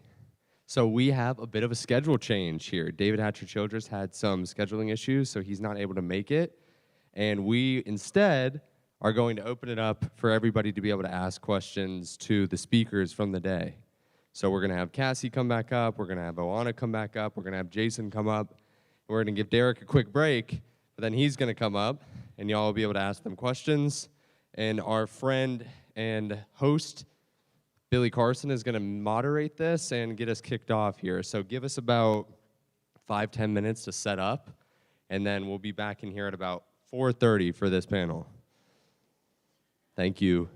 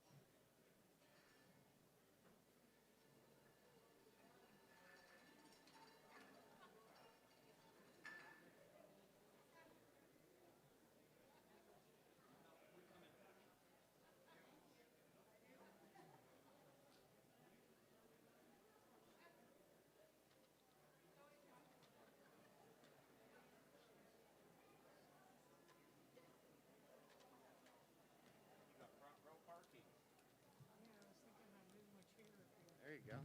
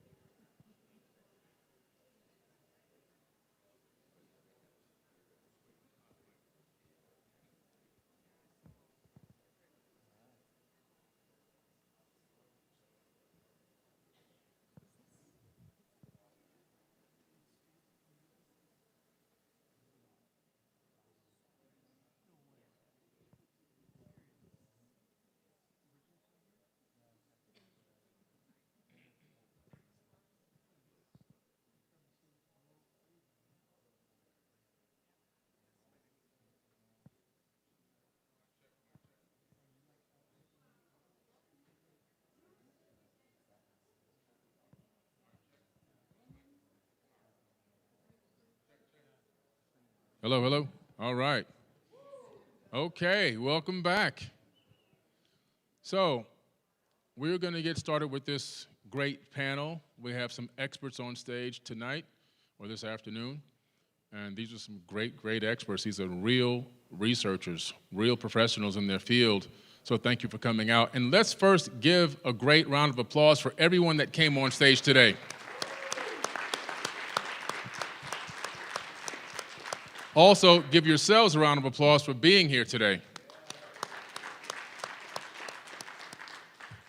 And one thing that I learned from researching and teaching manifesting and creating our own realities is that each and every one of us has the power to create our own reality. And the power that we have is that we are all here today. We actually did something called conscious thought multiplied by action, which equals manifestation. It's a formula, CT multiplied by A equals M. You saw an advertisement for this event. You had a conscious thought, maybe I should go to this event. You then took multiplied action.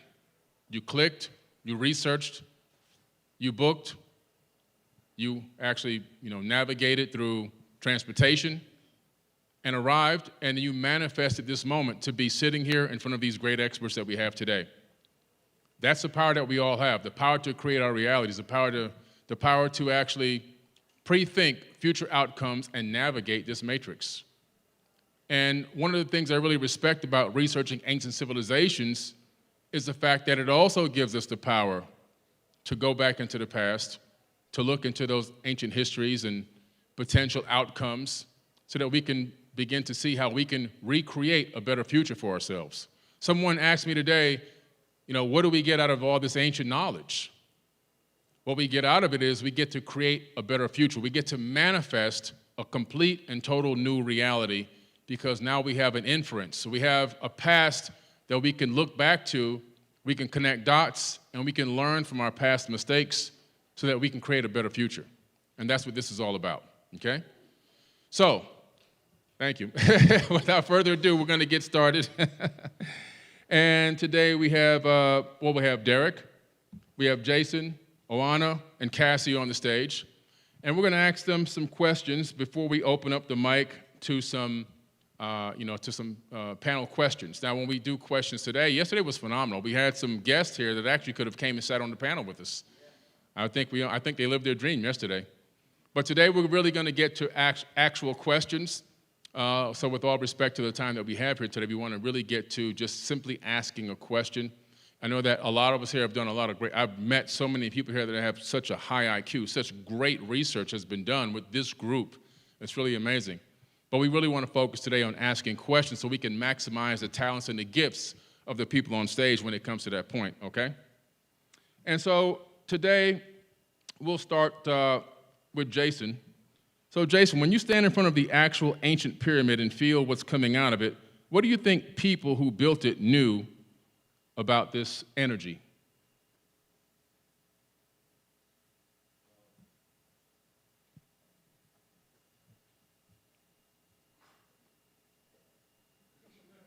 Check, check, check. It's on. There we go. Oh, we have sound. You guys hear me in the back? Okay, great question, Billy. So standing in front of the Great Pyramid of Giza, what did I think they knew about this energy? Well, they knew an awful lot about the energy, the elements that are coming off the Earth, what the Earth is made of, the negative ions in relation to the positive ions higher up in the ionosphere, the magnetosphere, and how large that is, and the correlation with the sun and how the sun's electrical field is engulfing in the magnetosphere in the Earth and how it hits the Earth. There's just a ton of knowledge. I mean, you said yesterday that they had some knowledge of the average height of every peak was calculated in the height of the Great Pyramid. So they had to have known all that information about the Earth. So how did they know all that? I mean, did they have some sort of satellite from space, like we got satellites from space, now we can kind of measure that stuff from a satellite. But were they in a spaceship measuring this back then? We don't know. That's a good question. So they had a wealth of knowledge way outside the knowledge that we've calculated so far in our collective consciousness. Yeah, it seems like we're just trying to be the beginning stages of remembering this information. I don't call it discoveries. I think it's just remembering. Obviously, it's through the discovery process, but it almost feels like remembering when you begin to dig deep into this information. And I know that when I was standing in front of the Great Pyramid a few years ago, I was there with a quantum physicist who was telling me that if I had an atomic clock on me and a person was on an airplane flying in the sky away from me with an atomic clock that was synced, that the clock would tick slower for one of us, depending on the relativity. And that if a person was on the ground 3 miles away, it would be for sure that it would tick slower for me standing next to the mass of the Great Pyramid, being at just 2 million blocks of stone, simply because it creates a time dilation bubble. So all this is like, I mean, they knew about all this stuff. It's really incredible how they were able to tap into this advanced knowledge. And we're still trying to figure it out. It's amazing. Yeah. Okay, so Oana, you came all the way from Romania. Yes. And I really want to hear you talk today because I know we didn't hear a lot from you yesterday because, for some reason it just didn't work out that way. And I know you have a lot of incredible things to say. You're a phenomenal producer and director as well. And what I want to know is, you've been sharing your research and what you've been doing since you were a child on the Carpathian Sphinx and in Peru and Egypt, talking about the celestial fingerprints and showing up all over all the continents. What was one thing that you wish more people in the West understood about what's hidden in Eastern Europe? Well, I think, of course, you know that everybody knows about the Egyptian Sphinx, but so few people know about the Carpathian Sphinx. So I think the fact that now I was able to start this research and continue with also ground-penetrating radar in the future, and we did photogrammetry and LiDAR. So I am hoping to find a lot more, connecting also the ground with the celestial alignments that we found. Wow. Yes. When you were researching, or now that you've been researching that Sphinx, do you see any connections to the Bushegi Sphinx? To the Bushegi Sphinx. There's another Sphinx called the Bushegi Sphinx in Europe. This is the one. The Carpathian Sphinx is also known as the Romanian Sphinx or the Bushegi Sphinx. You just witnessed me learn something on stage. Yes. Everybody says, this guy knows everything. No, I don't. That's amazing. And so I heard, because I was involved in a little bit of a documentary so many years ago about the Bushegi Sphinx, now Carpathian Sphinx. And they were talking about, one of the people in the documentary were talking about an access area into the Sphinx, and that only certain people can get into that area. Have you ever heard anything about that? Yes. There's actually a famous book by Radu Cinamar, is his name. There was also a book published in English called The Transylvanian Sunrise with Peter Moon. It was Radu Cinamar and Peter Moon. Yeah. Radu Cinamar is, we don't know who he is in real life because it's just a name as an author, but he was in the Secret Service, Romanian Secret Service. And he talked about the research that took place 20 years ago, or about 20 years ago in 2003 or 4, when the Pentagon scanned with SAR technology underground where the Sphinx is, and found a huge gallery with crystal skulls that belongs to a very ancient and unknown civilization. And 20 years ago, 22 years ago, when this happened, when this book came out, it was extremely popular and, of course, controversial. Yeah. And at that time, everybody said, this technology is just sci-fi. But now, Filippo Biondi is using something like, similar to the technology described in the book. So it makes you, of course, wonder if this technology existed 20 years ago or something similar to, and this scan is actually 100% right, Because Radu Chinamar never appeared. So in these 22 years since the book was published, he never appeared anywhere to talk about it. So it's just this book. So it's like a urban legend. Right.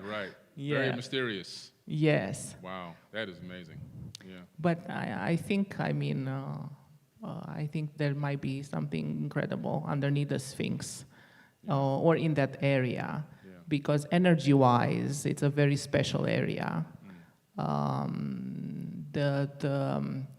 It's a special geomagnetic field. Robert Schock also investigated this. And at the summit of the mountain, the Peak of Man, and the Sphinx is looking actually directly to this peak. So there are very strange anomalies going on. There's also a Sphinx Day. This is a modern day that takes place November 28, where more than 1,000 people come each year to see an energetic pyramid forming above the Sphinx. So, yeah. Man, that is incredible. Yeah. Do you think, what are the odds we'll ever get a chance to dig underneath that structure? Who do we have to pay off? I think digging, it's in a natural park, and they won't be happy to do that. But using ground penetrating radar first, which of course it's only 20, 30, 40 meters down. Yeah. But I think perhaps Filippo Biondi might be the person I should be talking to about doing a scan. We should get the telemetry. We should get the telemetry to that site. Yeah. If you get the telemetry, we'll get them to do it. I guarantee it. Yeah, it'll be better for your data. Yeah. Fantastic. Thank you. Wow, that's amazing. There's a Sphinx there in Europe that has a lot of mysteries to it, as we now know, just like the one in Giza, and there are a few others in the world as well that are also mysterious. So Cassie, you took us to Cambodia today in a way that most of us have never seen. The alignments at Angkor Wat, the LiDAR findings, and the lost technologies. If someone in this room books a flight tomorrow morning, what is one place you would tell them that they cannot miss? Can you hear me? Yes. I'm not going to say Angkor Wat, although it is special. Yeah. I think the site, if I had to place, I don't know, my entire net worth on the oldest site in Cambodia, I would say it's Koh Ker. 100 miles northeast of Angkor in the middle of a plain. It's got the only solid stone pyramid in Cambodia. The rest of them have an earthen mound in the middle. Solid stone all the way through. You can go straight from the top to the bottom, and apparently some French archaeologists did do that. According to legend, one of them disappeared, never came back out. Wow. To the side of the pyramid is a giant man-made mountain. It's as tall as the pyramid. There's a beret that's almost a mile long. I talked about that in my talk. And then, of course, all of the stuff that they discovered north of there. What I didn't say in my talk is originally there were 7 of these giant lingams at Koh Ker, 1 on the south side of the beret, 5 along the side, and then 1 on top of the pyramid. So I think that place was a really special, I don't know if it was an industrial site. I don't know what they were doing there, but it's got much more mystery, I would say, than anywhere else in Cambodia. It's a little bit harder to get to. It's like a 2-hour, very bumpy drive from Siem Reap, but if you are willing to put in the time, it's well worth it. Right. Wear your seatbelt. I've been on those bumpy rides in Cambodia. Yeah, go ahead. Derek has a little piggyback on it. Yeah, Cassie and I had the greatest tour. Was that last November? Yeah, wow, time flies. But she's not kidding when she says Kokare is this incredible pyramid. I took photos at this site. If I could show you, it'd blow your mind on the screen. I was examining, you have to take this epic modern staircase to climb this pyramid. So halfway up, there was a spot where I got real close to the wall. And it's these, megalithic blocks that make up the outside structure. There were, joints in between blocks. The only thing closest to this I can think of is the Valley Temple in Egypt, where, the seams are so tight, they almost don't look like seams, but they are. Yeah. That's what I saw at Kokare. It was like they were as thin as a hair, so tight, tighter than some stuff I've seen in Peru, which was mind-blowing. And then at the top, these colossal megalithic blocks. Like she said, it's a must-see site. One other I would throw out there that I had in my presentation that I didn't have time to get to, is it called the Bapuan? Bapuan. I had never even heard of this site before I went to Cambodia. And we stumble upon this thing, and it's like this 3-tiered pyramid. It's also known as the Golden Mountain Temple. There in Siem Reap. And the mainstream would tell you this was built by the Khmer Empire circa 800 AD, whatever. You get up close to this thing, when you look at it from afar, you can see this megalithic precision base that's 20 feet tall. I've got pictures of us standing by it. This thing is 20 feet tall, and it's like got 13 tiers to it, airtight, mortarless precision. It appears that the structure above was built on this earlier base. It's made of that sandstone that's real hard, and some of the edges on the corners are like as precision as you'll see anywhere in the world. It was mind-blowing. On the top of the site, and the second level, is this massive 200-plus foot long sleeping Buddha that the later builders added into it. But you can see the Buddha and the upper levels are of this smaller block construction. They're coming apart. It looks worlds apart from the superior base that's one layer, but 13 levels, 20 feet high. So that's another one you got to see, the Bapuan. Yeah, Cambodia is amazing. I've been there twice, and I still haven't seen everything. And I've got to get out to that site you just described. That sounds amazing. Those bumpy rides are real, aren't they? The first time I went was 2017, and the second time was 2023. So between that short amount of years, though, they did add a few more roads or make some of the dirt roads a little bit better. But I'll tell you, the second time I was still heading some areas, I was bump. I was catching air, so put your seatbelt on. But beautiful place, what a beautiful place. I'm still trying to figure out how they did that megalithic pool at Angkor Wat, It's just, it's mind-boggling when you see these kind of things. It's just mind-boggling how they, I look at a house today, and I look at sites like Angkor Wat and some of the other temples throughout the world, the ancient temples, and I look at, even my house, and I see imperfections, right? In the milling, in the tile work or whatever, and I'm like, man, how far have we fallen? This ain't perfection, man. I see the light switch, I see it's off like by 4 degrees. It's not like perfectly straight, and it just bugs me because we kind of lost that thirst and quest for perfection. When I was in Angkor Wat, the first time, I was walking down a back way, and there was a house out there. I don't know which part of Angkor Wat we were in, or not Angkor Wat technically, we were maybe closer to Ta Prohm, but we were out there walking, and there was a little house in the woods, the indigenous people there. And I was asking my guide if I could go talk to these monks. And he was like, no, they don't really talk to anybody. They're back there, they're doing their own thing. They have the little boys and so forth.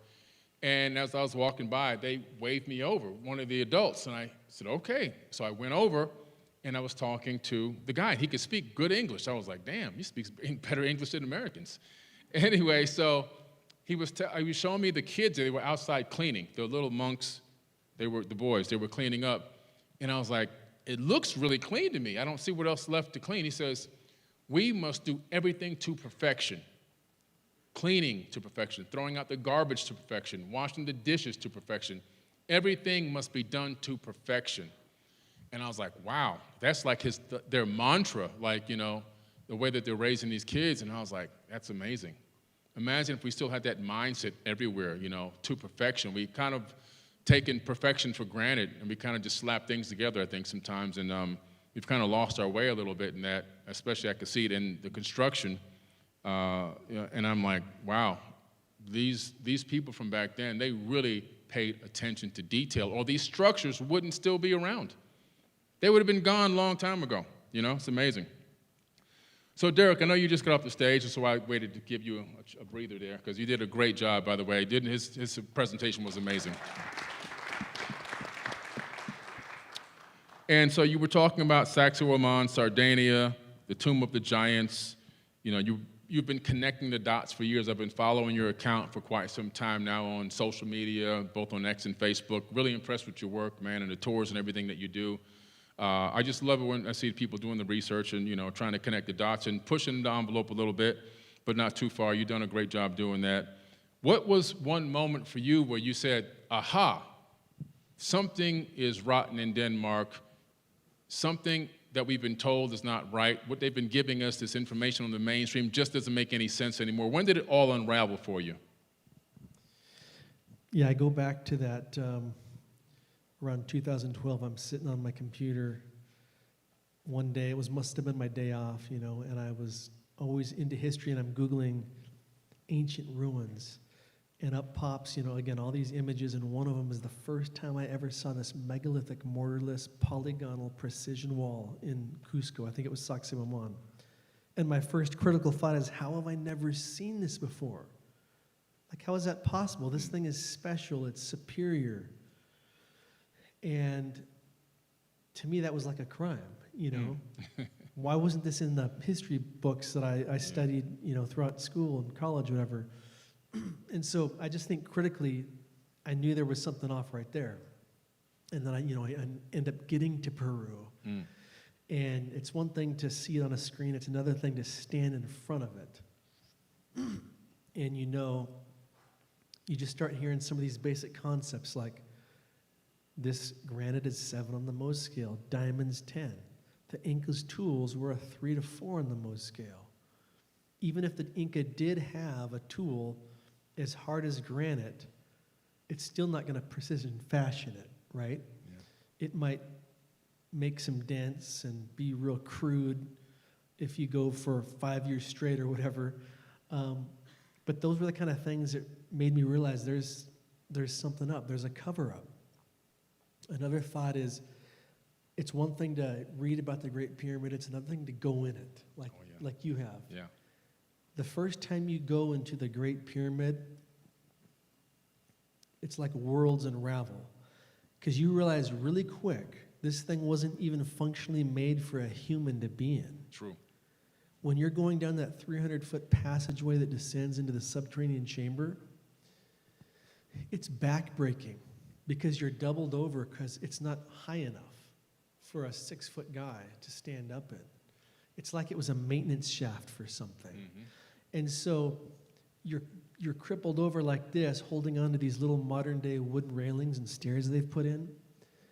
How do you think they would have had a funeral procession in there if this was a tomb with huge statues and relics? It doesn't even work for that. Plus, you take out the stairs and the railings, it's like a megalithic slip and slide. Just slick granite. There's no way they would have gotten out of the subterranean chamber without modern day staircases and railings. So again, it's those kind of things where you experience it. You go, this was not a tomb. This was not even functional for that purpose. And so then you start asking the questions, why the cover-up? Why do they want us convinced this was only a tomb? It may have been repurposed as a tomb, like Muhammad Ibrahim would tell us. The dynastic pharaohs knew that this was special. They knew this was a megalithic superstructure that was harnessing energy, and that's why they wanted so badly the pharaohs to be buried in them, because they believed it was their ticket to the afterlife.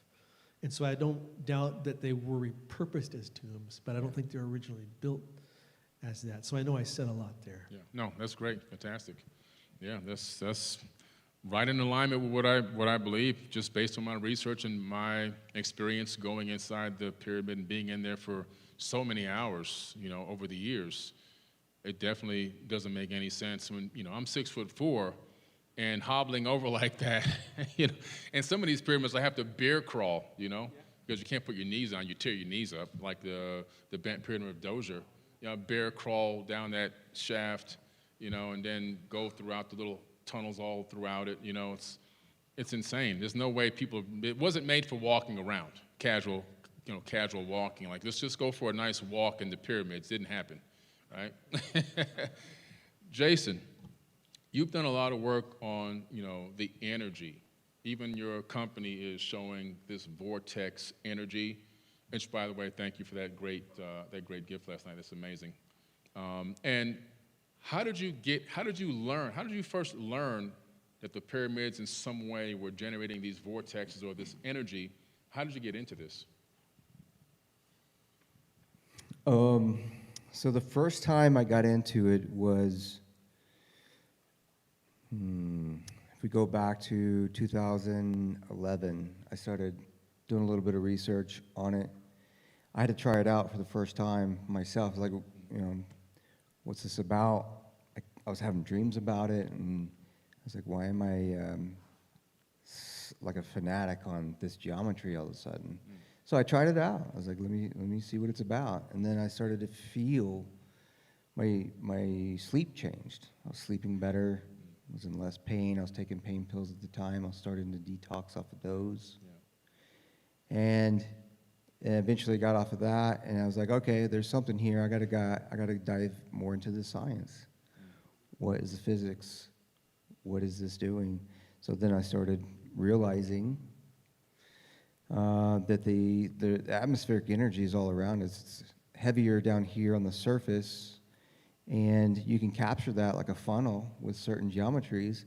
And I was like, wow, I really want to build a house and just live in this type of energy. I think we would all live longer if we had built our houses in those principles. The right materials, the right geometry.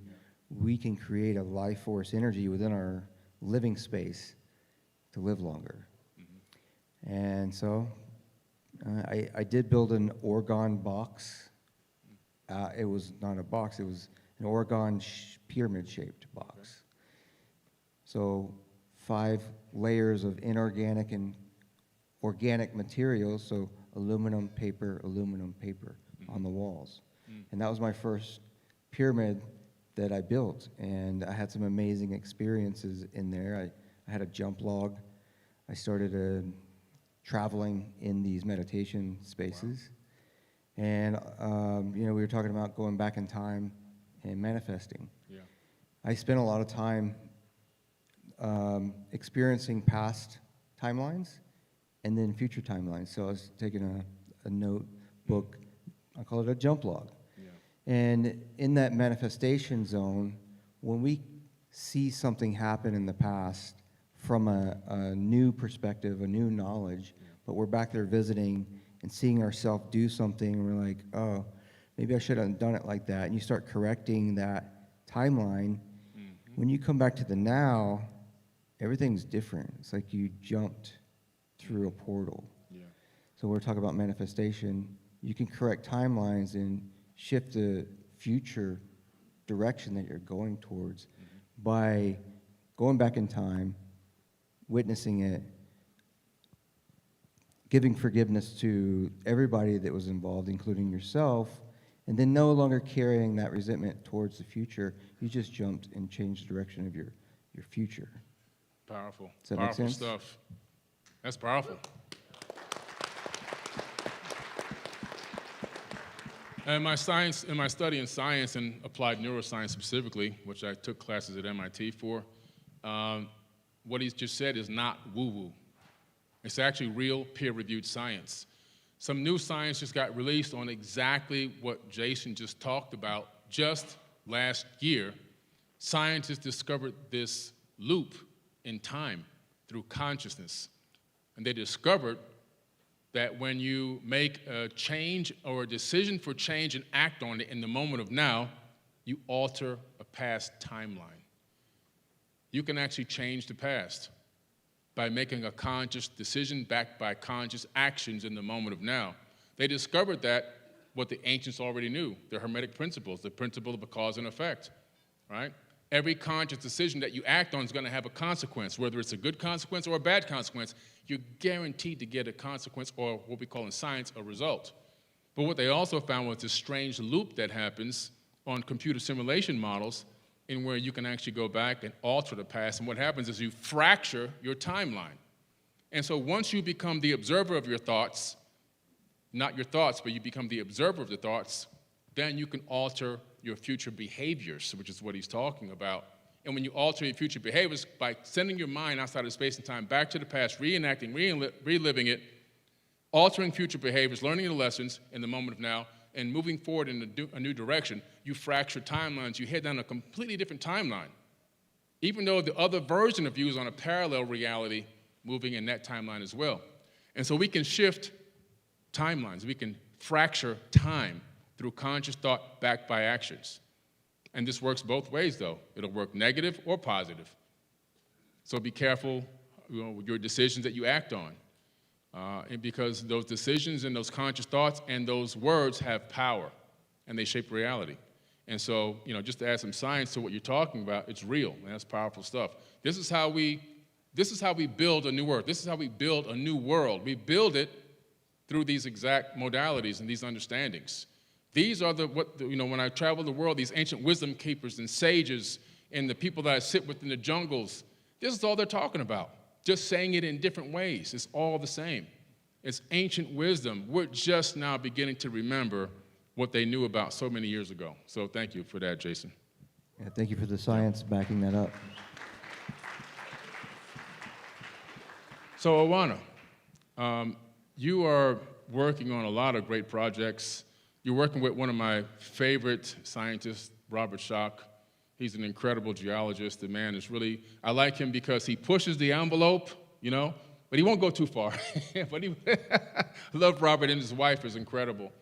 The project that you're working on, these are really revolutionary projects in terms of bringing this alternative news and information to mankind in a way that hasn't really been done. It's not, the work you're doing is not a typical National Geographic or a typical Discovery Channel or History Channel documentary. What is it that has intrigued you so much about bringing this edgy version of ancient history to the world? My deep fascination that I had for many, many years with the deep past, like early humans, Neanderthals, and human evolution, Homo erectus, and other human species. So I've been fascinated for a long time by mythologies. I thought that they might go very deep in time. This was my intuition, and that humans were much smarter than they were given credit for.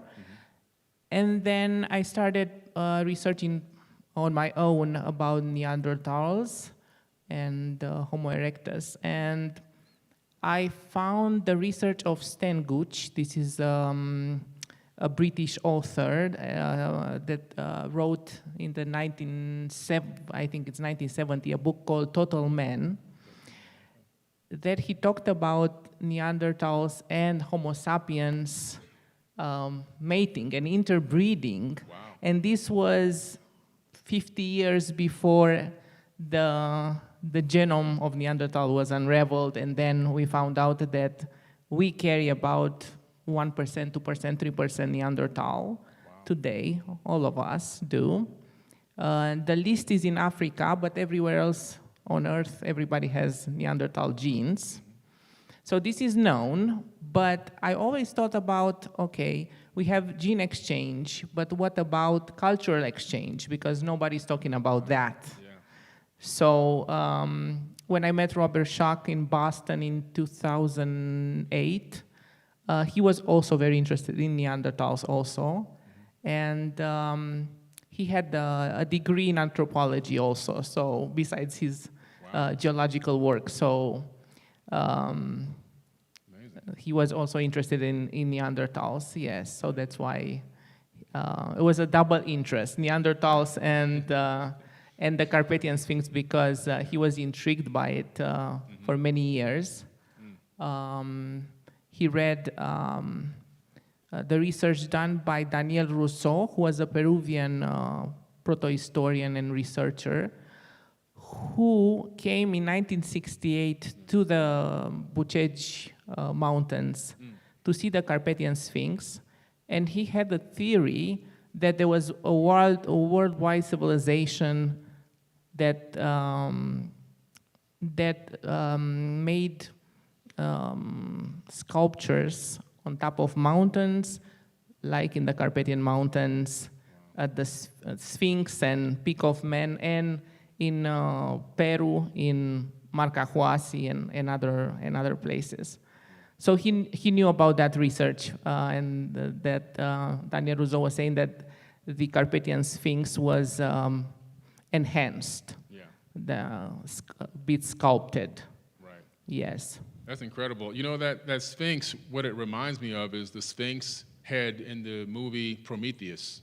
Mm-hmm. If you look at Prometheus, right away I said, wow, that looks the same. I mean, maybe they took a parallel from it, or, you know, influence from that, you know, to give us a hint of what might be inside. Kind of scary.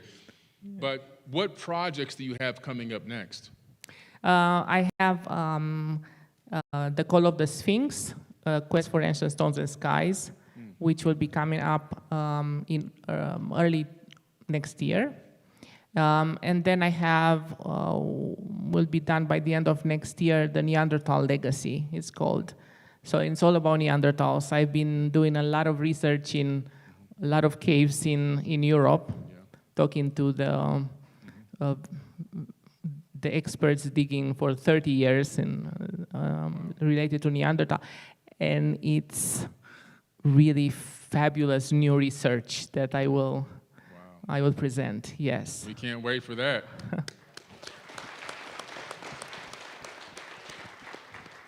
And Cassie, you're like the modern day Lara Croft. That's what you remind me of. I just can see you like swinging on vines through the jungle with like an artifact I'm underneath more your in arm. caves. Yeah, right.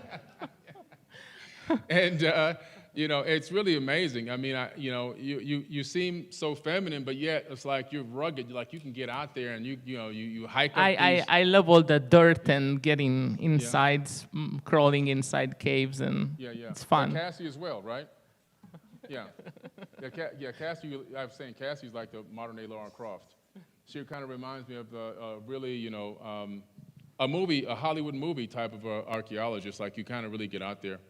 You go to some of the most incredible places, and it seems like you try to find the most extreme version of that place so that you can peer into and maybe get more knowledge as to what might be out there. Now, this kind of goes against what most women are excited about doing in life. So how in the world did you get into that level of depth of archaeology where you want to really push the envelope like that? You know, all my life, I don't know why it ended up this way, but I ended up in male-dominated fields. Mm-hmm. My entire career was finance at the world's largest gold mining company, which was 9% women at that company. Yeah. So it's a place I find myself a lot. This space has a lot of men in the industry, but yeah, I mean, this morning when I gave my talk, every single person standing up here asking amazing questions almost was a woman. Yeah. So I think that these ancient sites, yes, I think that you can bring people to the same place that, I don't know, an ayahuasca retreat would take you to, or a yoga path, or transcendental meditation. I believe that these ancient sites can take you to the same place. They tend to do it from more of a right brain perspective. Mm-hmm. But I think that that's a pretty big advantage because there's a lot of people in this world who don't fancy themselves meditators or yogis or spiritualists. But they get to these sites. First of all, the stones blow their minds, and then the energy gets them. And I think these sites can take you to the same place of awakening that all of these other paths do. And my personal opinion is that's why they were built. You know, I think they built a lot of extraordinary things, many of which got destroyed, but the stones survived and they knew that they were going to. And when you go there, you feel a certain kind of way.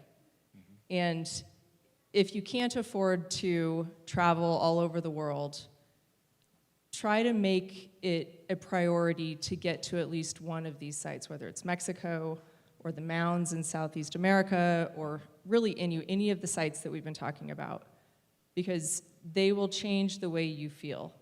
And I personally believe that these sites are part of our collective awakening. I think there's a reason that all of you have amazing followers and successful channels. People are curious, and they're waking up, and this is a bit of a right-brained way of getting, I think, to the same place. Beautiful, beautiful, yes. And I'm very happy that you're doing this. This is incredible. You know, I think there are a lot of women that would love to do what you're doing. I don't know for whatever reason they just haven't gotten into it, but you're inspiring so many young girls all the way up. So thank you. Oh, thank you. Yeah. What is the most extreme place that you've been to? Like you went there and you like went to the extreme, and you know what you feel like this was like out there. An ancient site or just an extreme place? An ancient site. Okay. Ooh. Gosh, that's a good question. I don't know that any of them are really that extreme. I bet you my answer is going to be India. Yeah. I've been to India lots of times in my life for business. I'm going there next month for fun. Okay. And it's just it's a place that can be difficult to travel in. And I think because of that reason, there's a lot of stuff in India that hasn't been talked about, hasn't been thoroughly explored. Of course, we have Praveen going to all these places, but he's kind of the only one. Yeah. So I'm just going to look into the future and say that that's probably going to be the most extreme. Okay, sounds good. Have you been to the Kailasha Temples complex? No. Oh, No, drove right by him to and from the airport, but never went in. I'm so. looking forward to going there. Yeah, That me looks too. amazing. Yeah, beautiful. Okay, beautiful. Let's give them a round of applause. We're going to open up questions now. Again, questions, okay? We respect everything that we heard yesterday. That was amazing. We heard some real knowledge yesterday, but today we've been asked to just do some questions, so you can come up to the mic on stage. Step up to the mic, because the mic is hot. The mic is hot. And we'll take some questions for our panel. Yeah, and we're going to have 15 minutes until dinner starts. For Okay. anybody who wants to ask questions.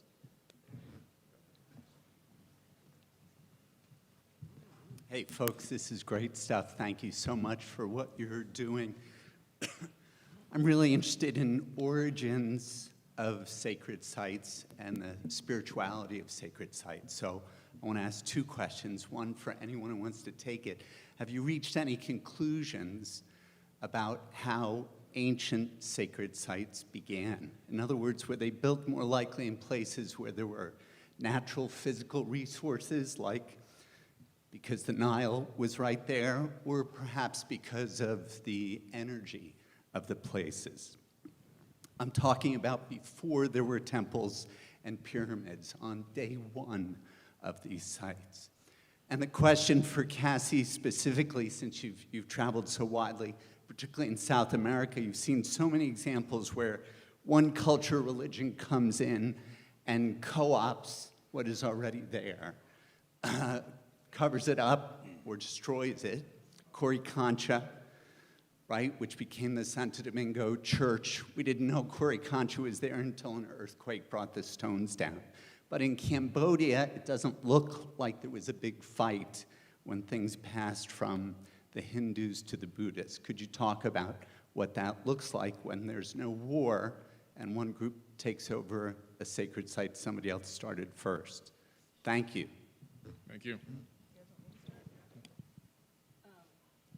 In Cambodia specifically, I think it's actually a really beautiful example of cultures coming in. I think they had a deep reverence for, at least the Khmer, had a deep reverence for the sites that they found. You know, these extraordinary pyramids, these massive water features. They, I believe, my personal opinion is, for probably the first half of their 600-year reign, they were finding and claiming and trying their best to rebuild the sites that they found. And then I believe in the second half of their reign, they started building them themselves. So Bayon Temple, for example, to Prom, I think they were going in and saying, we can do this too, and they started building.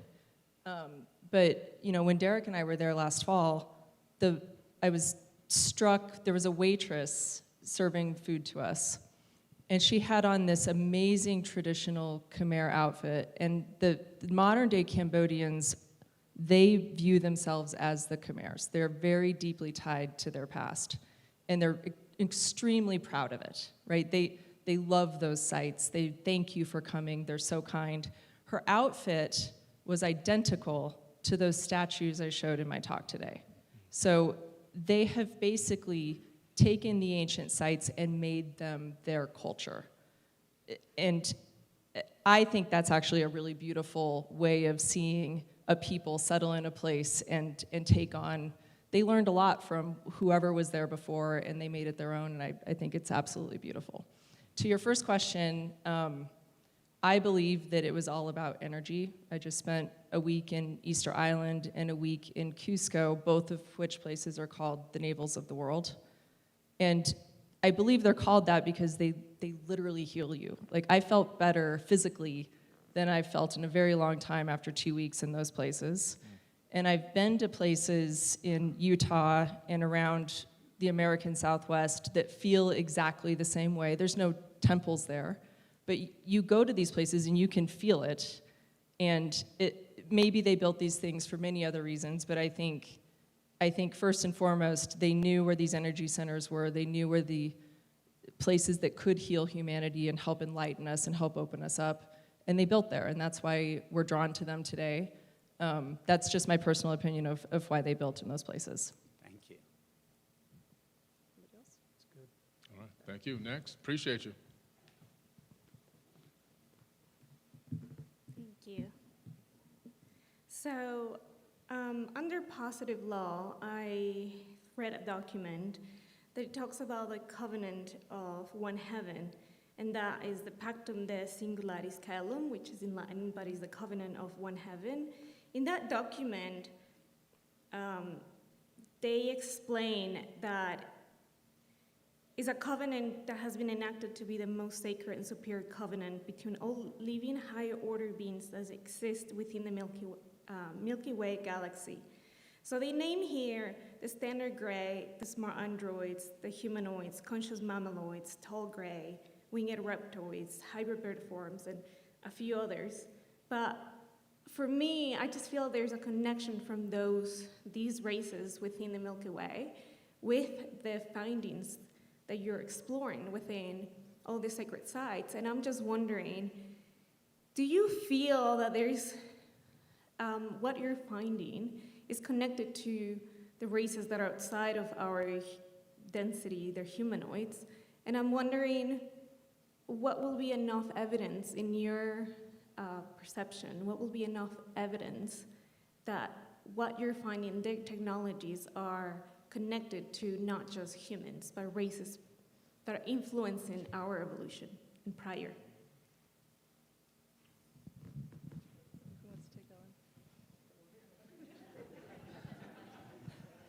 Wow. That's big. There's a lot there. I couldn't quite, the way the sound was coming through, I wasn't quite catching all of that. Can you ask the question one more time in just one sentence? I'll give you the summary because her accent's really strong.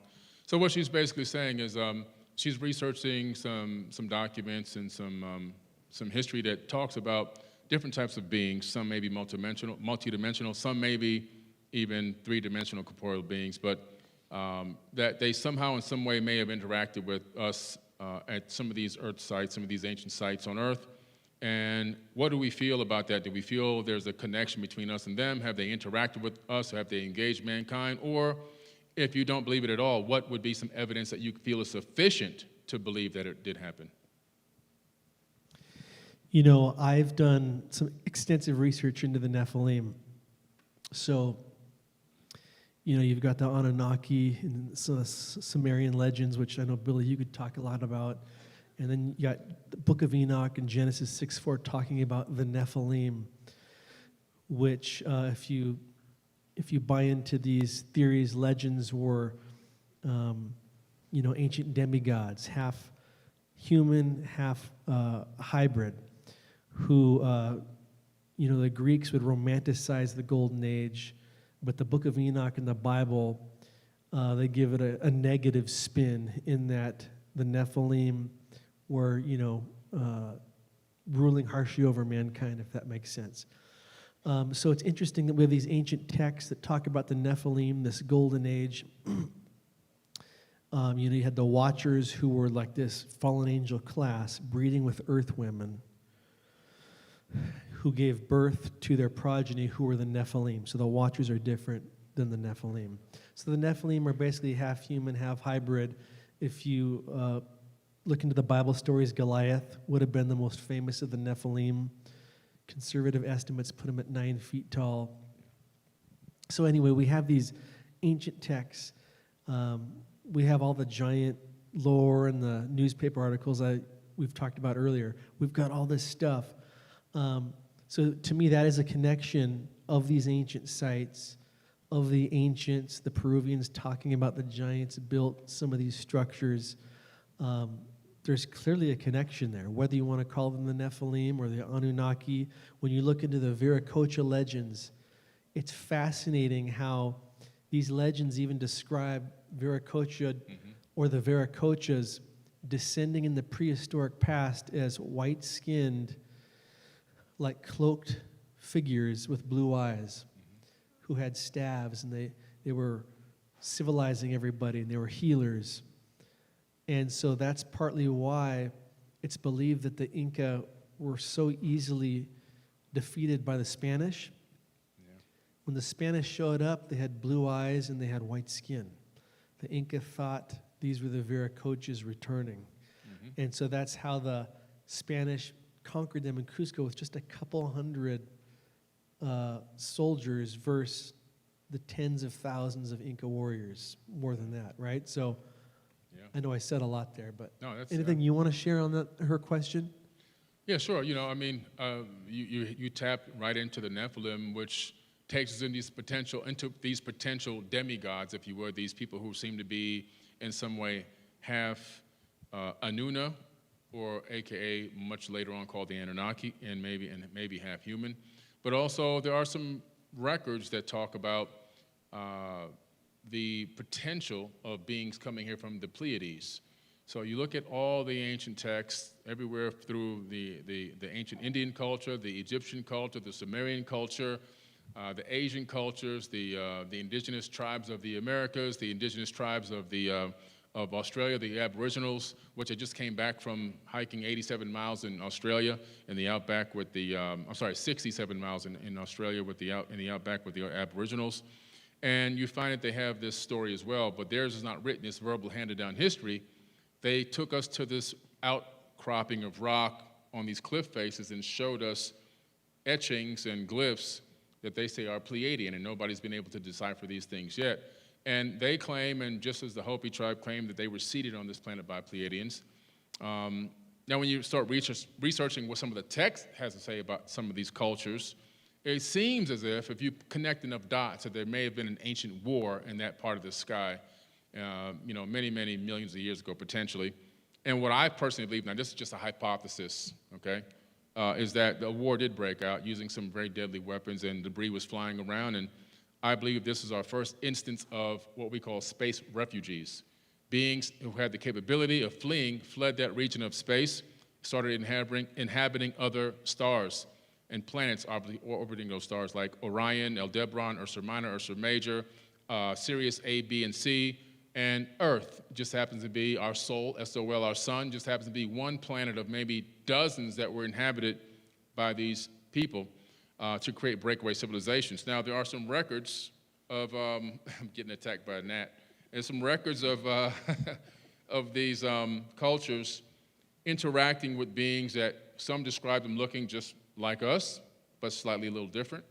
But then there's also some records of, like in the Nag-Hammadi scripts where they call them the archons.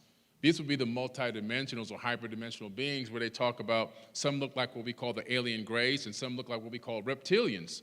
But they didn't fully exist, according to this text, in the true, full third-dimensional reality, but they had, in some way, the ability to attach themselves to the energy or aura of men, and in some way even remote control them. Very bizarre text. And so that's in the Nag Hammadi. So I think, in my opinion, that we've been engaged from multiple fronts. I believe that there's multidimensional beings that can exist. We live in a multidimensional universe. We know that the mathematical model based on Michio Kaku's mathematics and his team, they came up with 11 dimensions. When they tried to build it higher than 11, it collapsed back down to 11. And so if you can obtain the subatomic frequency of a dimension, and you have the technology to make yourself, or your technology to make yourself and whatever you want to bring into it match that vibration, you can walk right in. So who's to say that there aren't higher dimensional beings that have obtained our subatomic vibration of the third dimension and have taken a journey here? Could that be paranormal activity? So if I draw a line on a piece of paper, and let's say that line has living beings in it, they're one-dimensional beings, and I take my finger and I put my finger directly in the center of that line, how would they perceive my finger? They would perceive my finger as a circle. All they would see would be a flat circle. They wouldn't have the perception of a higher dimensional being with a finger attached to a body. So could some of these paranormal activities, or even some of the UFOs that we see, could they be beings recapturing a sliver of what's really there? In other words, so I think that we could be facing a situation where multidimensionals could be visiting, but then also, could we also be engaged by real three-dimensional corporeal beings? I believe that as well. And then also, maybe even some are coming not from outer space. Maybe they're coming right from the oceans or caverns on Earth. We just don't know, There's so much that we just have no clue about. One of those ISS missions, International Space Station, they noticed something on the outside of the actual capsule, the space station. They noticed barnacles growing on the outside of the space station, the same kind that grow on the outside of a ship in the ocean that's docked at bay. So they're like, what are these things? Are these things alive? I think there's so much life. I think life permeates everything, everywhere, at all times, in every dimension. And we're just now beginning to tap into the beginning sliver of stages of understanding that we're not only are we not the only ones, but life is so vast and so infinite, it goes throughout an entire parallel universe and also, at the same time, a multiverse. And we're just in the beginning stages of tapping into all this. Well, thank you for your question. Thank you so much. All right. I was going to say, I'm loving it, Billy, because you're speaking language. No, Robert Grant just came up with the 7 keys for the geometry. I'm sure you can comment on that. And then his other thing about the frequencies of each one of the stones inside the Great Pyramid. So, yeah, feedback. Robert Grant's an amazing human being, but a great friend of mine. I've been on expeditions with Robert Grant. Great guy. He's a philomath. He's a functioning savant, and I say that with all care and love. He's a functioning savant. He really is. The man is just an absolute genius. I've never seen anything like it. I've seen it on TV and documentaries, but never got a chance to sit down and have dinner with a person like that, right? Incredible, mind-boggling. And he's really done some great work with the pyramids, understanding the vibrations, the frequencies, the tuning, and also even revealing some of the hidden imagery that's inside the king's chamber, which I didn't even see until he pointed it out to me in person. Like Billy, look right here, Billy. And I'm looking, and I finally begin to see that it's not just flat granite walls, that there are some areas where there's shading that create these astronomical signs. but he also really tapped into understanding the tuning, the resonance, and the vibration of not only the interiors of these sites, but even understanding the exterior and understanding some of the surrounding temples in the area. And really, what his mission has been is to harmonize and reactivate through vibration and frequency, and by going there and chanting mantras and conscious thoughts and energy and vibration to kind of like resync these ancient sites back together, and hopefully that brings harmony back to Earth, kind of like bring back this positive energy that kind of spreads around the planet and reactivates consciousness, brings back the Christ consciousness within all of us. Yeah. Thank you. Thank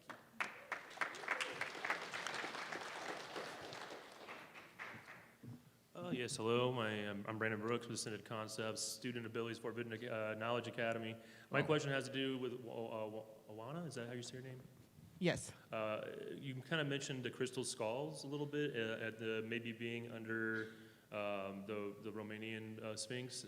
I was wondering if any of you know a little more about the crystal skulls. I kind of did some deep dive and rabbit holes and stuff myself, but if I figure you get the experts here that have done a lot of research, see what you guys think about it. I really don't know much about than what the book was talking about, the Transylvanian sunrise, about the crystal skulls that are underneath in a huge gallery underneath the Sphinx. I don't. So they haven't actually been discovered yet. They're just seen from the ground penetrating radar at the moment, or is it a hypothesis? I always thought they were kind of more indigenous to the Maya and all that kind of stuff down there. But it was one of the first times I've really heard that it was somewhere like Romania, or even I haven't even heard them being related to Egypt or anything really. It's a hypothesis. In the book was presented as a discovery. So I think it could be true. But besides the author of the book, nobody else has been talking about that. So that was the author that you said kind of disappeared or whatever? Yeah, he's not publicly known. Yes, he just writes under a pen name. Radu Cinamar is the name of the author. You can find a book that he wrote on Amazon, Transylvanian Sunrise. I'll check it out. Yes. Thank you. You're welcome. Yeah, and also just to add to that real quick, there were some crystal skulls discovered in Belize in 1920. And I think the discoverer's name was Mitchell Hedges. And when they scanned it, it was a certain level of optical precision that they just couldn't even match. So they today they're trying to figure out how in the world it was able to be done that long ago. They predate these things. They're saying they potentially could be thousands of years old. And Belize isn't that far away from where I live. I live in Florida, South Florida. So I'm actually taking a trip to Belize to go explore some of those pyramids and some of those sites in 2027. So hopefully we'll get some new knowledge on it. Yeah, the Anna Mitchell Hedges skull, there was supposed to be like a gallery here in Sedona for it. I guess that kind of fell through or something, but it's actually, from what I heard, is kind of where I'm living up in Northwest Indiana. I'm Southwest Michigan, but the guy who's her caretaker for Anna Mitchell Hedges ended up inheriting the skull, and the deal was that he had to make it publicly available for anybody who wanted to see it. So I guess people can still go to Northwest Indiana, Crown Point, Indiana, and see it if they want to. So. Thank you, appreciate that. I don't know how much time we have left. We might be coming down to our last. Go ahead, ma'am. Hi, this is for Cassie and Derek. I know that you give tours now, but when you first started your worldwide exploration, how did you first start? Like I have heard you say that you use guides even now. So I'm curious how you choose to explore a country, especially initially, and do you always go with a guide? I do a lot of searching on Google Earth, especially for ancient sites. I like to go to places that people don't usually go to. So, for instance, in my most recent trip to Thailand, I just searched all of the ancient sites in the area, dropped pins, did a little research, figured out the ones I really wanted to go to, you can just hire cars. They're very cheap in almost every country with a driver, and they take care of that for you. They'll drive you from place to place. If you say, I need a gluten-free restaurant, they'll help you find that. So there's very cheap ways to do self-travel. The reason I like to hire local guides is because I want to ask them what the official story is. I almost never believe it, but I want to know what the story is. So for instance, with the spindles being used as air conditioning, you hear that from the local guides. Local guides also oftentimes have a lot of insight into myths and legends, which can be really interesting when you're finding sites. So my suggestion is always find a central hotel, hire a car in between all of the places you want to visit, and then pay for local guides if you're interested in the local stories. Otherwise, show yourself around. You have eyes and a brain. You can see what you want to see. And you can do that reasonably cheaply. You don't have to spend a whole bunch of money. The benefit of the big tours is you've got the air-conditioned buses and the people have already lined out the itineraries for you. You do pay a little bit more, but you don't really have to think about anything. So it kind of depends on, how much mental gymnastics you want to do and planning ahead of time, but you can definitely do it much cheaper if you do self-guided. Any other? I think she pretty much covered it, so. And Derek, when you started, you just said, I think I want to go here, and you just went? The first time I went to Peru, it was with Brian Forster. He was leading tours. He's one of the OGs in this ancient space.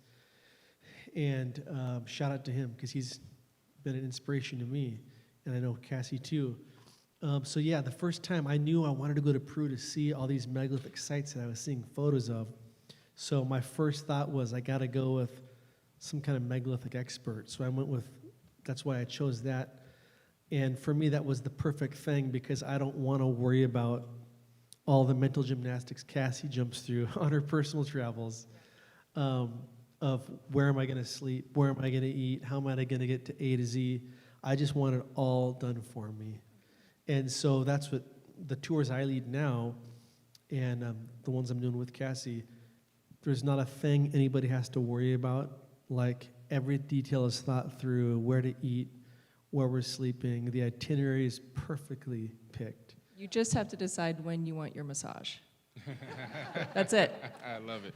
That sounds good. But the key is, for us, like with the larger group tours, the key is finding the best possible local tour company I can, because that'll make or break the trip. If you've got a great tour company that's great with logistics, communicating with people registering, and they're open to megalithic alternative views like ours, then it's going to be an awesome tour. But I've learned some hard mistakes of choosing tour companies that only wanted the mainstream, and then that sucks for everybody because we're all mad. Like, we're trying to tell them their truth, right? So. We have time for one last question because we're getting ready to serve dinner. One last question. I'm sorry for everyone who didn't make it up, but one last question. Thank you guys for being here. Appreciate all of your contributions. My friends and I were really looking forward to the Atlantis talks. The idea of there being like a worldwide system, the circuitry, the pyramids found all over the place, right, all over the world, including here in the U.S., Grand Canyon.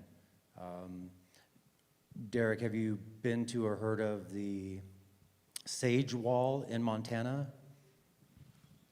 Have not been, but yes, know all about it. Yeah, so it's very much like the Peruvian marshmallowy walls here in, on our soil. Right. And so just, is that talk going to be happening, or is anybody going to touch on the Atlantis? Well, we unfortunately we had a little bit of a pivot that we had to make because we lost one of our speakers. We lost David Hatcher Childress. He had a issue with coordinating the time for today. Something came up, but I mean I can chime in. I've done a lot of research on Atlantis. I mean, my first book that I wrote 8 years ago is primarily about Thoth the Atlantean. He calls himself an Atlantean priest king, and that really took me deep diving into learning about Atlantis. outside of just the Emerald Tablets, just really deep diving into it. And I'll tell you the conclusion that I've come up with after researching this topic extensively and hypothesizing which locations around the world were actually Atlantis. I realize now that there was a ringed city that did exist, but that ringed city, in my personal opinion, was just one capital of dozens of capitals that existed on Earth at the same time. And that these great architects, these great master architects and engineers, they shared and spread duplicatable information around the planet, and that every single one of us right now is standing directly on top of and sitting directly on top of Atlantis at this exact moment. That Atlantis was a global civilization, but I'm believing now, as I've researched these space anomalies, my personal opinion, I'm believing that Atlantis was an interplanetary civilization as well. And I believe that that last war extended from Earth to Moon and all the way to Mars, which is why when you look at the REMS data unit from Mars and the soil data from the rovers on the surface, you find an extreme amount of xenon. But not just any xenon.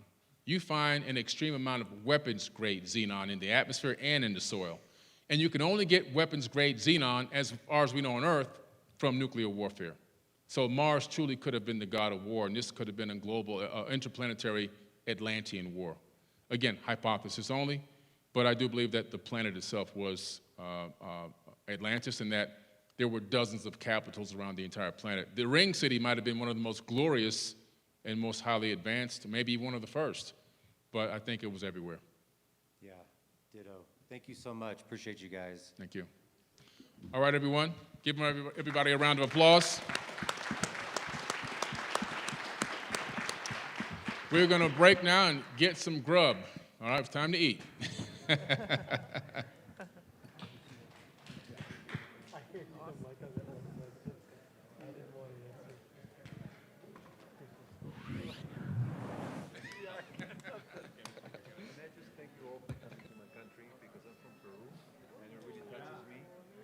Welcome to my country. You know, many years ago, we couldn't receive, so distinguished guests and attract so many tourists from all over the world. And in the last 40 years, we have improved.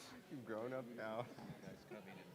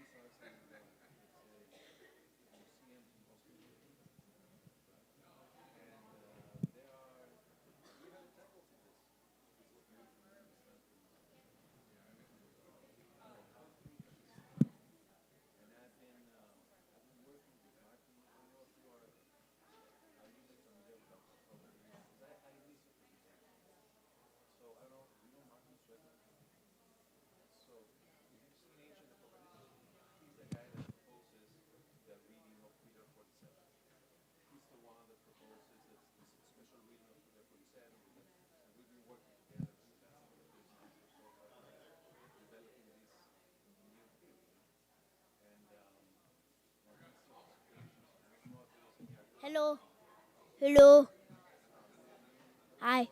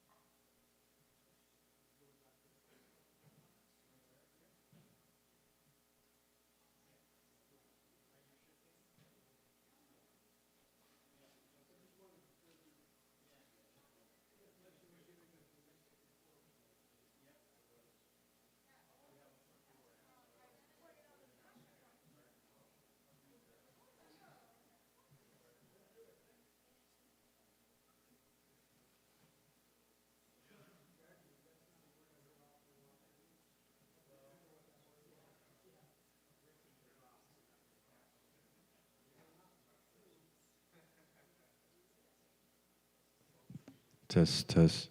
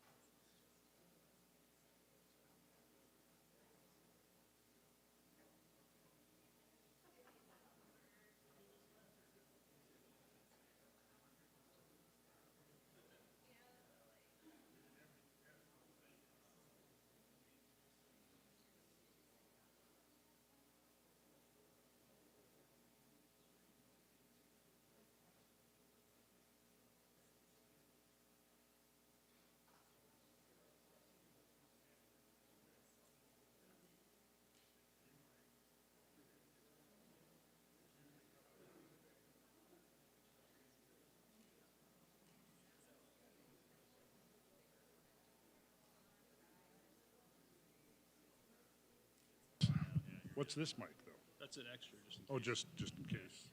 Well, at the end, they're going to do an interview probably with you. Oh, right. Somebody else. Right, hello, okay. There's an extra mic right there if you want to. Okay, thank you, Jeremy. Here's a mouse pad just in case. Just in case. So it works smoothly. Probably don't want to spill this on here. You're probably right. Thank you for that, because otherwise I would have just spilled it on there with no. Well, I have to have a handler remind me of things, so I just thought I'd be an extra help. So are you going to introduce me? Is that the deal? Yeah, I'll introduce you. And also, you have time. You have more time than usual. So. Oh, okay. Yeah, you have about an hour and 15 minutes, and then we can do Q&A after that. Okay. All right, that should work, I think. Okay. All right. Let me go double check with those guys and see if they're ready to go, and if they are, I'll introduce you right away. Okay.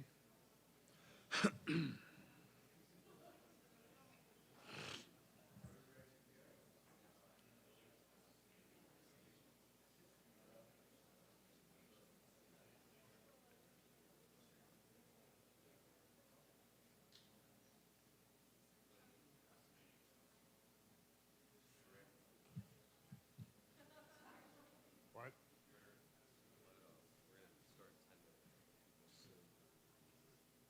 That's fine with me. Yeah. So you don't have to sit in the line. Do we have like a stool of bar height chair? Yeah. Yeah, that'd be awesome.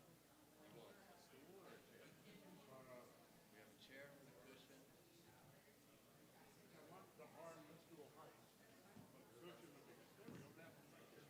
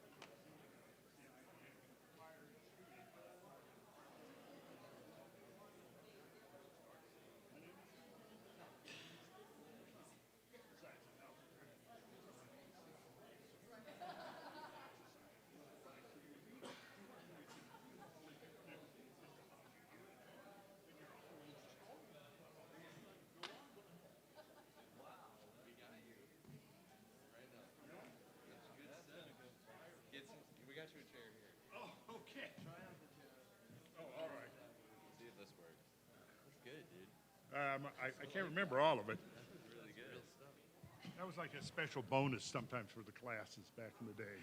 Does that work? No, this is too low. Too low? Is this tall enough? That's better. Yeah, that's a little better. You think? Put it here. We've got an extra cushion. Here, put it on. From here. I don't know if it'd sit very well there.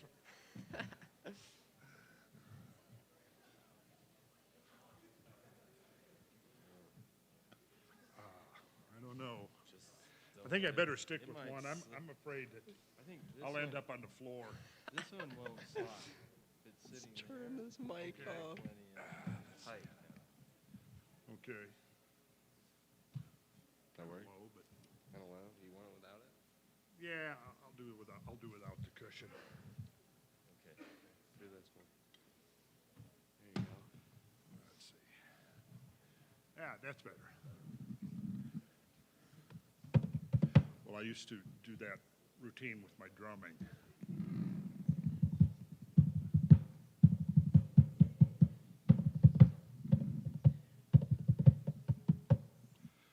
Test, test. Okay.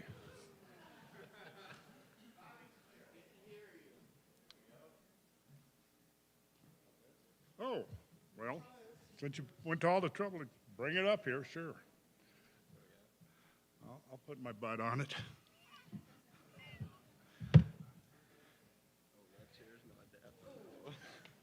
What did you give me here? Jeez. Maybe try this one. Yeah, let me try that one. Let's see. Yeah. Tie it on? You know, I don't really need that. You don't? Okay. Nah, this is better. What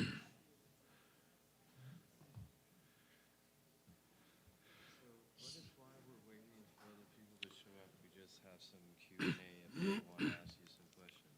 Okay. Hey, everybody.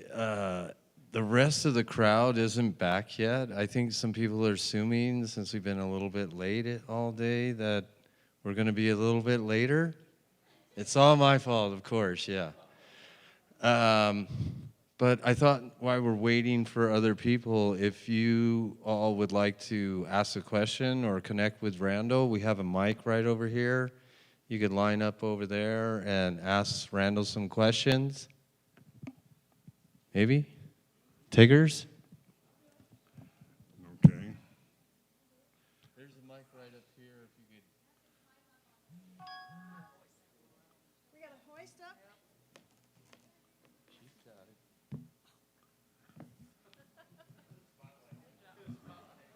I better have some answers now. Randall, nice to see you again.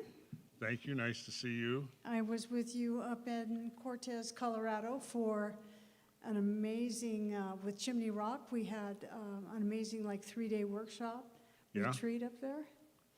You know, so I was thinking if I was going to ask you anything, it would be, and it's not the correct name in its native tongue, but about Devil's Tower.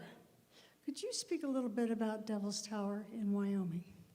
It's a volcanic diatreme, and it was lava that came up from deep down into the mantle. It's also called a volcanic neck. I know people are saying it looks like a tree stump.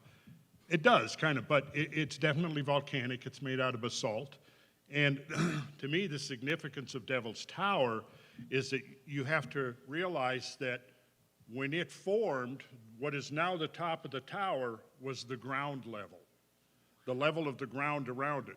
So what that means is that all of the softer sedimentary material, probably mostly sedimentary rock in that region, has been eroded away. So there has been an enormous, inconceivably huge amount of material that has been removed that exposed the diatreme. So then that raises the question of what forces and over what span of time was that material removed.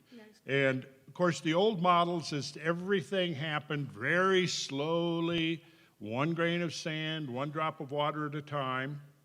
And for a lot of the times it does. But then there are these interruptions in the normal pace of things when things in the geological realm happen orders of magnitude faster than what we've experienced in our lifetimes, what we've experienced in the time, let's say, that civilization has appeared on the earth.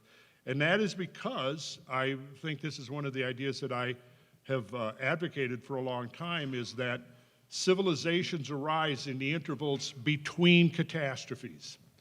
And given that modern Homo sapiens sapiens is as much as 200,000 years old, or maybe older, I think it's very realistic to speculate that there may have been multiple ancient civilizations that were erased in great catastrophic upheavals that we have absolutely no knowledge about. Because once you understand the scope and magnitude of some of these events that transpire on the earth, you realize that, well, given 2 or 3 episodes of catastrophic change, each episode erases pretty much the world that's there. Then another episode of catastrophism even juxtaposes on that. And by the time, if we go back through the last 200 to 250,000 years, there's probably been at least 4 complete cycles of glaciation and interglaciation.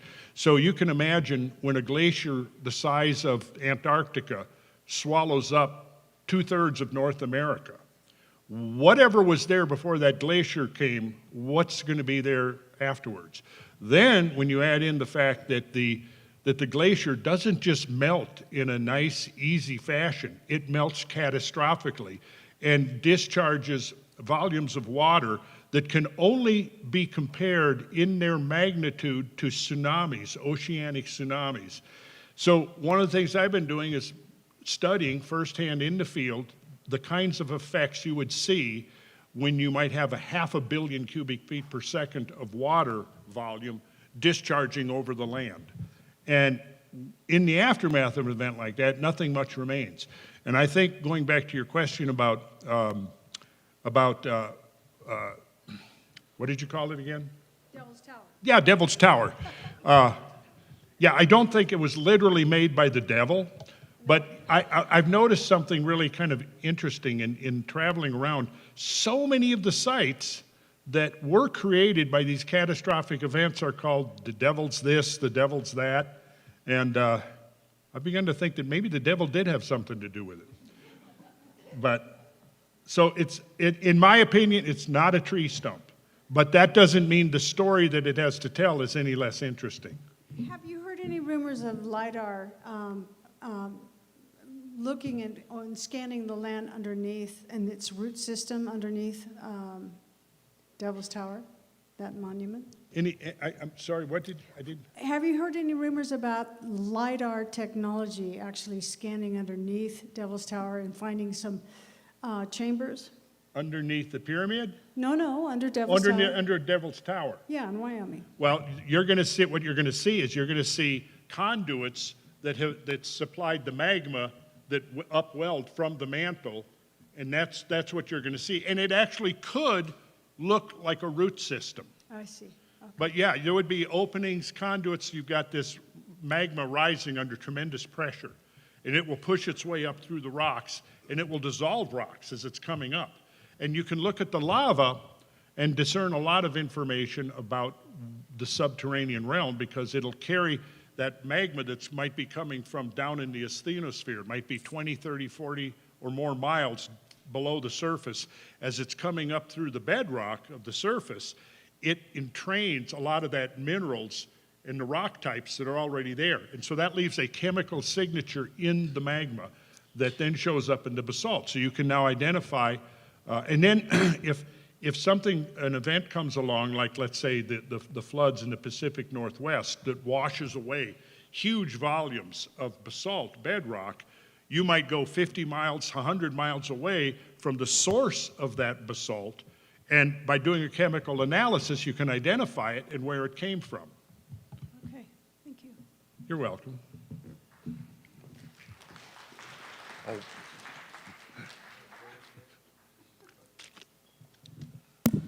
Hey, Randall. Hey. Hey, I got a question. What would be the farthest north you could build a, say, megalithic structure before the Younger Dryas in North America?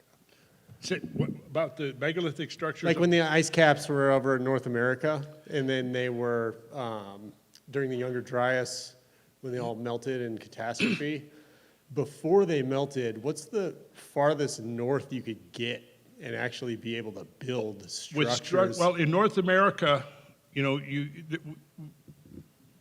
glaciologists have documented at least 4 successive glaciations, followed by interglaciations. During the last, what's called the Wisconsin Ice Age in North America, the farthest south it got, it was east of the Mississippi, and that came down pretty close to the Ohio River. So anything that would have been there would have been completely demolished and erased. As you go to the western states, you know, it came down about halfway through Minnesota and Wisconsin. It came, pretty much covered most of North America and part of South America. The Badlands of, I say South America, I meant South Dakota. The Badlands of South Dakota would have been south of the ice sheet because they were created by meltwater erosion, and had the glaciers come that far south, they would have obliterated the Badlands of South Dakota. Then, if you go further west, maybe the upper 50 to 100 miles of Montana, right there just south of the 49th parallel. When you get over to Idaho, if you look at a map and look at Lake Pend Oreille, which is in the northern panhandle of Idaho, that was completely glaciated, and that glacier came down as far south as Spokane, Washington. And if you come all the way to the west, near the west coast, the whole of Puget Sound was under glacial ice. If you go north, interestingly, the ice sort of tapered out just north of the Arctic Circle, and then a big tongue of the glacier ice went over southwestern and southeastern Alaska, and then northern Alaska was not glaciated, and the Bering Land Bridge, which was quite a large tract of land that connected Alaska to Siberia, was not glaciated, and most of Siberia was not glaciated.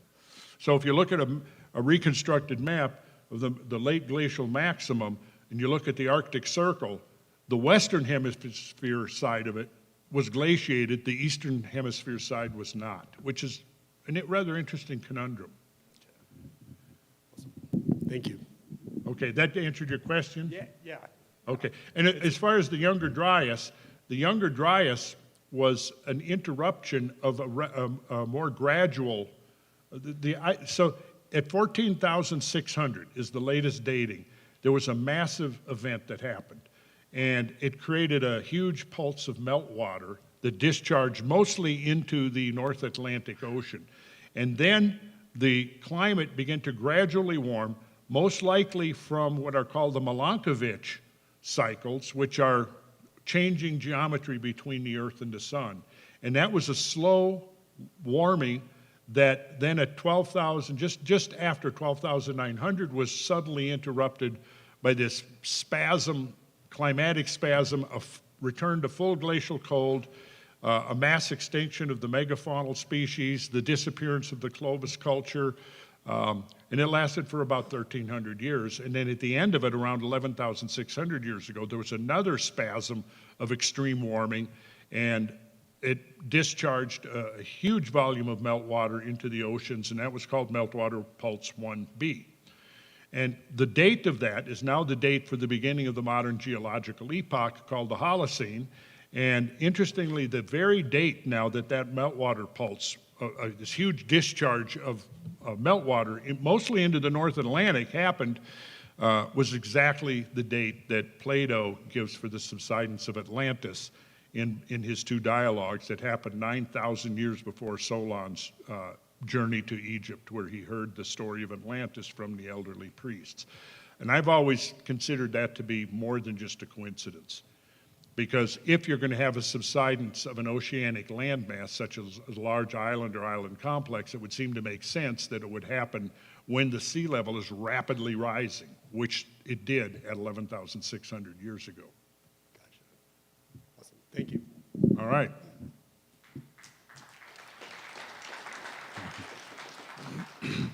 Hey, Randall. Hey, Randall. Thank you so much for being here. I was curious to know your thoughts on Petra in Jordan, or if you have any research that you've done on Petra in Jordan. I have a couple of friends that have visited there and brought me back and given me some incredible photographs of the place. And I haven't done enough study on it to sit up here and feel qualified to talk about it. But it's certainly on my list. Yeah, it just seems very interesting that a culture built it and not like, and I don't know. Do you know the dating of it? I unfortunately do not. That's why I was hoping to ask you if anyone knew. You were hoping, and I just yeah. disappointed you. I'm No, sorry. no, you did not. I'm deeply sorry.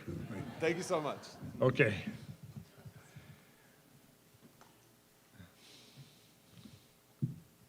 Hi there. Hi. Well, I had one question, but you mentioned the Bering Straits, so it's going to be two now. The first one is, what do you think once or when the polar ice caps melt, what's that going to do? How's the Earth's magnetism going to be affected by that? Well, I think that it throws it into disarray for a while.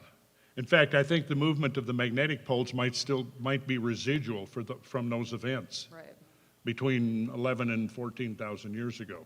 Because one of the things that happens when you suddenly, in a geological sense, remove literally trillions and trillions of tons of ice, is that the earth underneath it has been depressed several thousand feet, like under the thickest part of the dome of the ice sheet, which the latest estimates that I've seen puts the thickness of the ice at about 1 3/4 miles over the region of Hudson Bay. But in fact, if somebody is interested, I can show you slides of the isostatic rebound where you can see that Hudson Bay, once it was released from the ice mass, it began to rebound up probably close to 2,000 feet. And you can also see the elevated shorelines. And one of the things that you can see is that the higher shorelines have a greater distance between them because the isostatic uplift was faster in the early period, post-glacial period, and it's been slowing down. So as it slows down, it hasn't risen as much between each successive sea level. But what you do see, though, is because there are successive shorelines, which are called strand lines, what that tells us is because they're discrete and distinct, it almost looks, in fact, it's almost certain then that the rise of the land was not smooth and uniformly continuous. It was discontinuous. It rose in pulses. So it rose for a while, probably accompanied by seismic activity and earthquakes. It rose, stabilized for a long enough time for a shoreline to be etched, and then it rose again and again. And that looks like the model. Well, that sounds a lot like the Tibetan and the Colorado Plateau, how both of those plateaus have been like substantiated and not eroded for so long. Like there's like a lot of studies that you talked about uneven graduation of the land. Yeah. That the Tibetan Plateau is like almost directly under the Colorado Plateau, and those are some of the continuously flat, like not eroded lands in the U.S. The origin of the Colorado Plateau is not easy to explain because you've got within the framework of continental drift, it rose in the strata of Colorado Plateau is mostly level. That's why it's a plateau and not a mountain range. But then the erosion on the Colorado Plateau is extreme. I mean, Grand Canyon is one good example because Grand Canyon is the main discharge point for any water collecting on the plateau itself. And there's, the Colorado River is fed by the Little Colorado, it's fed by the Green River, it's fed by the San Juan River, and several other rivers that all contribute their catchment basins to the plateau. And when you go, I mean, I'm sure most of the people in here have toured the plateau to some extent. There's Grand Canyon, but you go north of here and there's Monument Valley, there's Valley of the Gods, there's Canyonlands, there's Capitol Reef, there's Arches. All of that stuff shows evidence of extreme erosion. And again, the old models, which are not really based on anything, precise evidence, mostly assumptions that it all happened very slowly. I don't think so. I think that I think what we have to look here at the model of Earth change that's emerging is one of periods of relatively calm, like we've experienced for the last 10,000 years, and those are interrupted by these short-lived catastrophic episodes in which most of the geological work takes place. And I think when we look up there at the erosion on the Colorado Plateau, that's what we're looking at. And I like to show comparisons between some of the erosional features, the canyons and the mesas and the buttes and things on the plateau compared to up in the, say, the scablands of eastern Washington, where at this point everybody pretty much in the geological community totally recognizes and acknowledges that those were very short-lived pulses of catastrophic change. So I say, wait a second, if you look at some of the mesas of the Southwest, and then you look at things like Steamboat Rock, and you look same size, same width, same height, but one took place, was eroded in probably a matter of a few weeks, and the other took hundreds of thousands or millions of years. But I don't necessarily think that's the end of the story there. So my last question was about the Bering Straits, obviously being that big land bridge. Yeah. What do you think about a lot of the indigenous elders that say that is not how they got here? What is your take on that? Well, there was an ice-free corridor, but because you had two great ice sheets over North America. You had the Laurentide, which is the big one, and if you want an analogy, compare it to the Antarctic ice sheet. Then on the western side of the continent, you had the Cordilleran, which was roughly about the size of the ice sheet that covers Greenland. So they both nucleated separately. So the Laurentide, the big one, started by two nucleation centers, one to the east and one to the west of Hudson Bay. Eventually they grew and they coalesced, they expanded, they grew on the eastern margin, they grew right down onto the continental shelf off of Nova Scotia and New Brunswick and Maine and the whole New England area up there. On the west coast, you had the Cordilleran that was growing over the mountains. It started up in the high valleys of the mountains of the Canadian Rockies, and then it grew out in the zones of accumulation are called cirques, and those cirques expanded and the ice flowed downhill, and then eventually it filled the valleys, and then it got up to about a mile thick, maybe even a little more. And it grew to the east and it grew to the west. As it grew to the east, it eventually met the Laurentide right there on the Rocky Mountain front in Alberta.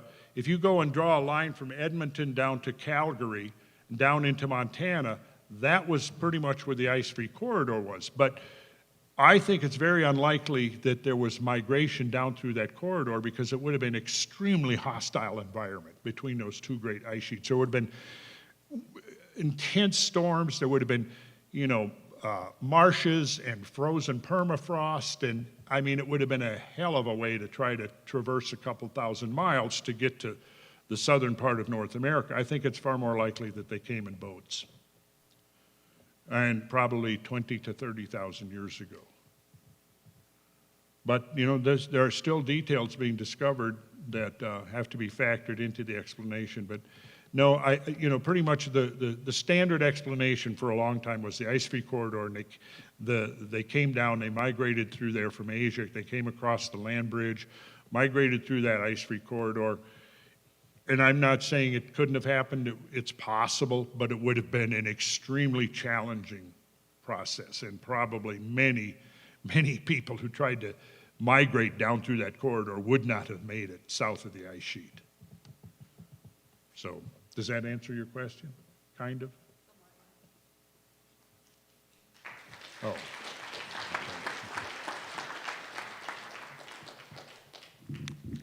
Okay, thank you everyone for the patience, and that Q&A was perfect before we get started to let more people get back in.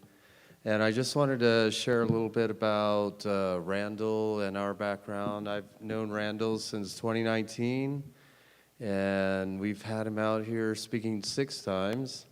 Is this number 6? No, this is actually number 8, but we've had you for 6 speaking engagements, and we had you twice out for the Sacred Geometry course, so that makes 8.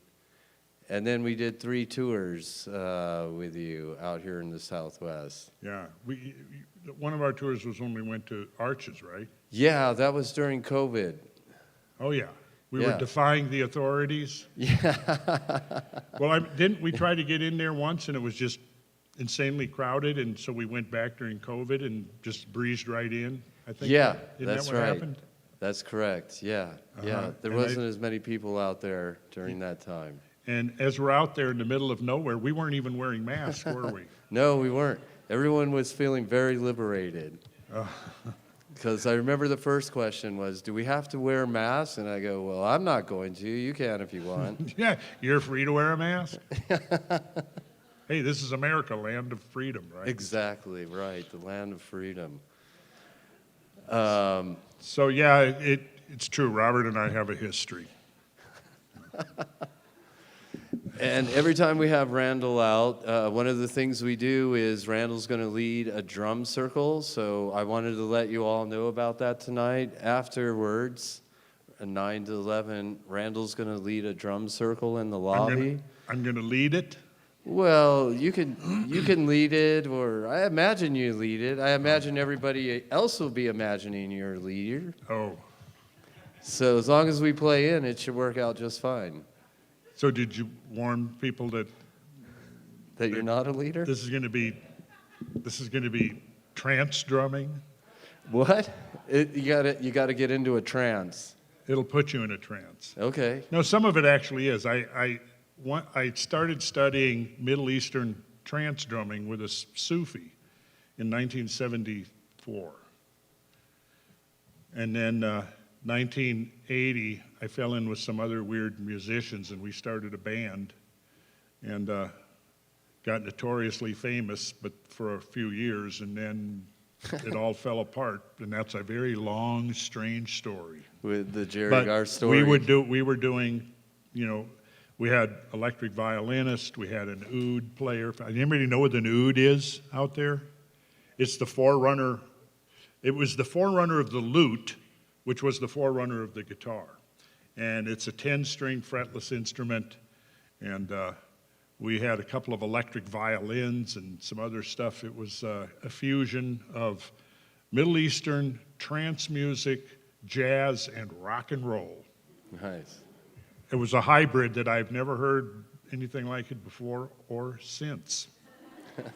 So I bet it's out there somewhere, though. Yeah. So yeah, we're going to do some drumming. And yeah, and the DJ will play some shamanic music. So I just wanted to give you guys that announcement because I forgot to make it earlier today. And the other announcement that I forgot to make earlier today was that there's an after party afterwards at the local apothecary. Is that how you say that? Apotheca, next to Synergy. It's on 89A, and it's right next to Dahl and DeLuca. So 11 to 1, the DJ will go over there, and for those who want to stay up late with Dan Richards, I'm sure he'll be there. I mentioned Robert. I think you've seen it, but to my knowledge, there's some videos floating around out there of our performances. But I realized when I was loading up here that I actually have a video recording of one of our concerts in 1982 on my laptop. Oh, okay. But I dare not play it because I would not be responsible for the consequences. No, actually, I think this audience could handle it. Yeah, I think they could handle it. Well, those are the two announcements. I'm going to turn it over to Randall so we don't delay him anymore. And everybody, Randall Carlson. Hey. Well, so I thought I'd start, and I got a bunch of things that we could talk about, but I thought I'd start with the idea of the master builders. I was am still really a third generation master builder.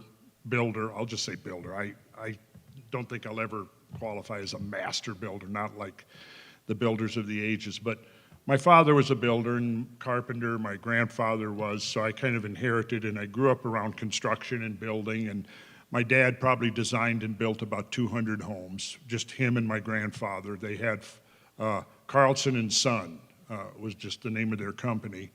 And so I was on building sites probably from the age of 7 or 8, 9 years old on, and I had never really planned on getting into construction because I was interested in all this other stuff. I took art classes, and I was interested in science, and I took 2 years of typing, I think, when I was like 9th and 10th grade, because I'm going to write books someday. So, but then I got out of high school in the late 60s and was kind of, wandering around wondering what to do. The times of the late 60s were very, people, it was very interesting. I know a lot of you were probably around then, it was just like, it was almost like there was just a stream of consciousness that was manifesting as people, primarily young people, just exploring all over the country. I mean, you'd go I hit, like, for example, hitchhiked thousands of miles around America, exploring and, visiting various communities. And, I got into about 20, 21, and I thought, I'm ready to settle down. I've been on the road for like 3 years, and I decided I need to do something legal for a change. And so I thought, well, I've got some carpentry skills, so I started getting into it. And the more I got into it, the more this is really fun. I like being outside. It requires some thought. It's not just like the whole craft of carpentry has gotten way dumbed down since like the days of my dad and my grandfather. But I was also interested in spiritual pursuits, and so I ended up following a Himalayan Swami and a Brahmin priest. And I studied with them for a couple of years, and it culminated in a retreat in the North Woods of Minnesota. And in this group, studying this yoga and meditation, there was an architect, and he was very much influenced by Buckminster Fuller. How many of you know Buckminster Fuller? Yeah, good, most of you. So and you remember probably Buckminster Fuller domes, the geodesic domes that were very popular back then until everybody realized it's almost impossible to keep them from leaking. Of course, they're much better now, my understanding is because of the new technologies and stuff. But anyways, so we bought this land up in northern Minnesota, and we decided we were going to hold a retreat up there.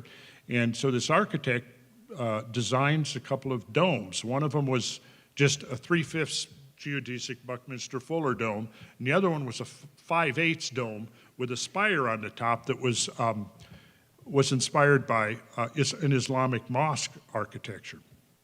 So myself and my 2 younger brothers sort of got drafted to be lead carpenters on this thing, and I remember having to figure out and calculate the geometry of how to integrate the struts and the angles that you had to cut to fit them all together, because everything was pre-cut. And I thought, this is really cool, this is fun, because you had to think things through. It was challenging. So we built these 2 domes, and then the one which was called the Bindu dome, because the Bindu was the point of the ultimate singularity, the point of light from which all creation emanated. And that was the symbolism here, because the top of the dome converged into this point. So then it was an unusual structure, and then a year later, in 1973, it came out, this large format book came out, like literally like this big, and it was called Shelter. And in this book, Shelter, the theme of the book was how architecture was the interface between humans and the environment. So they covered everything from yurts up to Gothic cathedrals to Greek temples, everything in between. And that was the very first. So when that book was published, important point, they featured this dome that we built. It was a featured project, the Bindu dome. So it had a whole page, and it had some nice big photographs in there. And it was my little brother, who's still my partner in business, and he was, I think, 17 years old at the time, and he's up there lead carpenter, and he's got his tool belt on. And so I had to buy the book. I did. And then as I started getting into it, I started realizing, God, this is amazing thing here. They described, the design of a Gothic vault. It was the first place I had ever heard of the divine proportion. They talked about that in the book and how it had been used by different cultures in art and architecture and so on, but mostly architecture. And I just got so fascinated, I launched a study that's still going on today. I'm still learning more things about the geometry. But I got really interested in this whole legacy of this architecture. And as I got more into it, as the years went by in the 70s, I discovered in my readings the references to the Freemasons who built the great Gothic cathedrals. And I got very interested in that and realized that as I studied the history, well, they had this legacy of this knowledge, this incredible knowledge, because a Gothic vault is very different from all the architecture that came before it. It's actually under tension. And I wish I had a ruler with me now, because I usually use a piece of wood to show what the effects of tension are compared to simple compression. like all your earlier Romanesque architecture was mostly compression, which is just, it's like this. Tension is like this, see? So if you just think of an instrument. Obviously, if you're going to play a stringed instrument, those strings have to be under tension, right? Or they don't vibrate with any kind of a discernible frequency. They're just dead. Well, a Gothic, the vault of the Oana Ghiocel vault, it's called, in a Gothic cathedral, is under tension. And as I learned more about it, I learned that the mortar that they used was as strong as the rock itself, so that the whole vault could act as a unified structural system. And the reason I like to have a piece of flexible wood or metal is that if you take it and you bend it like this, if you can visualize, you're bending it like this, it's under tension. And if you let it go, like at the bottom, it springs up. And this is the forces that manifest in a Gothic vault are wanting to do that. And that's, if you look at the outer structure, well, you can't see it on this, but you will see it in subsequent slides. The flying buttress comes up, and it literally is there to hold they call it, in fact, the spring point, the point where the arch wants to spring up like this. And if you look at the pillars that hold it, there are literally almost spacings that are like the frets on a guitar. And as I learned about it, I realized, well, this is a musical instrument. And it is, it's a musical instrument. And, and within the chamber, the idea is when the chants and so forth are being recited in the chambers, there's a type of resonance that happens in this chamber. And it's not only the acoustic properties, it's also the properties of light, because if you compare pictures of an old Romanesque church, it's very dark, the columns are extremely heavy, windows are very small. You look at a Gothic, it's open, it's light, and they've filled these expanses of open space with these incredible stained glass windows. And then as I learned more about it, I go, some of these cathedrals took 150 years to build, and you would have multiple generations of families, for example, might be working on one stained glass window. Or you look at the sculptural programs, which are just these incredible detailed sculptures, and we don't know we don't know at all. Who were the artisans who did this? It was a mystery. And I just really had to find out more about that. And every time the more I read, the name Freemasons kept coming up and coming up. Well, the Freemasons, they're an organization, they exist today, right? Are these the same Freemasons that were designing and building these Gothic cathedrals? Well, I didn't know the answer to that back then, but I decided that I wanted to find out, and I just, around that time, 1978, we're at now, I met a Freemason, and I asked him about this. I said, he said, well, these are things you need to join the craft. And I said, well, how do I join the craft? And he said, well, this is how you do it. You ask, how do I join the craft? That's how it starts. I said, okay, well, I'd like to. And he said, well, you got to have 2 Masons in good standing who are going to vouch for you and sign your petition. You have to fill out a petition, submit it, and you have to have 2 Masons in good standing. He said, I can introduce you to a Masonic friend of mine, which he then did. And it turned out that this Masonic friend was writing a book on catastrophism and the Great Pyramid, and potentially the Great Pyramid. So I befriended him, got to know him. He's long gone now, but so that sort of started, these 2 things started weaving in together. But he signed my petition. I eventually entered the craft. I think I met those guys in 77 because I joined the craft in 78. And I went in there and I realized that there was just this tremendous treasure trove of knowledge sitting like this big treasure chest full of riches of knowledge, and nobody was really paying attention to it. It was all good brothers, and they were there for the fellowship and for the charity and this and that, but only a few of them were really interested in what it was really about, which was the mysteries.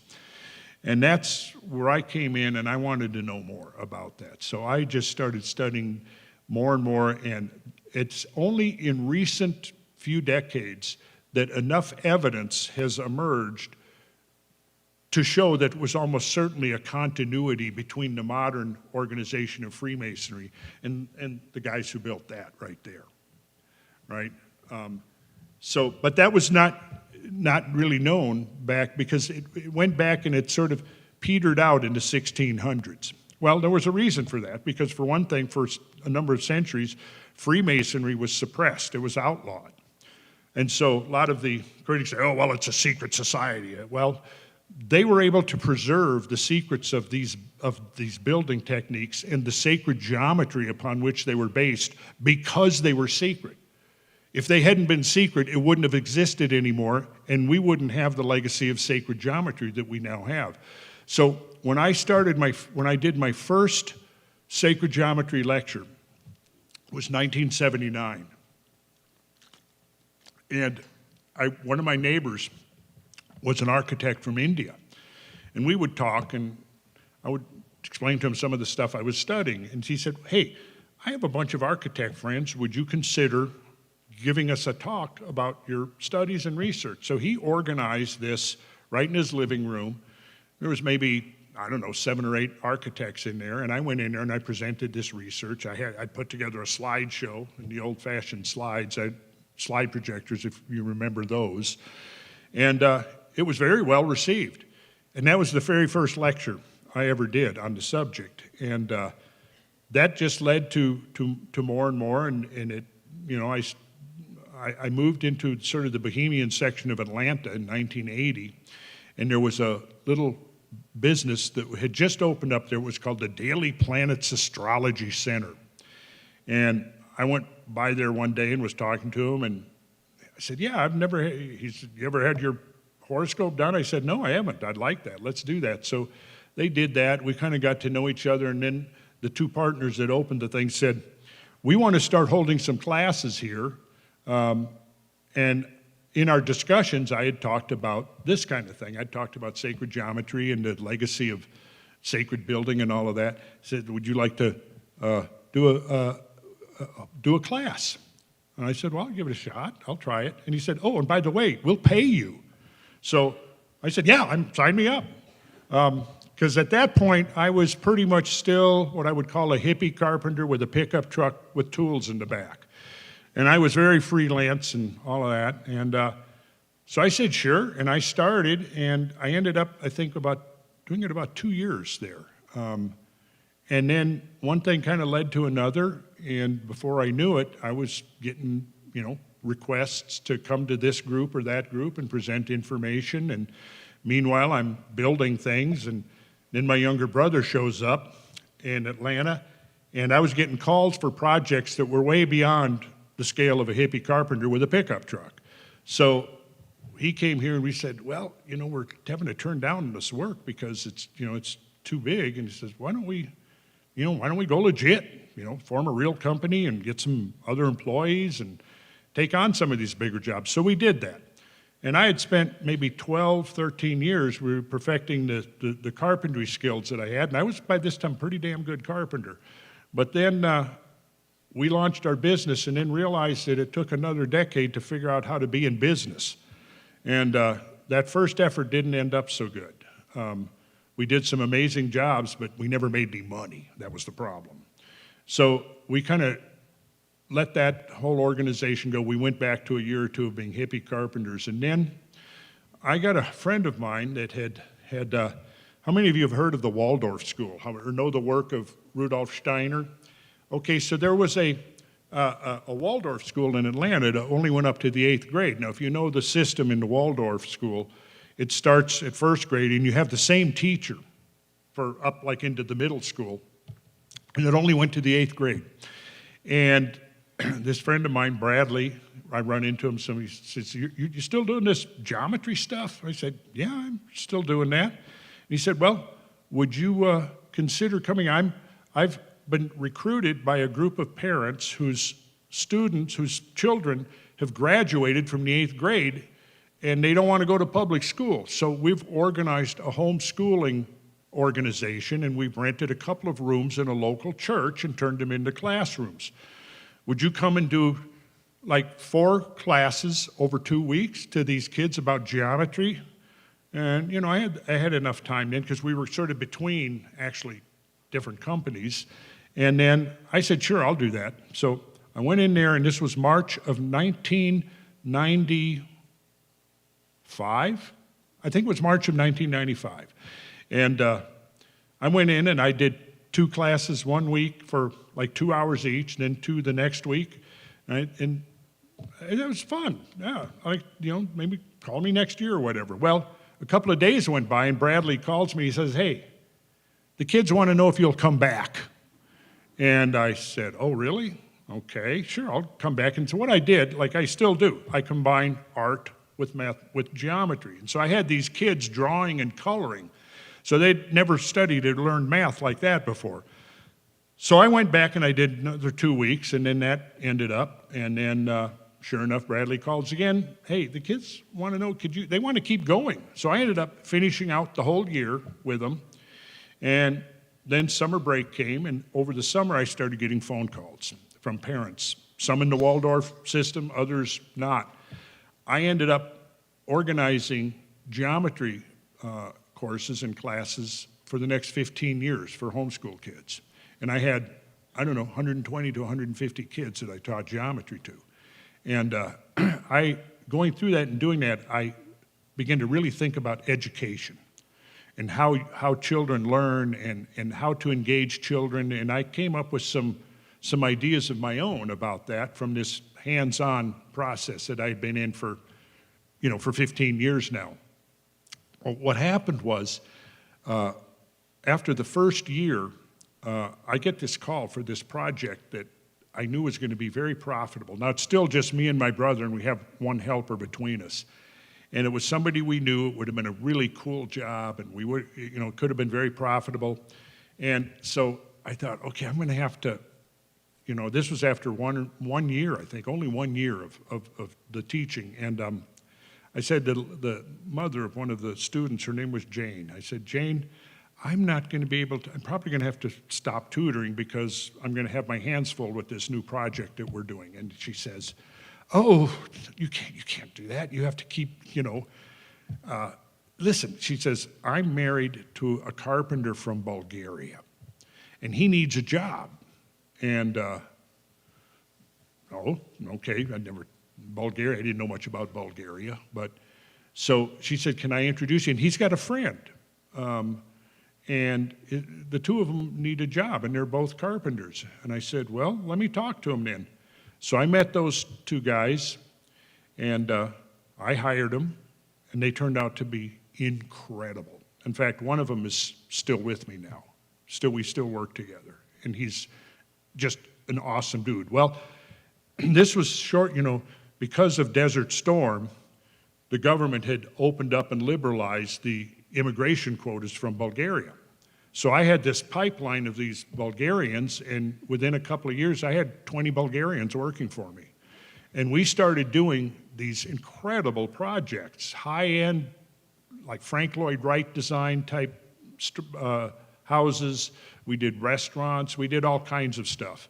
And then when the real estate market collapsed between 2009 and 2011, we went for a year. We had 2 great projects lined up based on the equity value of the owner's properties, and the equity evaporated, and so did the potential contract. So we found ourselves right back with only me and my brother and one helper between us, and going from prosperity to poverty, and that was very stressful.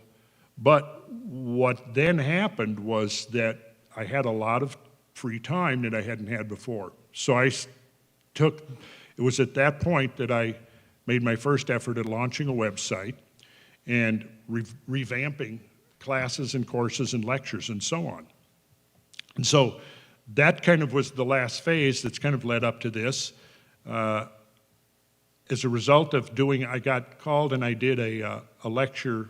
I did a presentation at a Dragon Con, I think it was 2010, and Graham Hancock was there. And we found ourselves on a panel together with about 3 or 4 other people on the panel, and a lot of the folks on the other people on this panel were saying stuff. Then I noticed Graham kept looking at me, and I'd look at Graham like, Graham was like, that's nuts, you know. So at the end of it, we kind of realized we were, you know, we kind of had this meeting of the minds, and we connected and became friends at that point. And then Graham went on Joe Rogan, and they're talking about all of this stuff, and I think this is 2016, and then Graham tells Joe that, yeah, you need to get this guy Randall Carlson on there.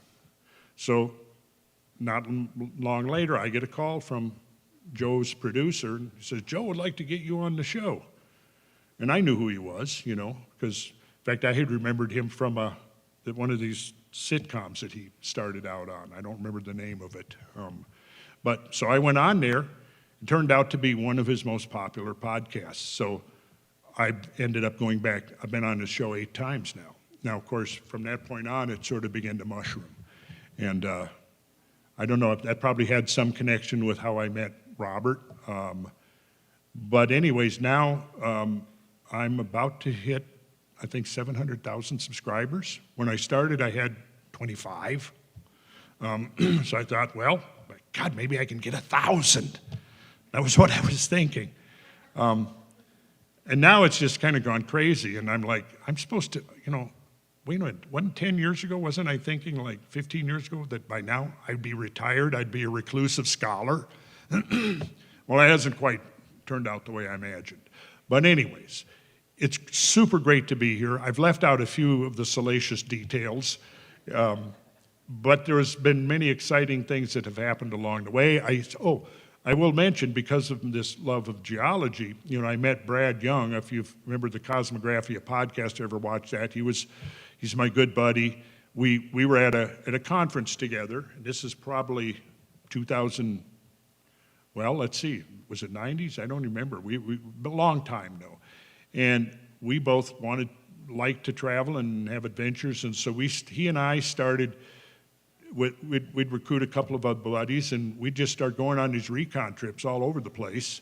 I went to, I went to Central America, I went to Europe, I went to Egypt, I went to, we explored all over the United States. We went up into Canada, and, we would document this along the way. And then when we were in Canada one year, I was going up to, in fact, we were talking about the ice-free corridor.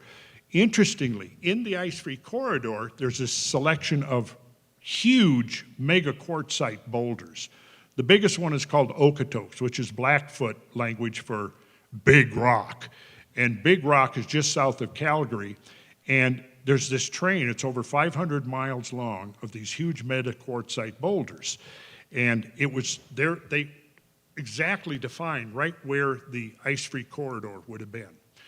And I wanted to know more about this, and so we went up there one year. I think this was 1999. We went up there and traveled up, and by this time I had learned that these metaquartzite boulders, which are in this long train all the way down to Montana, the bizarre part of it was that here you have an 18,000-ton boulder, and it's sitting on the Rocky Mountain front in Alberta on the eastern side of the Continental Divide. But the rock source was on the western side of the Continental Divide.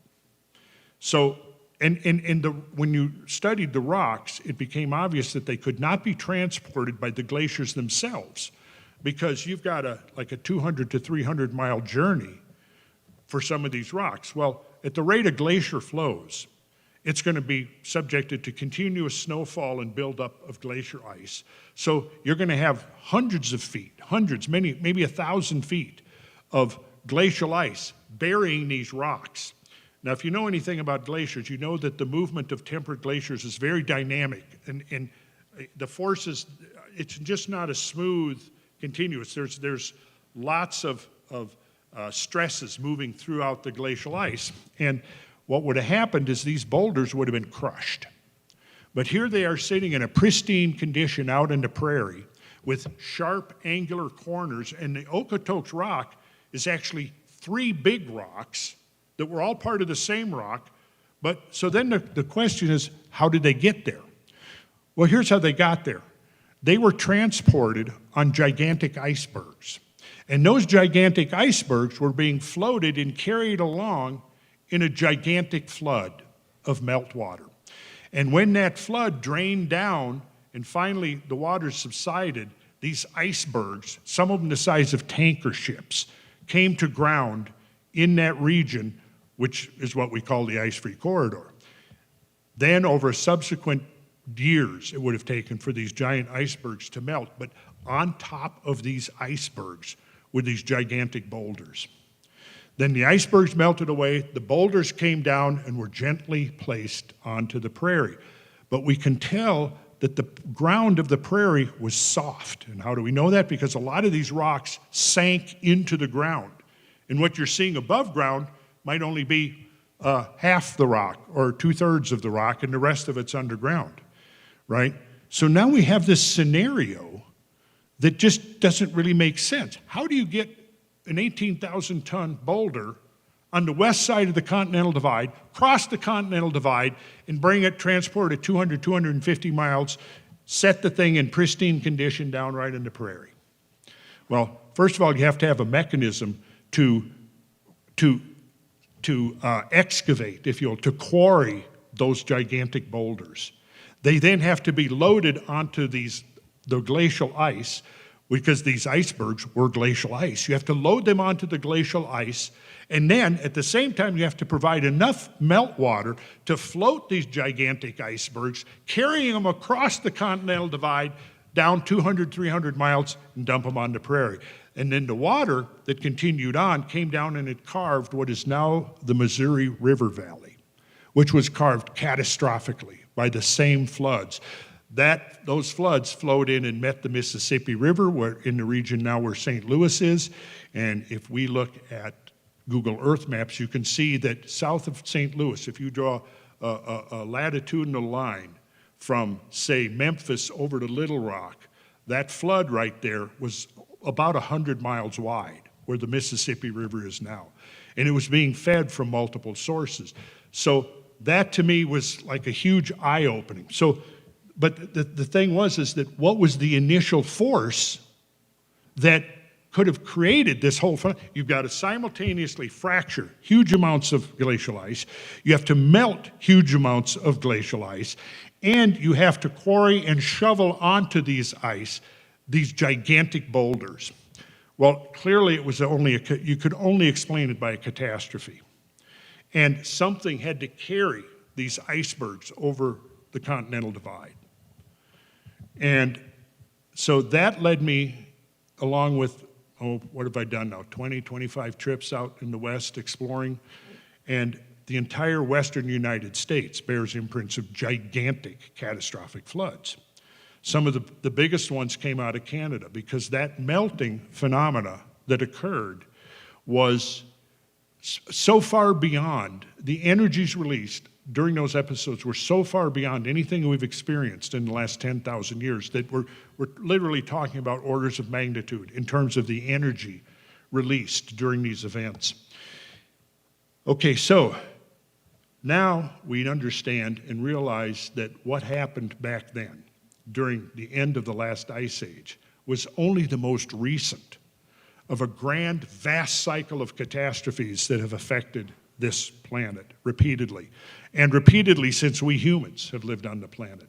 Our ancestors somehow successfully coped with catastrophes that are almost inconceivable in their scale.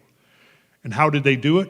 I don't exactly know yet. But they did it because if they didn't successfully survive these events, we wouldn't be here now, okay?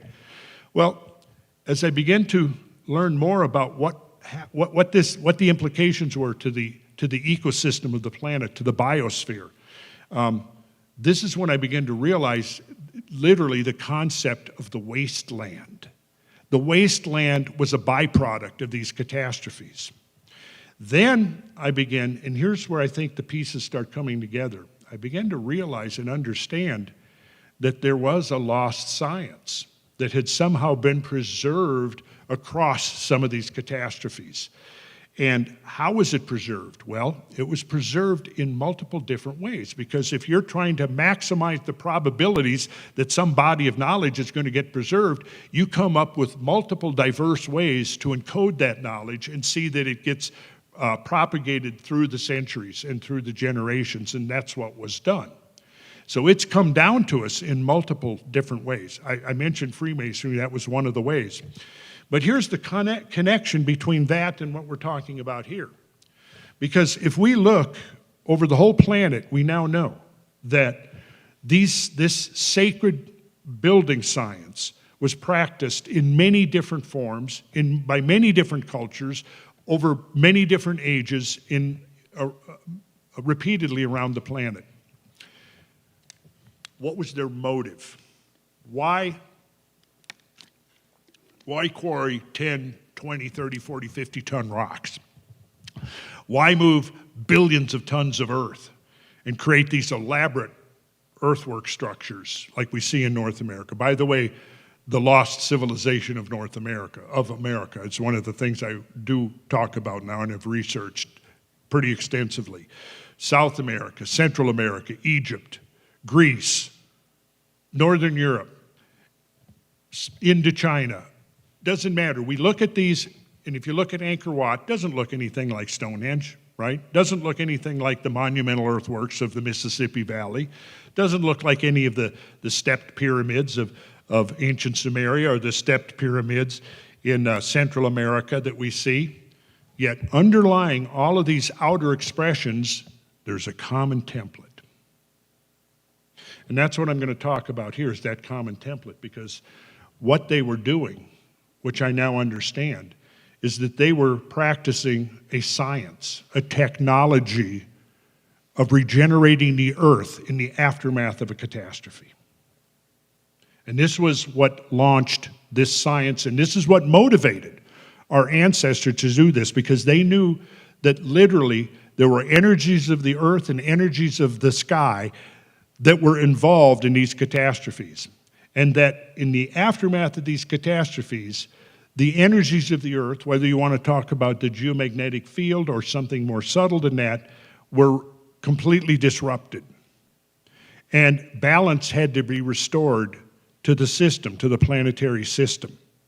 And when you look at all of the components of the ancient building, the sacred building, this is what you begin to see over and over again in the pattern. And so let's look at some of that. And I'm going to stand up here because, darn, this stool is tarred. And we don't want a catastrophe up here on stage.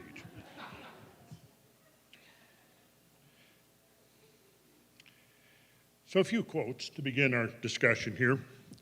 Through wisdom is a house builded, and by understanding it is established, and by knowledge shall the chambers be filled with all precious and pleasant riches.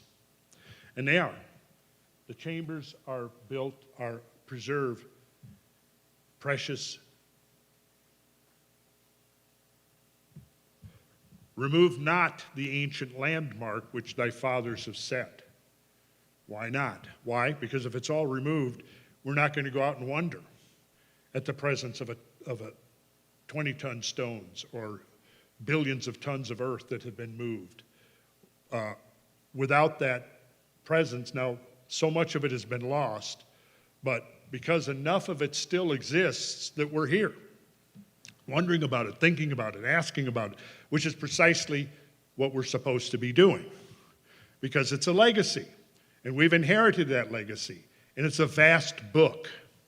And there's two great vast books. One is that, see, we're in this privileged position now because even a few generations ago, we didn't have the diverse knowledge base that we have now that allows us to integrate and connect these dots and see these similarities, right? That it's all part of one system. And that one system has been practiced over the whole world, and from time to time we can go back to 5,000 years, and much longer than that. The work now that's just come out by Alberto Donini, the Italian engineer, we can maybe get into that if we have some time, or maybe I could do a bonus presentation tomorrow. He's used the relative erosion method to study the erosion on the base of the Great Pyramid of Khufu. And he's concluded that it's probably at least 25,000 years old. And I've studied deeply into rock erosion, particularly limestone erosion, and I think his work is robust, and it's probably right on. And it's consistent with work like on the Sphinx that suggests that the Sphinx is much older. Robert Schoch, I'm sure you all know his work well. But there's a lot more now we're finding out. Göbekli Tepe and others, we're finding out more and more that there are remnants of prehistoric structures that were built by people who were obviously highly motivated. And that to me was one of the things that it seems mainstream it was a ceremonial purpose or it was a religious purpose, but it never goes beyond that. Well, what about this? Maybe it was a scientific purpose. Maybe what we're seeing when we look at all these remnants scattered around the world are the pieces and the parts, the remains of an ancient technology that was employed for the purpose of restoring the earth under various conditions of extreme catastrophe. And when you begin to think in that context, yes, now that doesn't in any way to say technology. People, technology, and they start immediately thinking machines, and but I think it was all spiritual, a spiritual purpose. And I say, absolutely it was a spiritual purpose. Because what we're understanding now is that the universe is made up of degrees of energy and matter in various states of condensation, of solidity.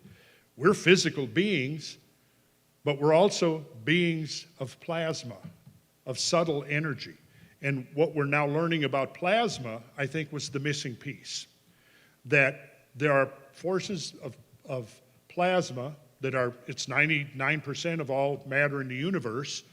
And I think that we're sort of in a position now, perhaps even realizing that we can scientifically demonstrate the existence of the soul. And it may be connected directly with some of the subtle properties and characteristics of plasma, which in very curious ways seems to generate coherent structures. And one of the things that I've learned only within the last 5 to 10 years is that there are certain frequencies that cause plasma to spontaneously cohere into geometric forms. And those geometric forms are oftentimes reproductions of what we're learning from sacred geometry, and the frequencies, the numbers of those frequencies are the numbers, the sacred cosmological numbers that we've inherited from thousands of years ago. They appear in the Bible, they appear in the Vedas, they appear in the Mayan traditions over and over again, the same numbers. They appear in the Sumerian king lists, numerous places. We find those embedded in the sacred architecture all over the world. I can show you that the same geometry patterns that are underlying Angkor Wat underlie the great monumental earthworks of the Mississippi Valley. They were working from the same tradition, oftentimes at the same time, right? So here you have this principle now that frequency can cause plasma to spontaneously self-organize into these coherent systems. And in some of the respects now, what scientists who are looking at this are discovering is that they exist traits of living things and intelligence. If you'd like to, I'll recommend a book by Robert Temple. Maybe some of you have read it. A New Science of the Heavens. A New Science of the Heavens. And he gets into talking in there about the connection of how plasma physics and our understanding of plasma may be reconnecting us with some of the great spiritual traditions of humankind on this planet. But it goes more than that, because I think that the master builders of old understood using frequencies to perhaps quarry and move. We heard some of the stuff today. The Vajra, how many of you know what the Vajra is? The supreme instrument of cosmic power that was wielded by Indra, the god Indra. I met somebody today whose name is Indra. Yeah, are you here, Indra? All right. Awesome, man. The Vajra, wielded by the god Indra. And it passed from India into Persia, and and became the instrument wielded by Mitra. And from there it passed through Zoroastrianism, eventually made its way to Greece and Rome. And we see Zeus wielding the thunderbolt, which is just that version, that cultural version of the Vajra. And it made its way to Rome and became the instrument wielded by Mithras. Let's see, are you here? I've been talking, yeah. He and I have had some very interesting conversations. He's been studying into the Mithraic tradition. The Mithraic tradition is an incredible repository of symbolism. It was the prime competitor to early Christianity. For some reason it lost out, but the whole Mithraic tradition is just suffused with this incredibly rich symbolism. And I think at the core of this is this idea of the Vajra, the idea of the thunderbolt. And there is now testing going around in laboratories and in garages of backyard mechanics, testing devices that are concentrating and using coherent plasmas. And the results are quite outstanding. And if anybody wants to, I would recommend going to a site called Alchemical Science, if you want to learn more, run by Jordan Collin out of Australia. And he has put together a whole series of videos where he's describing at least one manifestation of and application of plasma and plasma-based technology. And read Robert Temple's book. Robert Temple, you may remember, was the man who wrote the Sirius Mystery back in the 80s. Remember that? So let's go on. Famous quote by Arthur C. Clarke.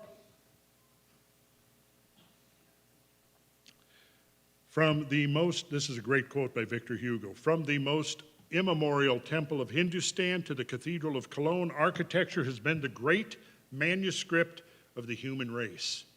This is true to such a degree that not only every religious symbol, but every human thought has its page and its memorial in that vast book.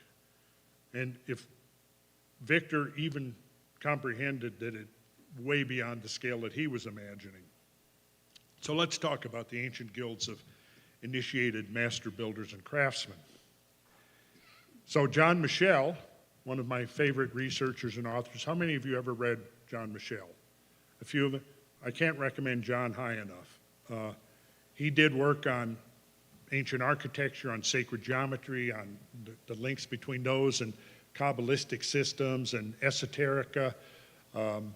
Really rich stuff. I discovered his work in the early 70s, 73, 74, and was blown away by it.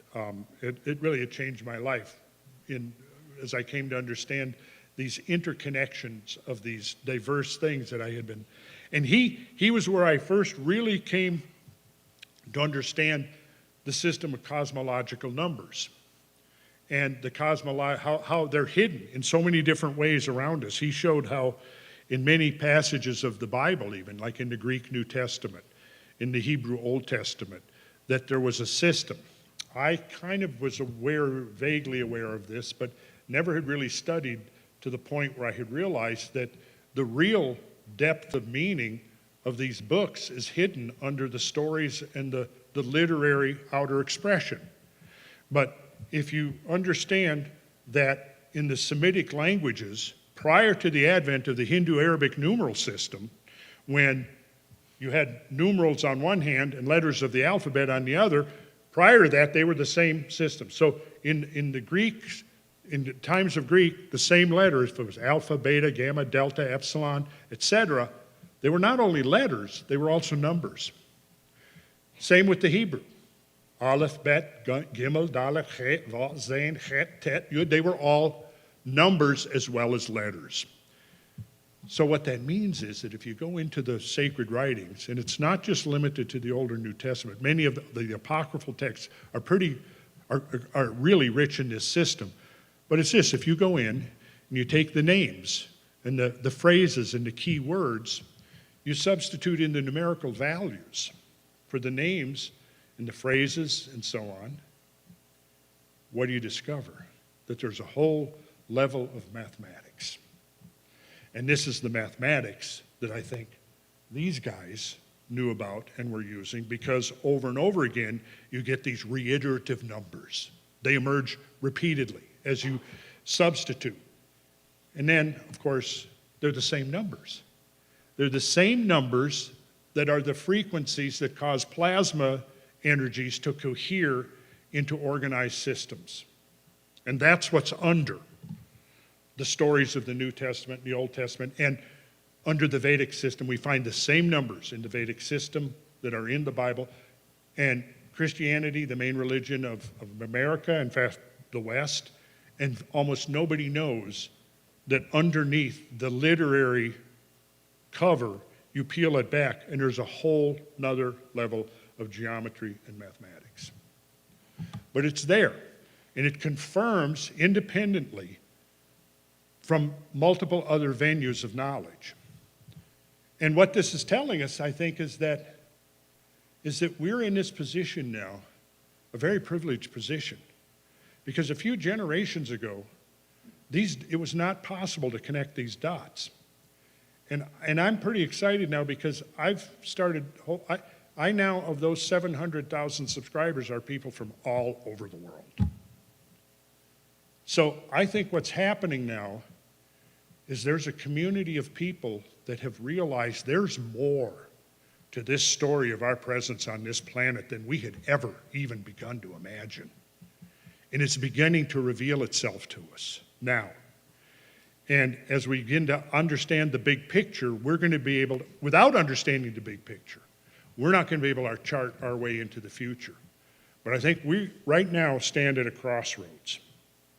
And where the future of humanity goes, which direction, depends on what we hear, what we do here now, and what the young generations coming up, what they do here now. And I'm optimistic, but it's going to be very challenging because there are forces that want to keep us in the dark, want to keep us enslaved to authoritarian systems, that want to suppress free speech and free thought. But we're all, I'm thinking, one of the things everybody here has in common is we're all free thinkers. We're all open. We're all curious. We all know instinctively there's more to the story. And so I think we've got a huge challenge in front of us. We've got a tremendous responsibility to do what we need to do to preserve this knowledge and perpetuate this knowledge, just like ancestors of ours before have done, sometimes at great cost to themselves. Think of Giordano Bruno, think of Jacques de Molay, think of many others that that were imprisoned, were tortured, were burned at the stake for the crime of being free thinkers, for perpetuating ideas outside the acceptable boundaries of thought. The iconoclasts, those who dared to question the prevailing narratives of the time. But I think it's to the point now where it's getting harder and harder for the forces of darkness to keep the truth from emerging. And we discovered that there's so much, that the human story on this planet is so much deeper and so much more complex than we were taught in school. We were taught in our religious institutions. That, and I think it's an incredibly exciting time to be alive. In fact, I wish every chair in this auditorium was filled. But it's going to happen, I think, because the forces of darkness are pushing us to the point where many people are going, okay, this is not the route we want to go down. We do not want a world of perpetual war and conflict based upon contrived narratives. We don't want that, and we don't need that. And I don't think we're going to have it, because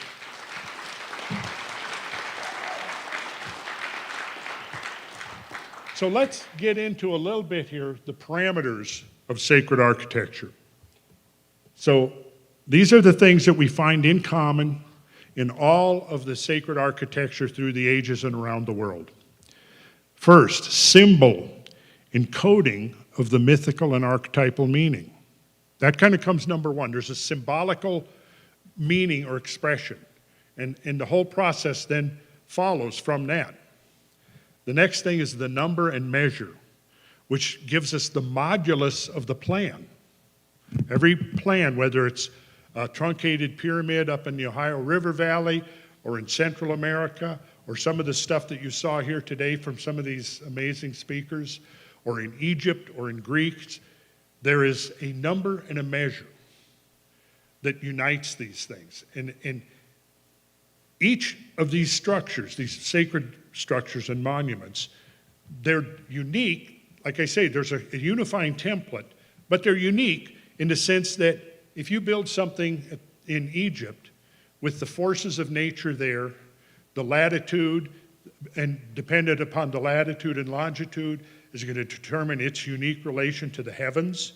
That's all taken into account. So each place has its own unique number and its own unique measure. So I like to show people how you can look at, for example, Greek temples or Gothic cathedrals and see that there is a relationship between the placing of them on the earth, the size of them, the proportions of them, and its position on the earth relative to its latitude, which determines its relationship to the sun, to the moon, the plane of the ecliptic, and the stars.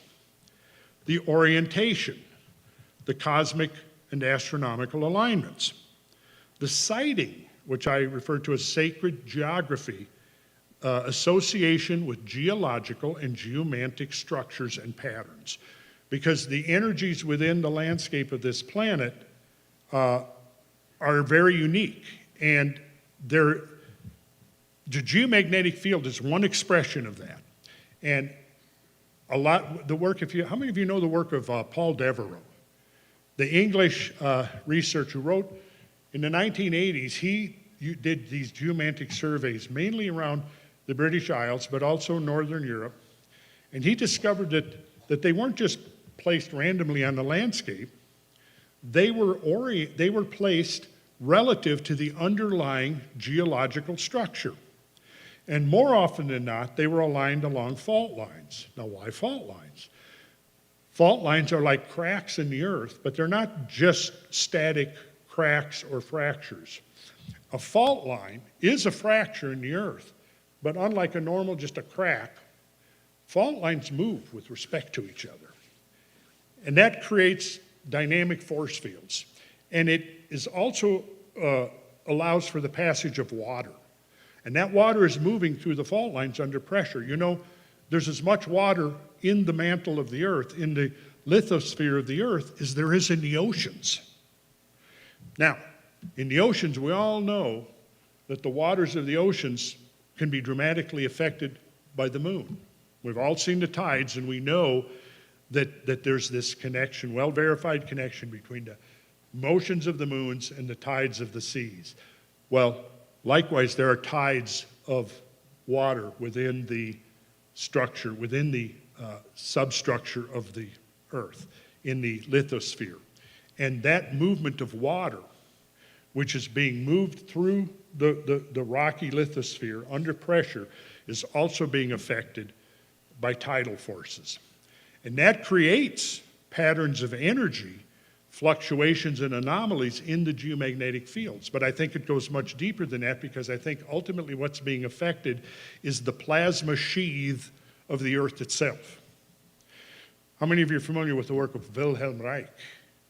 Some of you, yes. He was I think somebody mentioned him in one of the, yes, right. So Wilhelm Reich discovered what he called the orgone energy. And he built devices, chambers, which were based upon layering of organic and inorganic material. And when he had the materials arranged in the precise manner, he discovered that it accumulated a type of subtle energy in its inner chamber, right? And that energy had healing properties. And what's your name again? Harvey, yeah, Harvey. So Harvey was talking about this when he came up to the microphone last night, and he was mentioning how one of the two things, I don't know if you mentioned the orgone accumulator, but you did mention the cloudbuster, right? So cloudbuster was an invention of Wilhelm's, and he discovered that he could gently massage the atmosphere and he could break droughts.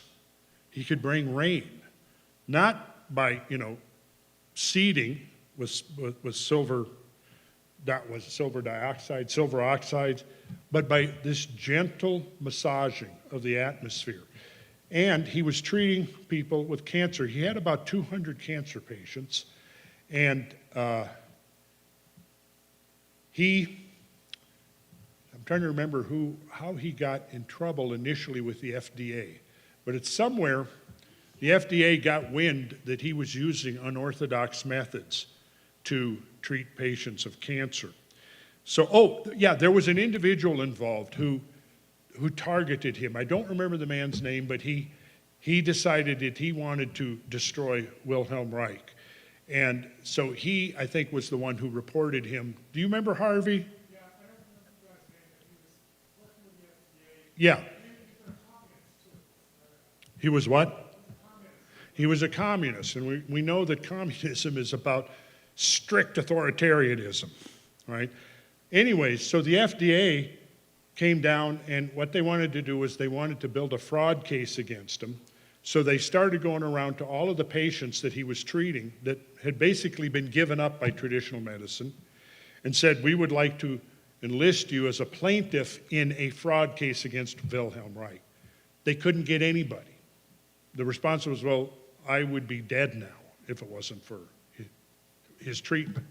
So what they finally did was and if I leave out an important detail or I miss it, let me know, Harvey. What they then did was gave him an order to cease and desist, which he then wrote a letter to the circuit court and said he wanted to be judged not by a bunch of bureaucrats, but by his scientific peers. And they then declared that was contempt of court, which gave the FDA the license to come out and destroy his laboratory. They went in there with sledgehammers and smashed all of his equipment and loaded like 2 truckloads of his notes and papers and things to an incinerator and burned them. And they took Wilhelm and put him in federal prison. And there is a book written by, Harvey, did you ever read the Book of Dreams by Peter, his son? Yeah. You remember his son talks about how the day before he was to be released, he went in to visit his father, and his father said, they're not going to let me out alive. And the next day, when he was due to be released, he was found dead in his cell. And that setback, there was some doctors, other doctors that said his work with the orgone energy could be the greatest medical breakthrough of our time. So even back then in the 1950s, it was 1957, wasn't it? 57, yeah. That was a tremendous loss.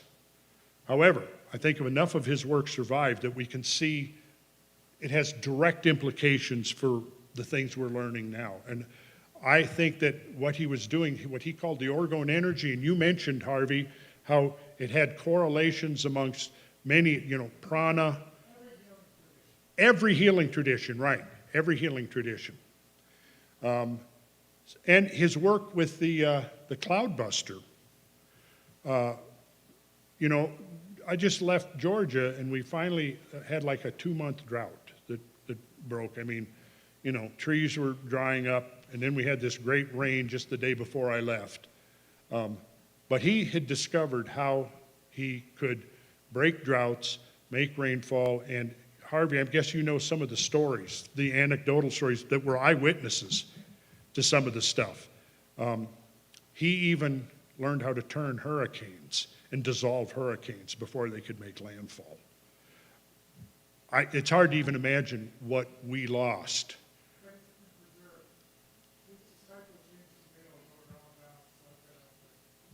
Yeah, that's awesome. So Harvey is just telling me that his work has been preserved? Yeah. And I know somebody, I didn't know him, I know his widow up in North Georgia. Christopher Bird. Are you familiar with Christopher Bird?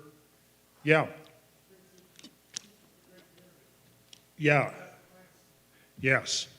So he wrote with Peter Tompkins, The Secret Life of Plants, and others. So she has a collection of Christopher Bird's work, which is extensive on Wilhelm Reich.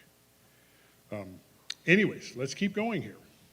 So we have sighting, sacred geometry, association with geological and geomantic structures and patterns, and then the sacred geometry, harmonic design, form, pattern, and dynamic symmetry, and finally alchemy, which is the preparation and processing of the raw materials. Now, Harvey, you're probably aware of this. In the building of the monumental earthworks and mounds, there's layering of organic and inorganic materials. Exactly the kind of structure that Wilhelm discovered in his building of the orgone accumulator.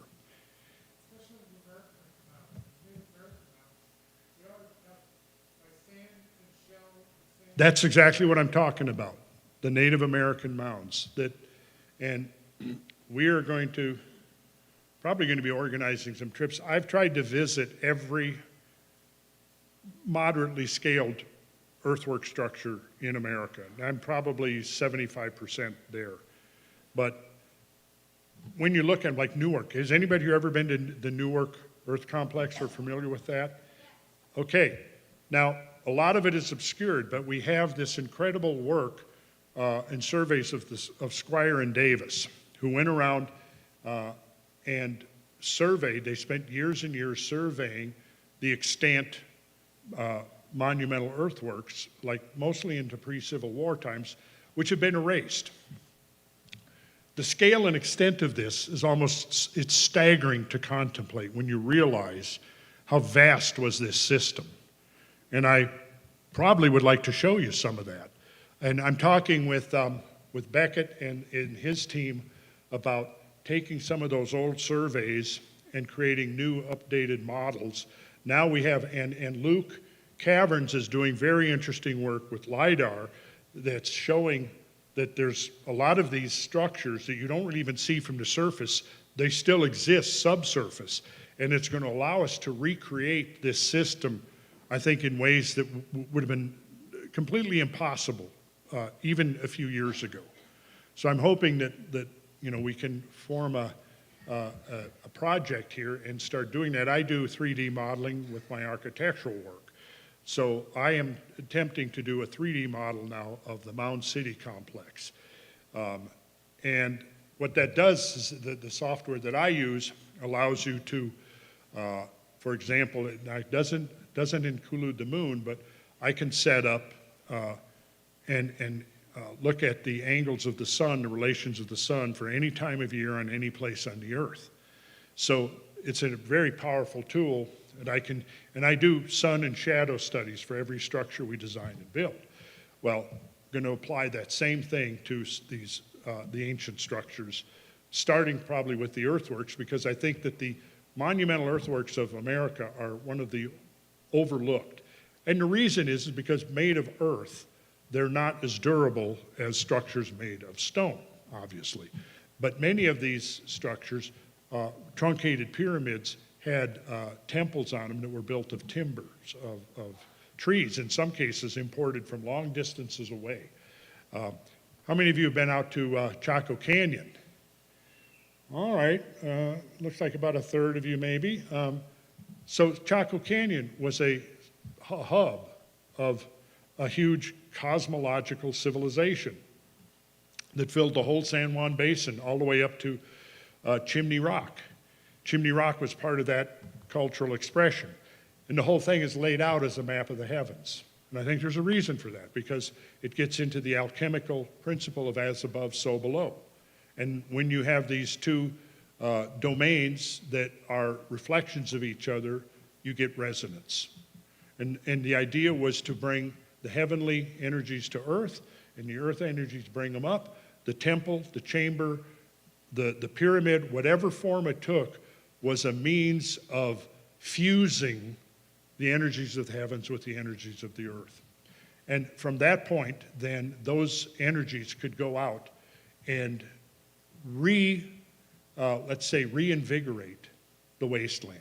And that's the central secret of the whole Grail, the Grail mythos, is that it comes in the aftermath of a great catastrophe that lays the land to waste and causes the king to fall into a great sickness or a wound that never heals. And when the various, whether it's Galahad or Percival or whoever it is in the various stories goes out and recovers the Grail is the antidote. The Grail is what brings the wasteland back to life in the stories. It also revives the ailing king. There's also versions of the story, earlier versions, where it might be the queen who's ailing. But the point is, I think, of the Grail is that the Grail is a symbol. It's an antidote for not only what heals the wasteland, but to heal the wasteland, but also to heal humanity. And it's the same principle, the same force.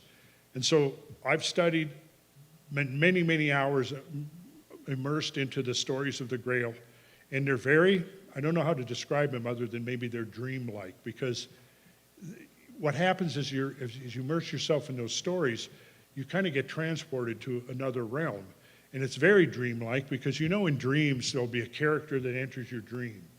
And it's somebody you know or recognize or whatever, and then suddenly they transform and they're somebody else completely different. You've had that, right? In your dream, everybody's had that. So you have this kind of feelings that you get, this sense when you immerse yourself into the Grail stories, that they're very dreamlike.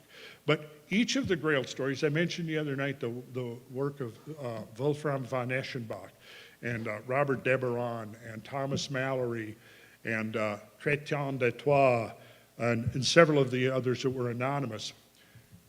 There's been great confusion, particularly amongst academics, like, how do we make sense of this? Because in one case, it's a chalice, right? It's described as a chalice. But in another case, it's described as a plate. And in another case, it's described as a disembodied head. And it goes on. There's multiple incarnations of the Grail, and trying to make sense out of it until you realize that each of these authors is describing a distinct part of the ancient technology. And the Grail stories, which were set down over a 50-year period from about 1175 AD to about 1225, right in there, same time as the Cathars, the Troubadours, the Albigensians, the Kabbalistic schools in Spain, the Tarot deck emerged out of that same milieu. There was just the Templars, the Freemasons, and the building of the Gothic cathedrals. It was an incredible time of cultural expression, and all of these things coming together. And when you begin to understand and appreciate the scale of the Gothic phenomena, you're talking about 80 great cathedrals on the scale of Chartres and Reims and Amiens and Sens and Leon and Rouen and Bourget and on, about 80 of them. And if you haven't, get your ass over to Europe and tour some of these cathedrals, and you will be awestruck when you look at the programs of sculpture and stained glass and the amazing engineering that had to take place, then realizing that these cathedrals are not randomly placed. In fact, every one was placed upon sites of much older ancient sanctity that reached deep into the pagan times. And basically, they were taken over, and the cathedrals were built like you can go to Chartres Cathedral. Here's interesting. You walk in, there's a labyrinth in Chartres, right? You walk in the front door, these great big front doors, which are based upon the root 3 rectangle. You walk in those doors, and as you stand at the sill there, in front of you is this big labyrinth. And behind you, above you, is the great rose window, right, with its 12-fold geometry. Well, if you hinge the facade of Gothic Cathedral, of Chartres Cathedral, and you hinge it down, the rose window is the same size as the labyrinth, and it juxtaposes exactly on top of the labyrinth, right? The labyrinth represents the cosmic journey. And when you put that labyrinth onto the great rose window that represents the heavens and the 12 signs of the zodiac, it's marking out a cosmic journey. Underneath is the crypt. And down in the vault, under the crypt, in the crypt, there's a deep well shaft. And at the bottom of that well shaft, and I have photographs of it, you see the water table, right? If you're standing at the labyrinth, the water table is the same distance below your feet as the arch of the ogival vault is over your head.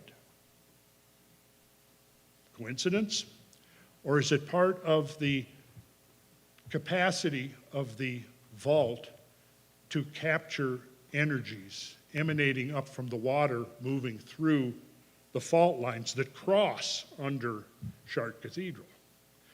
See, they were not only astronomers, they were also geologists. They were geometricians. They were symbolists. And all of these things came together. And all of these criteria that you see here, these parameters, you find them present in every sacred complex or temple around the planet going back for thousands of years. That's why I say that there was a consistent template that they were all working from. Now, if that's true, then it raises this question. What was the origin of that template? Where did it come from? Where was the legacy that gave this to humanity? And I don't know the answer to that. I have some suspicions, but I don't know. But clearly, you can't dismiss this as coincidence. And the mainstream tries to do that. So here's just another way of displaying the parameters: symbol, number and measure, geomantic survey, omphalos. What is omphalos? The sacred center. And that is found by someone who can map the energies of the earth. How many of you know what dowsing is? Oh, a lot of you. Anybody you ever done any dowsing or seen dowsers at work? What's that? He has a dowsing rod in his truck. Okay, it's real. Dowsers can detect subtle energies in the landscape, particularly associated primarily with water, especially moving water, and also different types of minerals and ores and so on.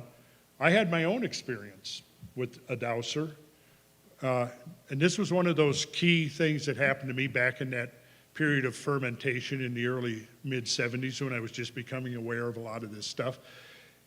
I was building out, I had, in the group that I belonged to, that was a group of Sufis, and we may in a little while actually be doing some Sufi drumming, which is a legacy of that period, but there was an architect and a successful businessman, and the businessman was building a new house out by the Chattahoochee River that runs in Georgia, outside of Atlanta. And I was known to be a Mason, now not a Freemason, but somebody who actually laid bricks and stones and stuff like that, which I did a lot of until my back said, no more, stop. But so this architect came and said, hey, this guy Ron, the businessman, wants to build a house, and he wants the second floor of it to be an exact replica of Khufu's pyramid. Wow. Okay. He said, but we need to get the foundation built, and I understand that you can lay block. And I said, yeah, I can lay block. So me and one of my brothers went out there, and we spent a couple of weeks of some of the hardest work I've ever done, digging the footing trenches by hand, pouring the concrete footings, and then laying up the block foundation. And then we got it done. The architect comes back and he says, you know, we don't have any carpenters here. Do you guys want to stay on the job and do all the carpentry? We said, sure. So we did, and I had to figure out how to build a replica of the Khufu's pyramid, 51.85 degrees, and the owner wanted no steel in it. Only copper could be used. And it was sheathed in copper, and it was multi-layered. It was very interesting. So One of my main things that I remember was these darn copper nails are so soft. I want to, because you bent as many copper nails trying to put that thing together as you managed to successfully nail in and get two pieces of wood connected. But we got the thing done, and then fella, he was one of the Woodruffers, that lived up the river a ways. And he would drive by every day, and I'd see him looking out of his truck, saw us building the pyramid and stuff. He comes out and he says, one day he says, when you guys finish here, come down and talk to me. I've got some projects if you're interested, And so, yeah, okay, we went down there. We built decks and boat docks and stuff out into the river, me and my brother. And then he came and he said, I've got 15 telephone poles. Can you build a barn? He's had these boats, and he said, I need a place to put my boats. Can you build a barn and use these 15 telephone poles? And I said, sure. So we go out there, and I drew up some plans, and what I figured was we'll put these telephone poles vertically, just set them in the ground. And so I came up 3 rows of 5 each, right? And then at that time, Ma Bell, which was the telephone company in North Georgia, had a service. They would come out with their big auger truck and drill the hole and use their boom to set the telephone poles for you and charge you $8, okay? So we thought that was a pretty good deal. So we call up Ma Bell, the official, company truck comes out with the big boom on the back and the big auger drill, and it stops there up on the road. It was just a gravel road. And I'm down on this flat floodplain where we're going to build this barn. They stop. I could see there was a guy sitting and riding shotgun, somebody driving, and then there was a crew cab. Back door opens, and this tall, skinny guy gets out. He's wearing overalls. He's got an old crumply black hat on, and he's carrying what looks like a violin case. And he comes walking down, and he's looking. And before we called him out, I had figured out everywhere where I wanted a telephone pole to be set. So I had stakes in the ground at each location. And he comes down, opens up his what looked like a violin case, and he takes out 2 swing rods. You know what swing rods are? Yeah. He had swing rods, and all they were was the old-fashioned telescoping automobile antennas with the little ball on the end, and he'd cut them off so there was a sleeve he could hold, and then they were bent at 90 degrees. And he comes out, and he starts walking, and he walks over each one of my stakes, and I'm looking there because I kind of had heard of water witching, but I'd never actually seen it or given it much thought. And they're just, the rods are kind of just doing this, And he's walking, and he goes over each of the stakes that I'd placed in the ground, and he calls up to the 2 guys at the truck, clear. He walks to the next one, clear. Eventually, he walked to all 15 of the stakes. All of them were clear. And at first, I'm like, what is this? Are these these guys pulling a fast one on me, or what is this? Well, I was glad that he seemed to confirm that they could drill each of those places. Then he starts walking over towards the main house, and I knew that the water main came in from across the road, went under the driveway into the house, but I didn't know exactly where. So he's walking with his swing rods, and they're just doing this. And he gets about midway through the drive, and I'm watching. My brother is driving. We're both watching. All of a sudden, the swing rods do this. They go like this, and they bend. They literally cross over, and they bend, like somebody's taken the ends of them and done this. And then he steps a few steps across, and they relax, and they go back to doing this.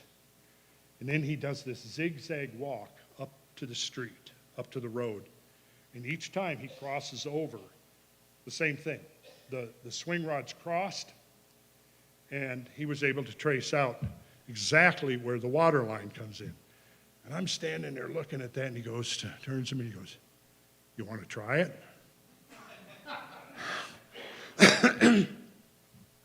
Sure, I'm game. I'll try anything once. Well, not every. I have a few limitations.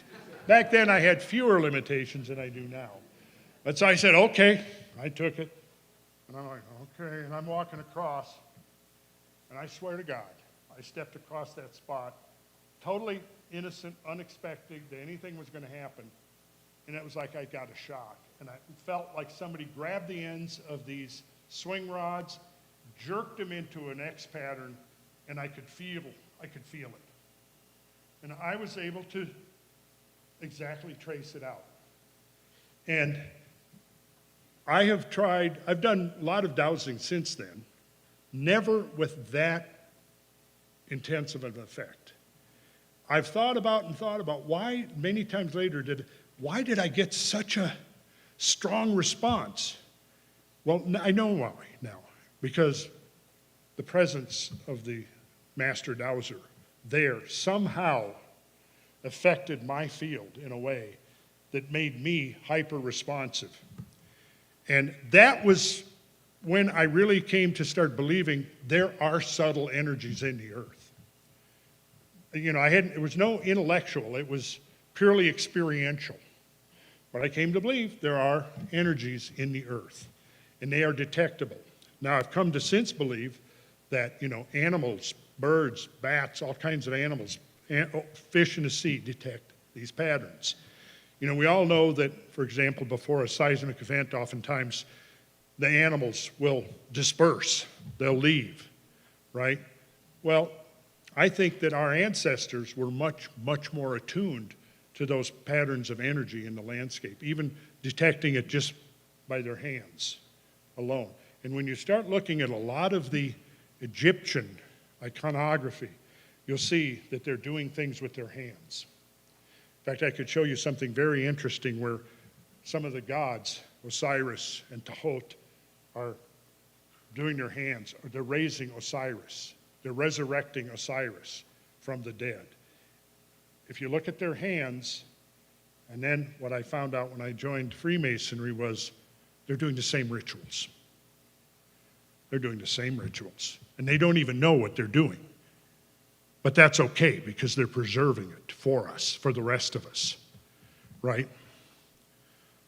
So now, if we go into the history of this, we're looking at the great work, 3rd millennium BC.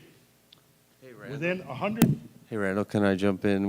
We could just start heading towards wrap up soon, just to let you know we're at 9 o'clock.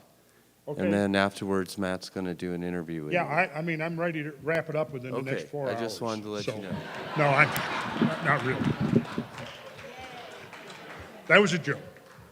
Okay, 5 minutes, 6 minutes, something like that? No, a little more than that. 10 minutes, okay. Okay. Okay, so shut the hell up and I'll keep going here. No, just, Robert, I didn't mean. So all of this is happening like within the same 2 centuries, right? You've got the construction of the massive megalithic structures and earthworks in the British Isles and Northwest Europe. You got the building of the pyramids. Now I'm going to excuse Khufu from that because I think Donini's work is accurate, that the Khufu's pyramid at least was much older. But most of the development on the Giza Plateau, I think, has been dated to this 3rd millennium BC. The construction of the great urban complexes of the Indus Valley, the building of the ziggurats and other great temple complexes in the Mesopotamian Valley, and the first wave of monumental earthworks in North America. Watson Break, Poverty Point, and a number of others. Well, what you have to understand here and visualize is that all of these great construction projects are happening simultaneously. And they all began almost in no time at all. When we go back to the building of the Gothic cathedrals, 1200 AD, I'm just citing these as a couple of examples.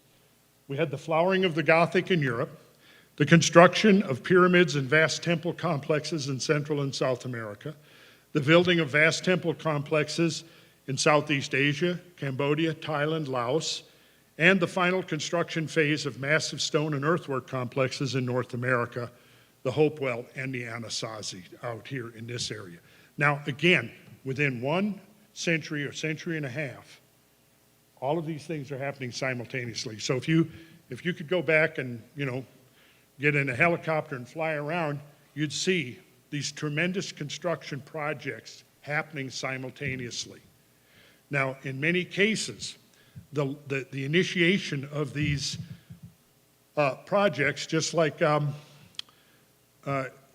this is one of the great architectural historians discovering, in one of the standard textbooks of architecture, he says this: we find ourselves in the midst of technical advances without parallel. Now, he's talking primarily about Egyptian history.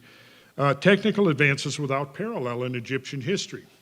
The new problems of using stone as a building material were solved with astonishing quickness within a single century.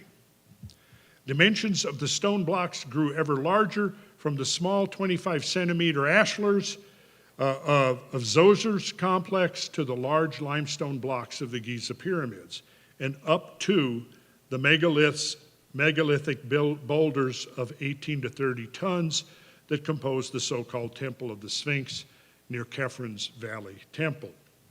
So this is in Egypt.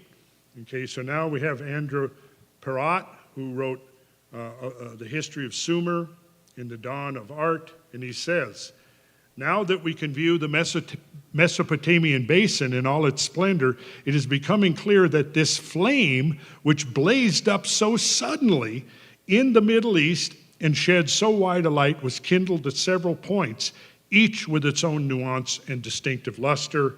Susa, Lagash, Uruk, Ash, I won't try to pronounce them all, but Nineveh, Assur, all alike were centers whose civilization advanced from strength to strength until at last, thanks to the genius of the few and the boldness of many, there was wrought forth, as in an alchemist's crucible, a prodigious many-sided art.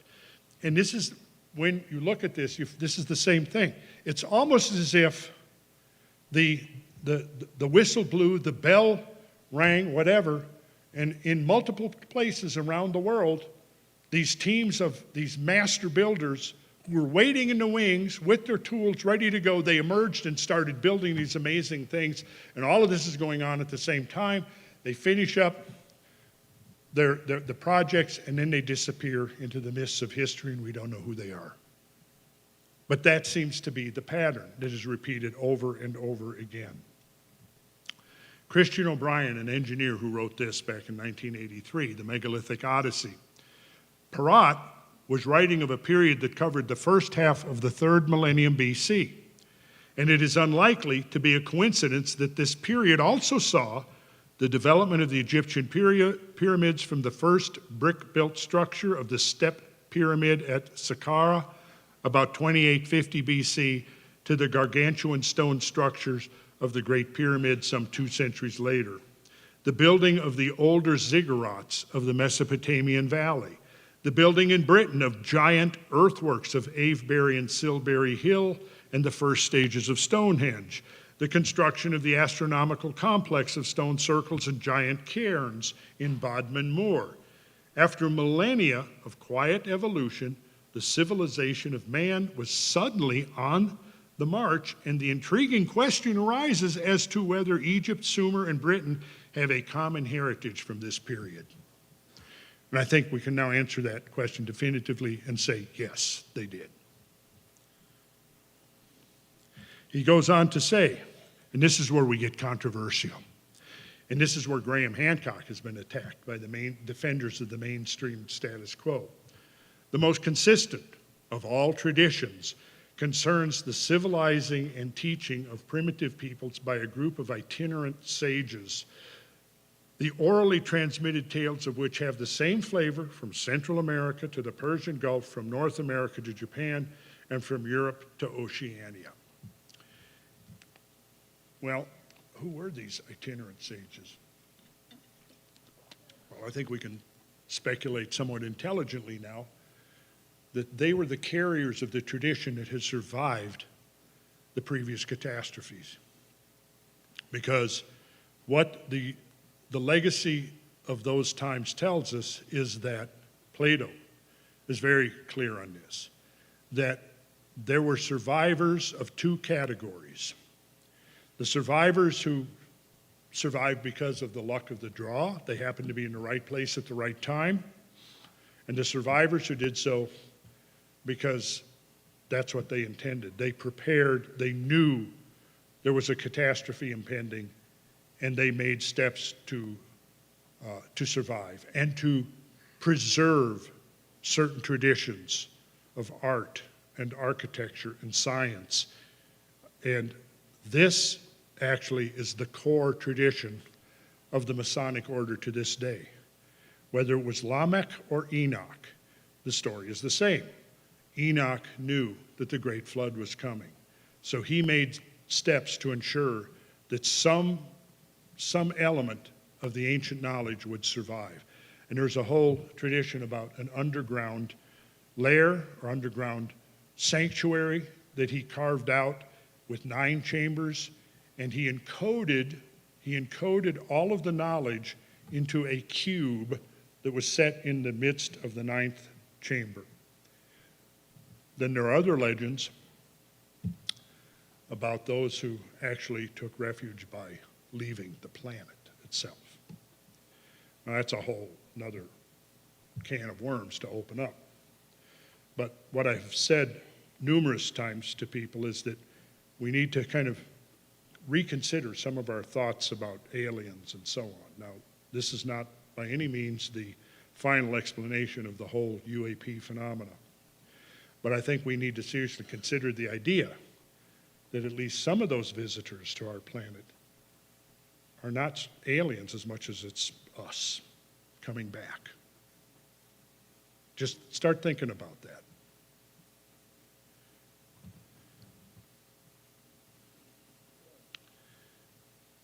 The sages burst on the prehistoric scene, fully born. As it were, they had no antecedents. They entered from the wings of every stage on which they were recorded without any whisper of their world beyond the stage door. The only nebulous comments we have are out of nowhere and out of the heavens. Unhappily, their direct participation in the play is limited. They only come on in Act 1, and their departure is as sudden as their arrival. But as the curtain rises on Act 2, the play comes to life. Other indigenous men of knowledge have taken their place, and I would say also women. We know that there were very wise women who were also keepers of the Grail. In Babylonia, scientifically minded scribes were recording elementary mathematics and astronomy. The planet Venus was being closely monitored and its movements carefully studied. In Egypt, the priests of On were jealously guarding an occult knowledge which was to be kept within the Freemasonry of a few right down to the present day. In Britain and the continent, on the continent, the Druidical schools were being formed, which were to hold knowledge to be their hereditary right, to the extent that Julius Caesar was to write of them that they were the interpreters of the mysteries of religion, being such as could make discourses to their scholars concerning the stars and their motions, the magnitude of heaven and the earth, and the nature of things and the power and majesty of the immortal gods. In the work of Louis Charpentier, in the Mysteries of Chartres Cathedral, he says, if we confine ourselves to Gothic art, this alone puts a question to which no answer has ever been given. We know all about Romanesque origins. We follow the path from monument to monument, period to period, but the Gothic has always eluded attempts to fix its origin. The historic question remains posed. It appears suddenly, without preamble, towards 1130. In a few years, it reaches its apogee, born whole and entire without experiment or miscarriage. And the extraordinary thing is that all at once, it has at its disposal master craftsmen, artisans, builders, enough of them to undertake the construction of 80 huge monuments in less than 100 years. But how do we explain that the labor force was so easily found and so soon put to work? One does not have to be a member of the craft to realize that the building of the cathedral at Chartres was not the work of apprentices. and that all concerned, carpenters, stonecutters, and masons, were masters of their art. However, between 1194 and 1220, churches and cathedrals were being built throughout France, churches and cathedrals that were not the work of apprentices. In Normandy alone, not far away, there were built in the 12th century 15 great churches, of which 8 were abbeys. In the 13th, 13 of which 5 were abbeys. For the whole of France, we must reckon that between 1150 and 1250, 150 monuments were put in hand, among them the churches of the dimensions of those in Paris, Reims, Amiens, Sens, Rouen. How was it possible to assemble qualified labor so quickly? So I think we're probably getting to the end of this, but what I've shown you tonight, I think, is just sort of the preface to a whole emerging body of knowledge and insight that we are now going to be privileged to access. And from multiple venues, from multiple streams, this knowledge is now pouring forth. And the metaphor or analogy that I use to try to get some conceptual grasp of this phenomena is like a great underground river that flows for a long time undetected to the people above on the surface. And then every so often, when all the confluence of forces are aligned in just the right way, the river emerges on the surface of the land. And now it becomes visible to all. A river of knowledge and wisdom and light that says, you are here on this planet for a reason. You've been sent here and you've been given a mission. Now it's time to reawaken you to that mission, and it's time for you to once again take your trowel in hand and get to work. And what I'm interested in now is what is going to be the next incarnation of the great work, upon whom it is now our responsibility to undertake and to initiate. What is going to be our contribution to the great work? How are we going to pick up where the master builders of the Gothic cathedrals left off and continue the great work of the ages? And I'm going to leave you with that, and I want you to think about that, and we will be continuing to disperse as much of this information as I've been able to collect together now over almost 60 years. So from that, we'll conclude.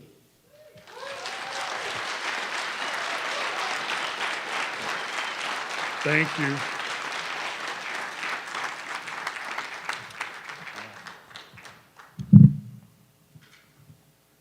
What now? I'm going to ask you one question, Randall. I'm going to ask Randall a quick question. Take a seat, Randall. Yes, sir. Yes, sir. Now, this is just going to be something that I know you wanted to talk about, but didn't have a chance to. Okay. Due to that. But as most people know, you're a teacher at heart, teacher at soul, but also one that we've all learned from. And you have this deck, and you're talking about builders. You're talking about people who have crafted amazing things, and the evidence of this over generations and generations and thousands of years. And you are currently going through that undertaking yourself with Cosmogonia and the school that you're trying to build. Who here knows about Randall's school? You guys heard of Cosmogonia?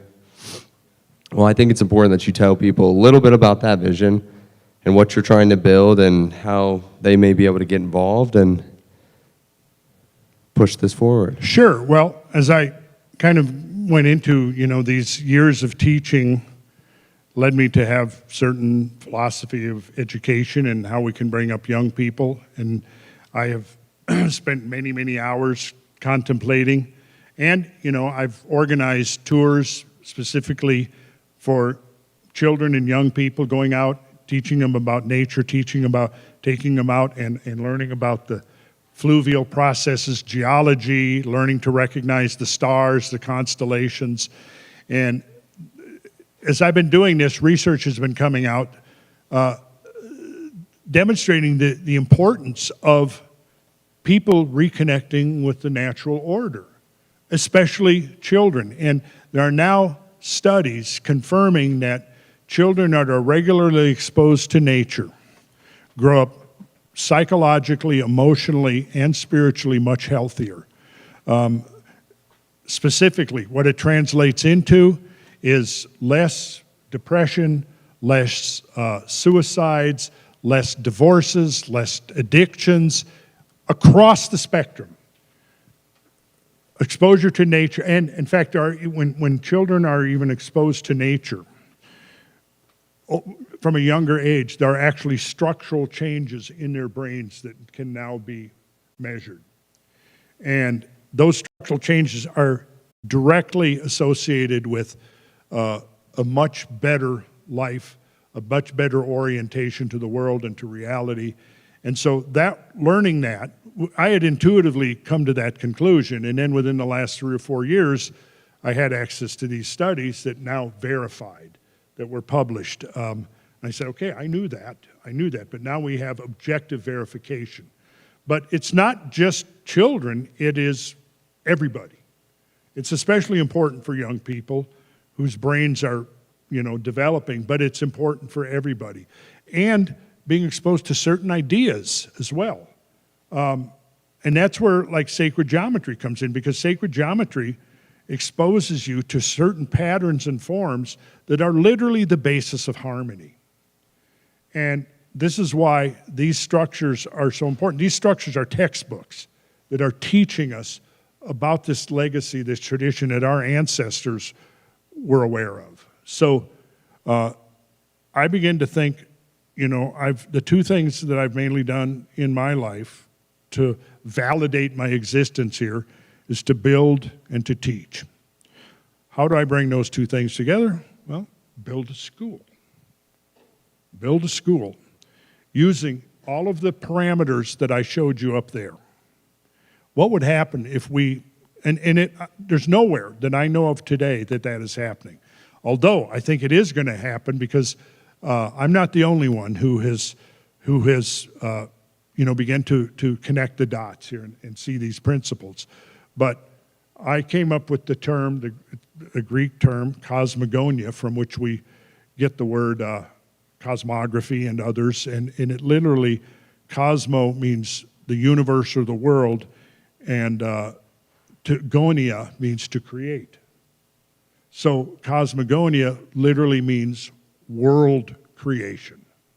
And that's what I want to do. I want to, however many more decades that I have, hopefully many, but I would like to plant the seeds of a new world and revive these ancient principles and resurrect them in let's say, in a modern form.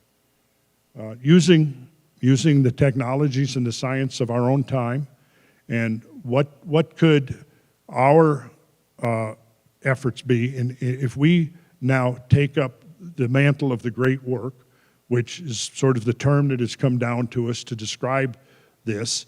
And see, there's so much we didn't get into. But and I've learned this again from my participation in the craft and independent reading and so on, that when they gathered to build, they would build not just, we're here to make money and let's get done. They actually ritualized the building with the idea in mind that they were externalizing a state of consciousness ritually. And so this was, of course, the whole purpose of ritual all along, was to link the activities that you're doing externally with the internal world of your consciousness. And yeah, so that was sort of, and I've tried to do that on my jobs, and many of the Bulgarians that came and worked for me actually came from some very profound spiritual traditions. And they were totally, supportive of that idea. So we, literally ritualize our projects and look at the projects as a way of meditation, as a way of integrating ourselves and our consciousness with the material world. You built some incredible stuff. I will add this one thing. There are times in the life of humanity on this planet when it's the best strategy, the best approach to the external conditions is to actually withdraw from the world, to become a monk, to become the hermit. This is, to enter the monastery. When I studied with the Swami, he had literally been raised in a cave at 18,000 feet in the Himalayas, and then came forth. And there's a very long, interesting story behind his mission in the world. And I was very privileged to have met him firsthand and was able to experience directly the transmission of the energies that he brought with him. But there are other times, during the Dark Ages, let's say between 536, 540 AD, up until the beginning of this incredible milieu that we're talking here, there was not much you could do other than to preserve the knowledge and the wisdom. So this is what the monastery was for. It was for a withdrawing from the world. But at other times, it requires going forth into the world and engaging with the objective world, picking up tools and going to work. We're in that time now. We're in a time that now requires us to engage with the world and to lift the world to the next level of vibration, if you want to put it. We are, yes, and people are waking up and they're seeing it all over. So your school is going to connect the work that you've done with sacred geometry, with your building work, with catastrophism, with 60 years all put into curriculums and created as a digital and physical manifestation of it. We're going to start with the digital, and that's where our alliance comes in. And everybody hears. Most people here discovered this all digitally, so. Okay, yeah. And that's the interesting now is we have the digital world, but of course, and hey, I love being able to talk to people on the other side of the continent, on the other side of the world. I mean, this was almost beyond my imagination as a growing up that we could even do. That was total science fiction, what we're doing. But that's no substitute for, like we're doing here, gathering and meeting each other face to face. But the one can complement the other. Yes, it can. Yeah. Thank you very much, Randall. Give it up for Randall. Okay. That will conclude us for the evening. Thank you. I got you. Okay, we're going to pick up tomorrow morning at 10 a.m. with Dedunking Dan, Mr. Dan Richards. And for tonight, you're leading the drum circle, I hear. So we've got a drum circle. There's a DJ out there playing music right now. You can mix and mingle and talk and listen to Randall play some bongos. Thank you, everybody. I think I'm playing a djembe. I don't know what Robert is rocking. They're bongos. Okay. Thank you, Robert.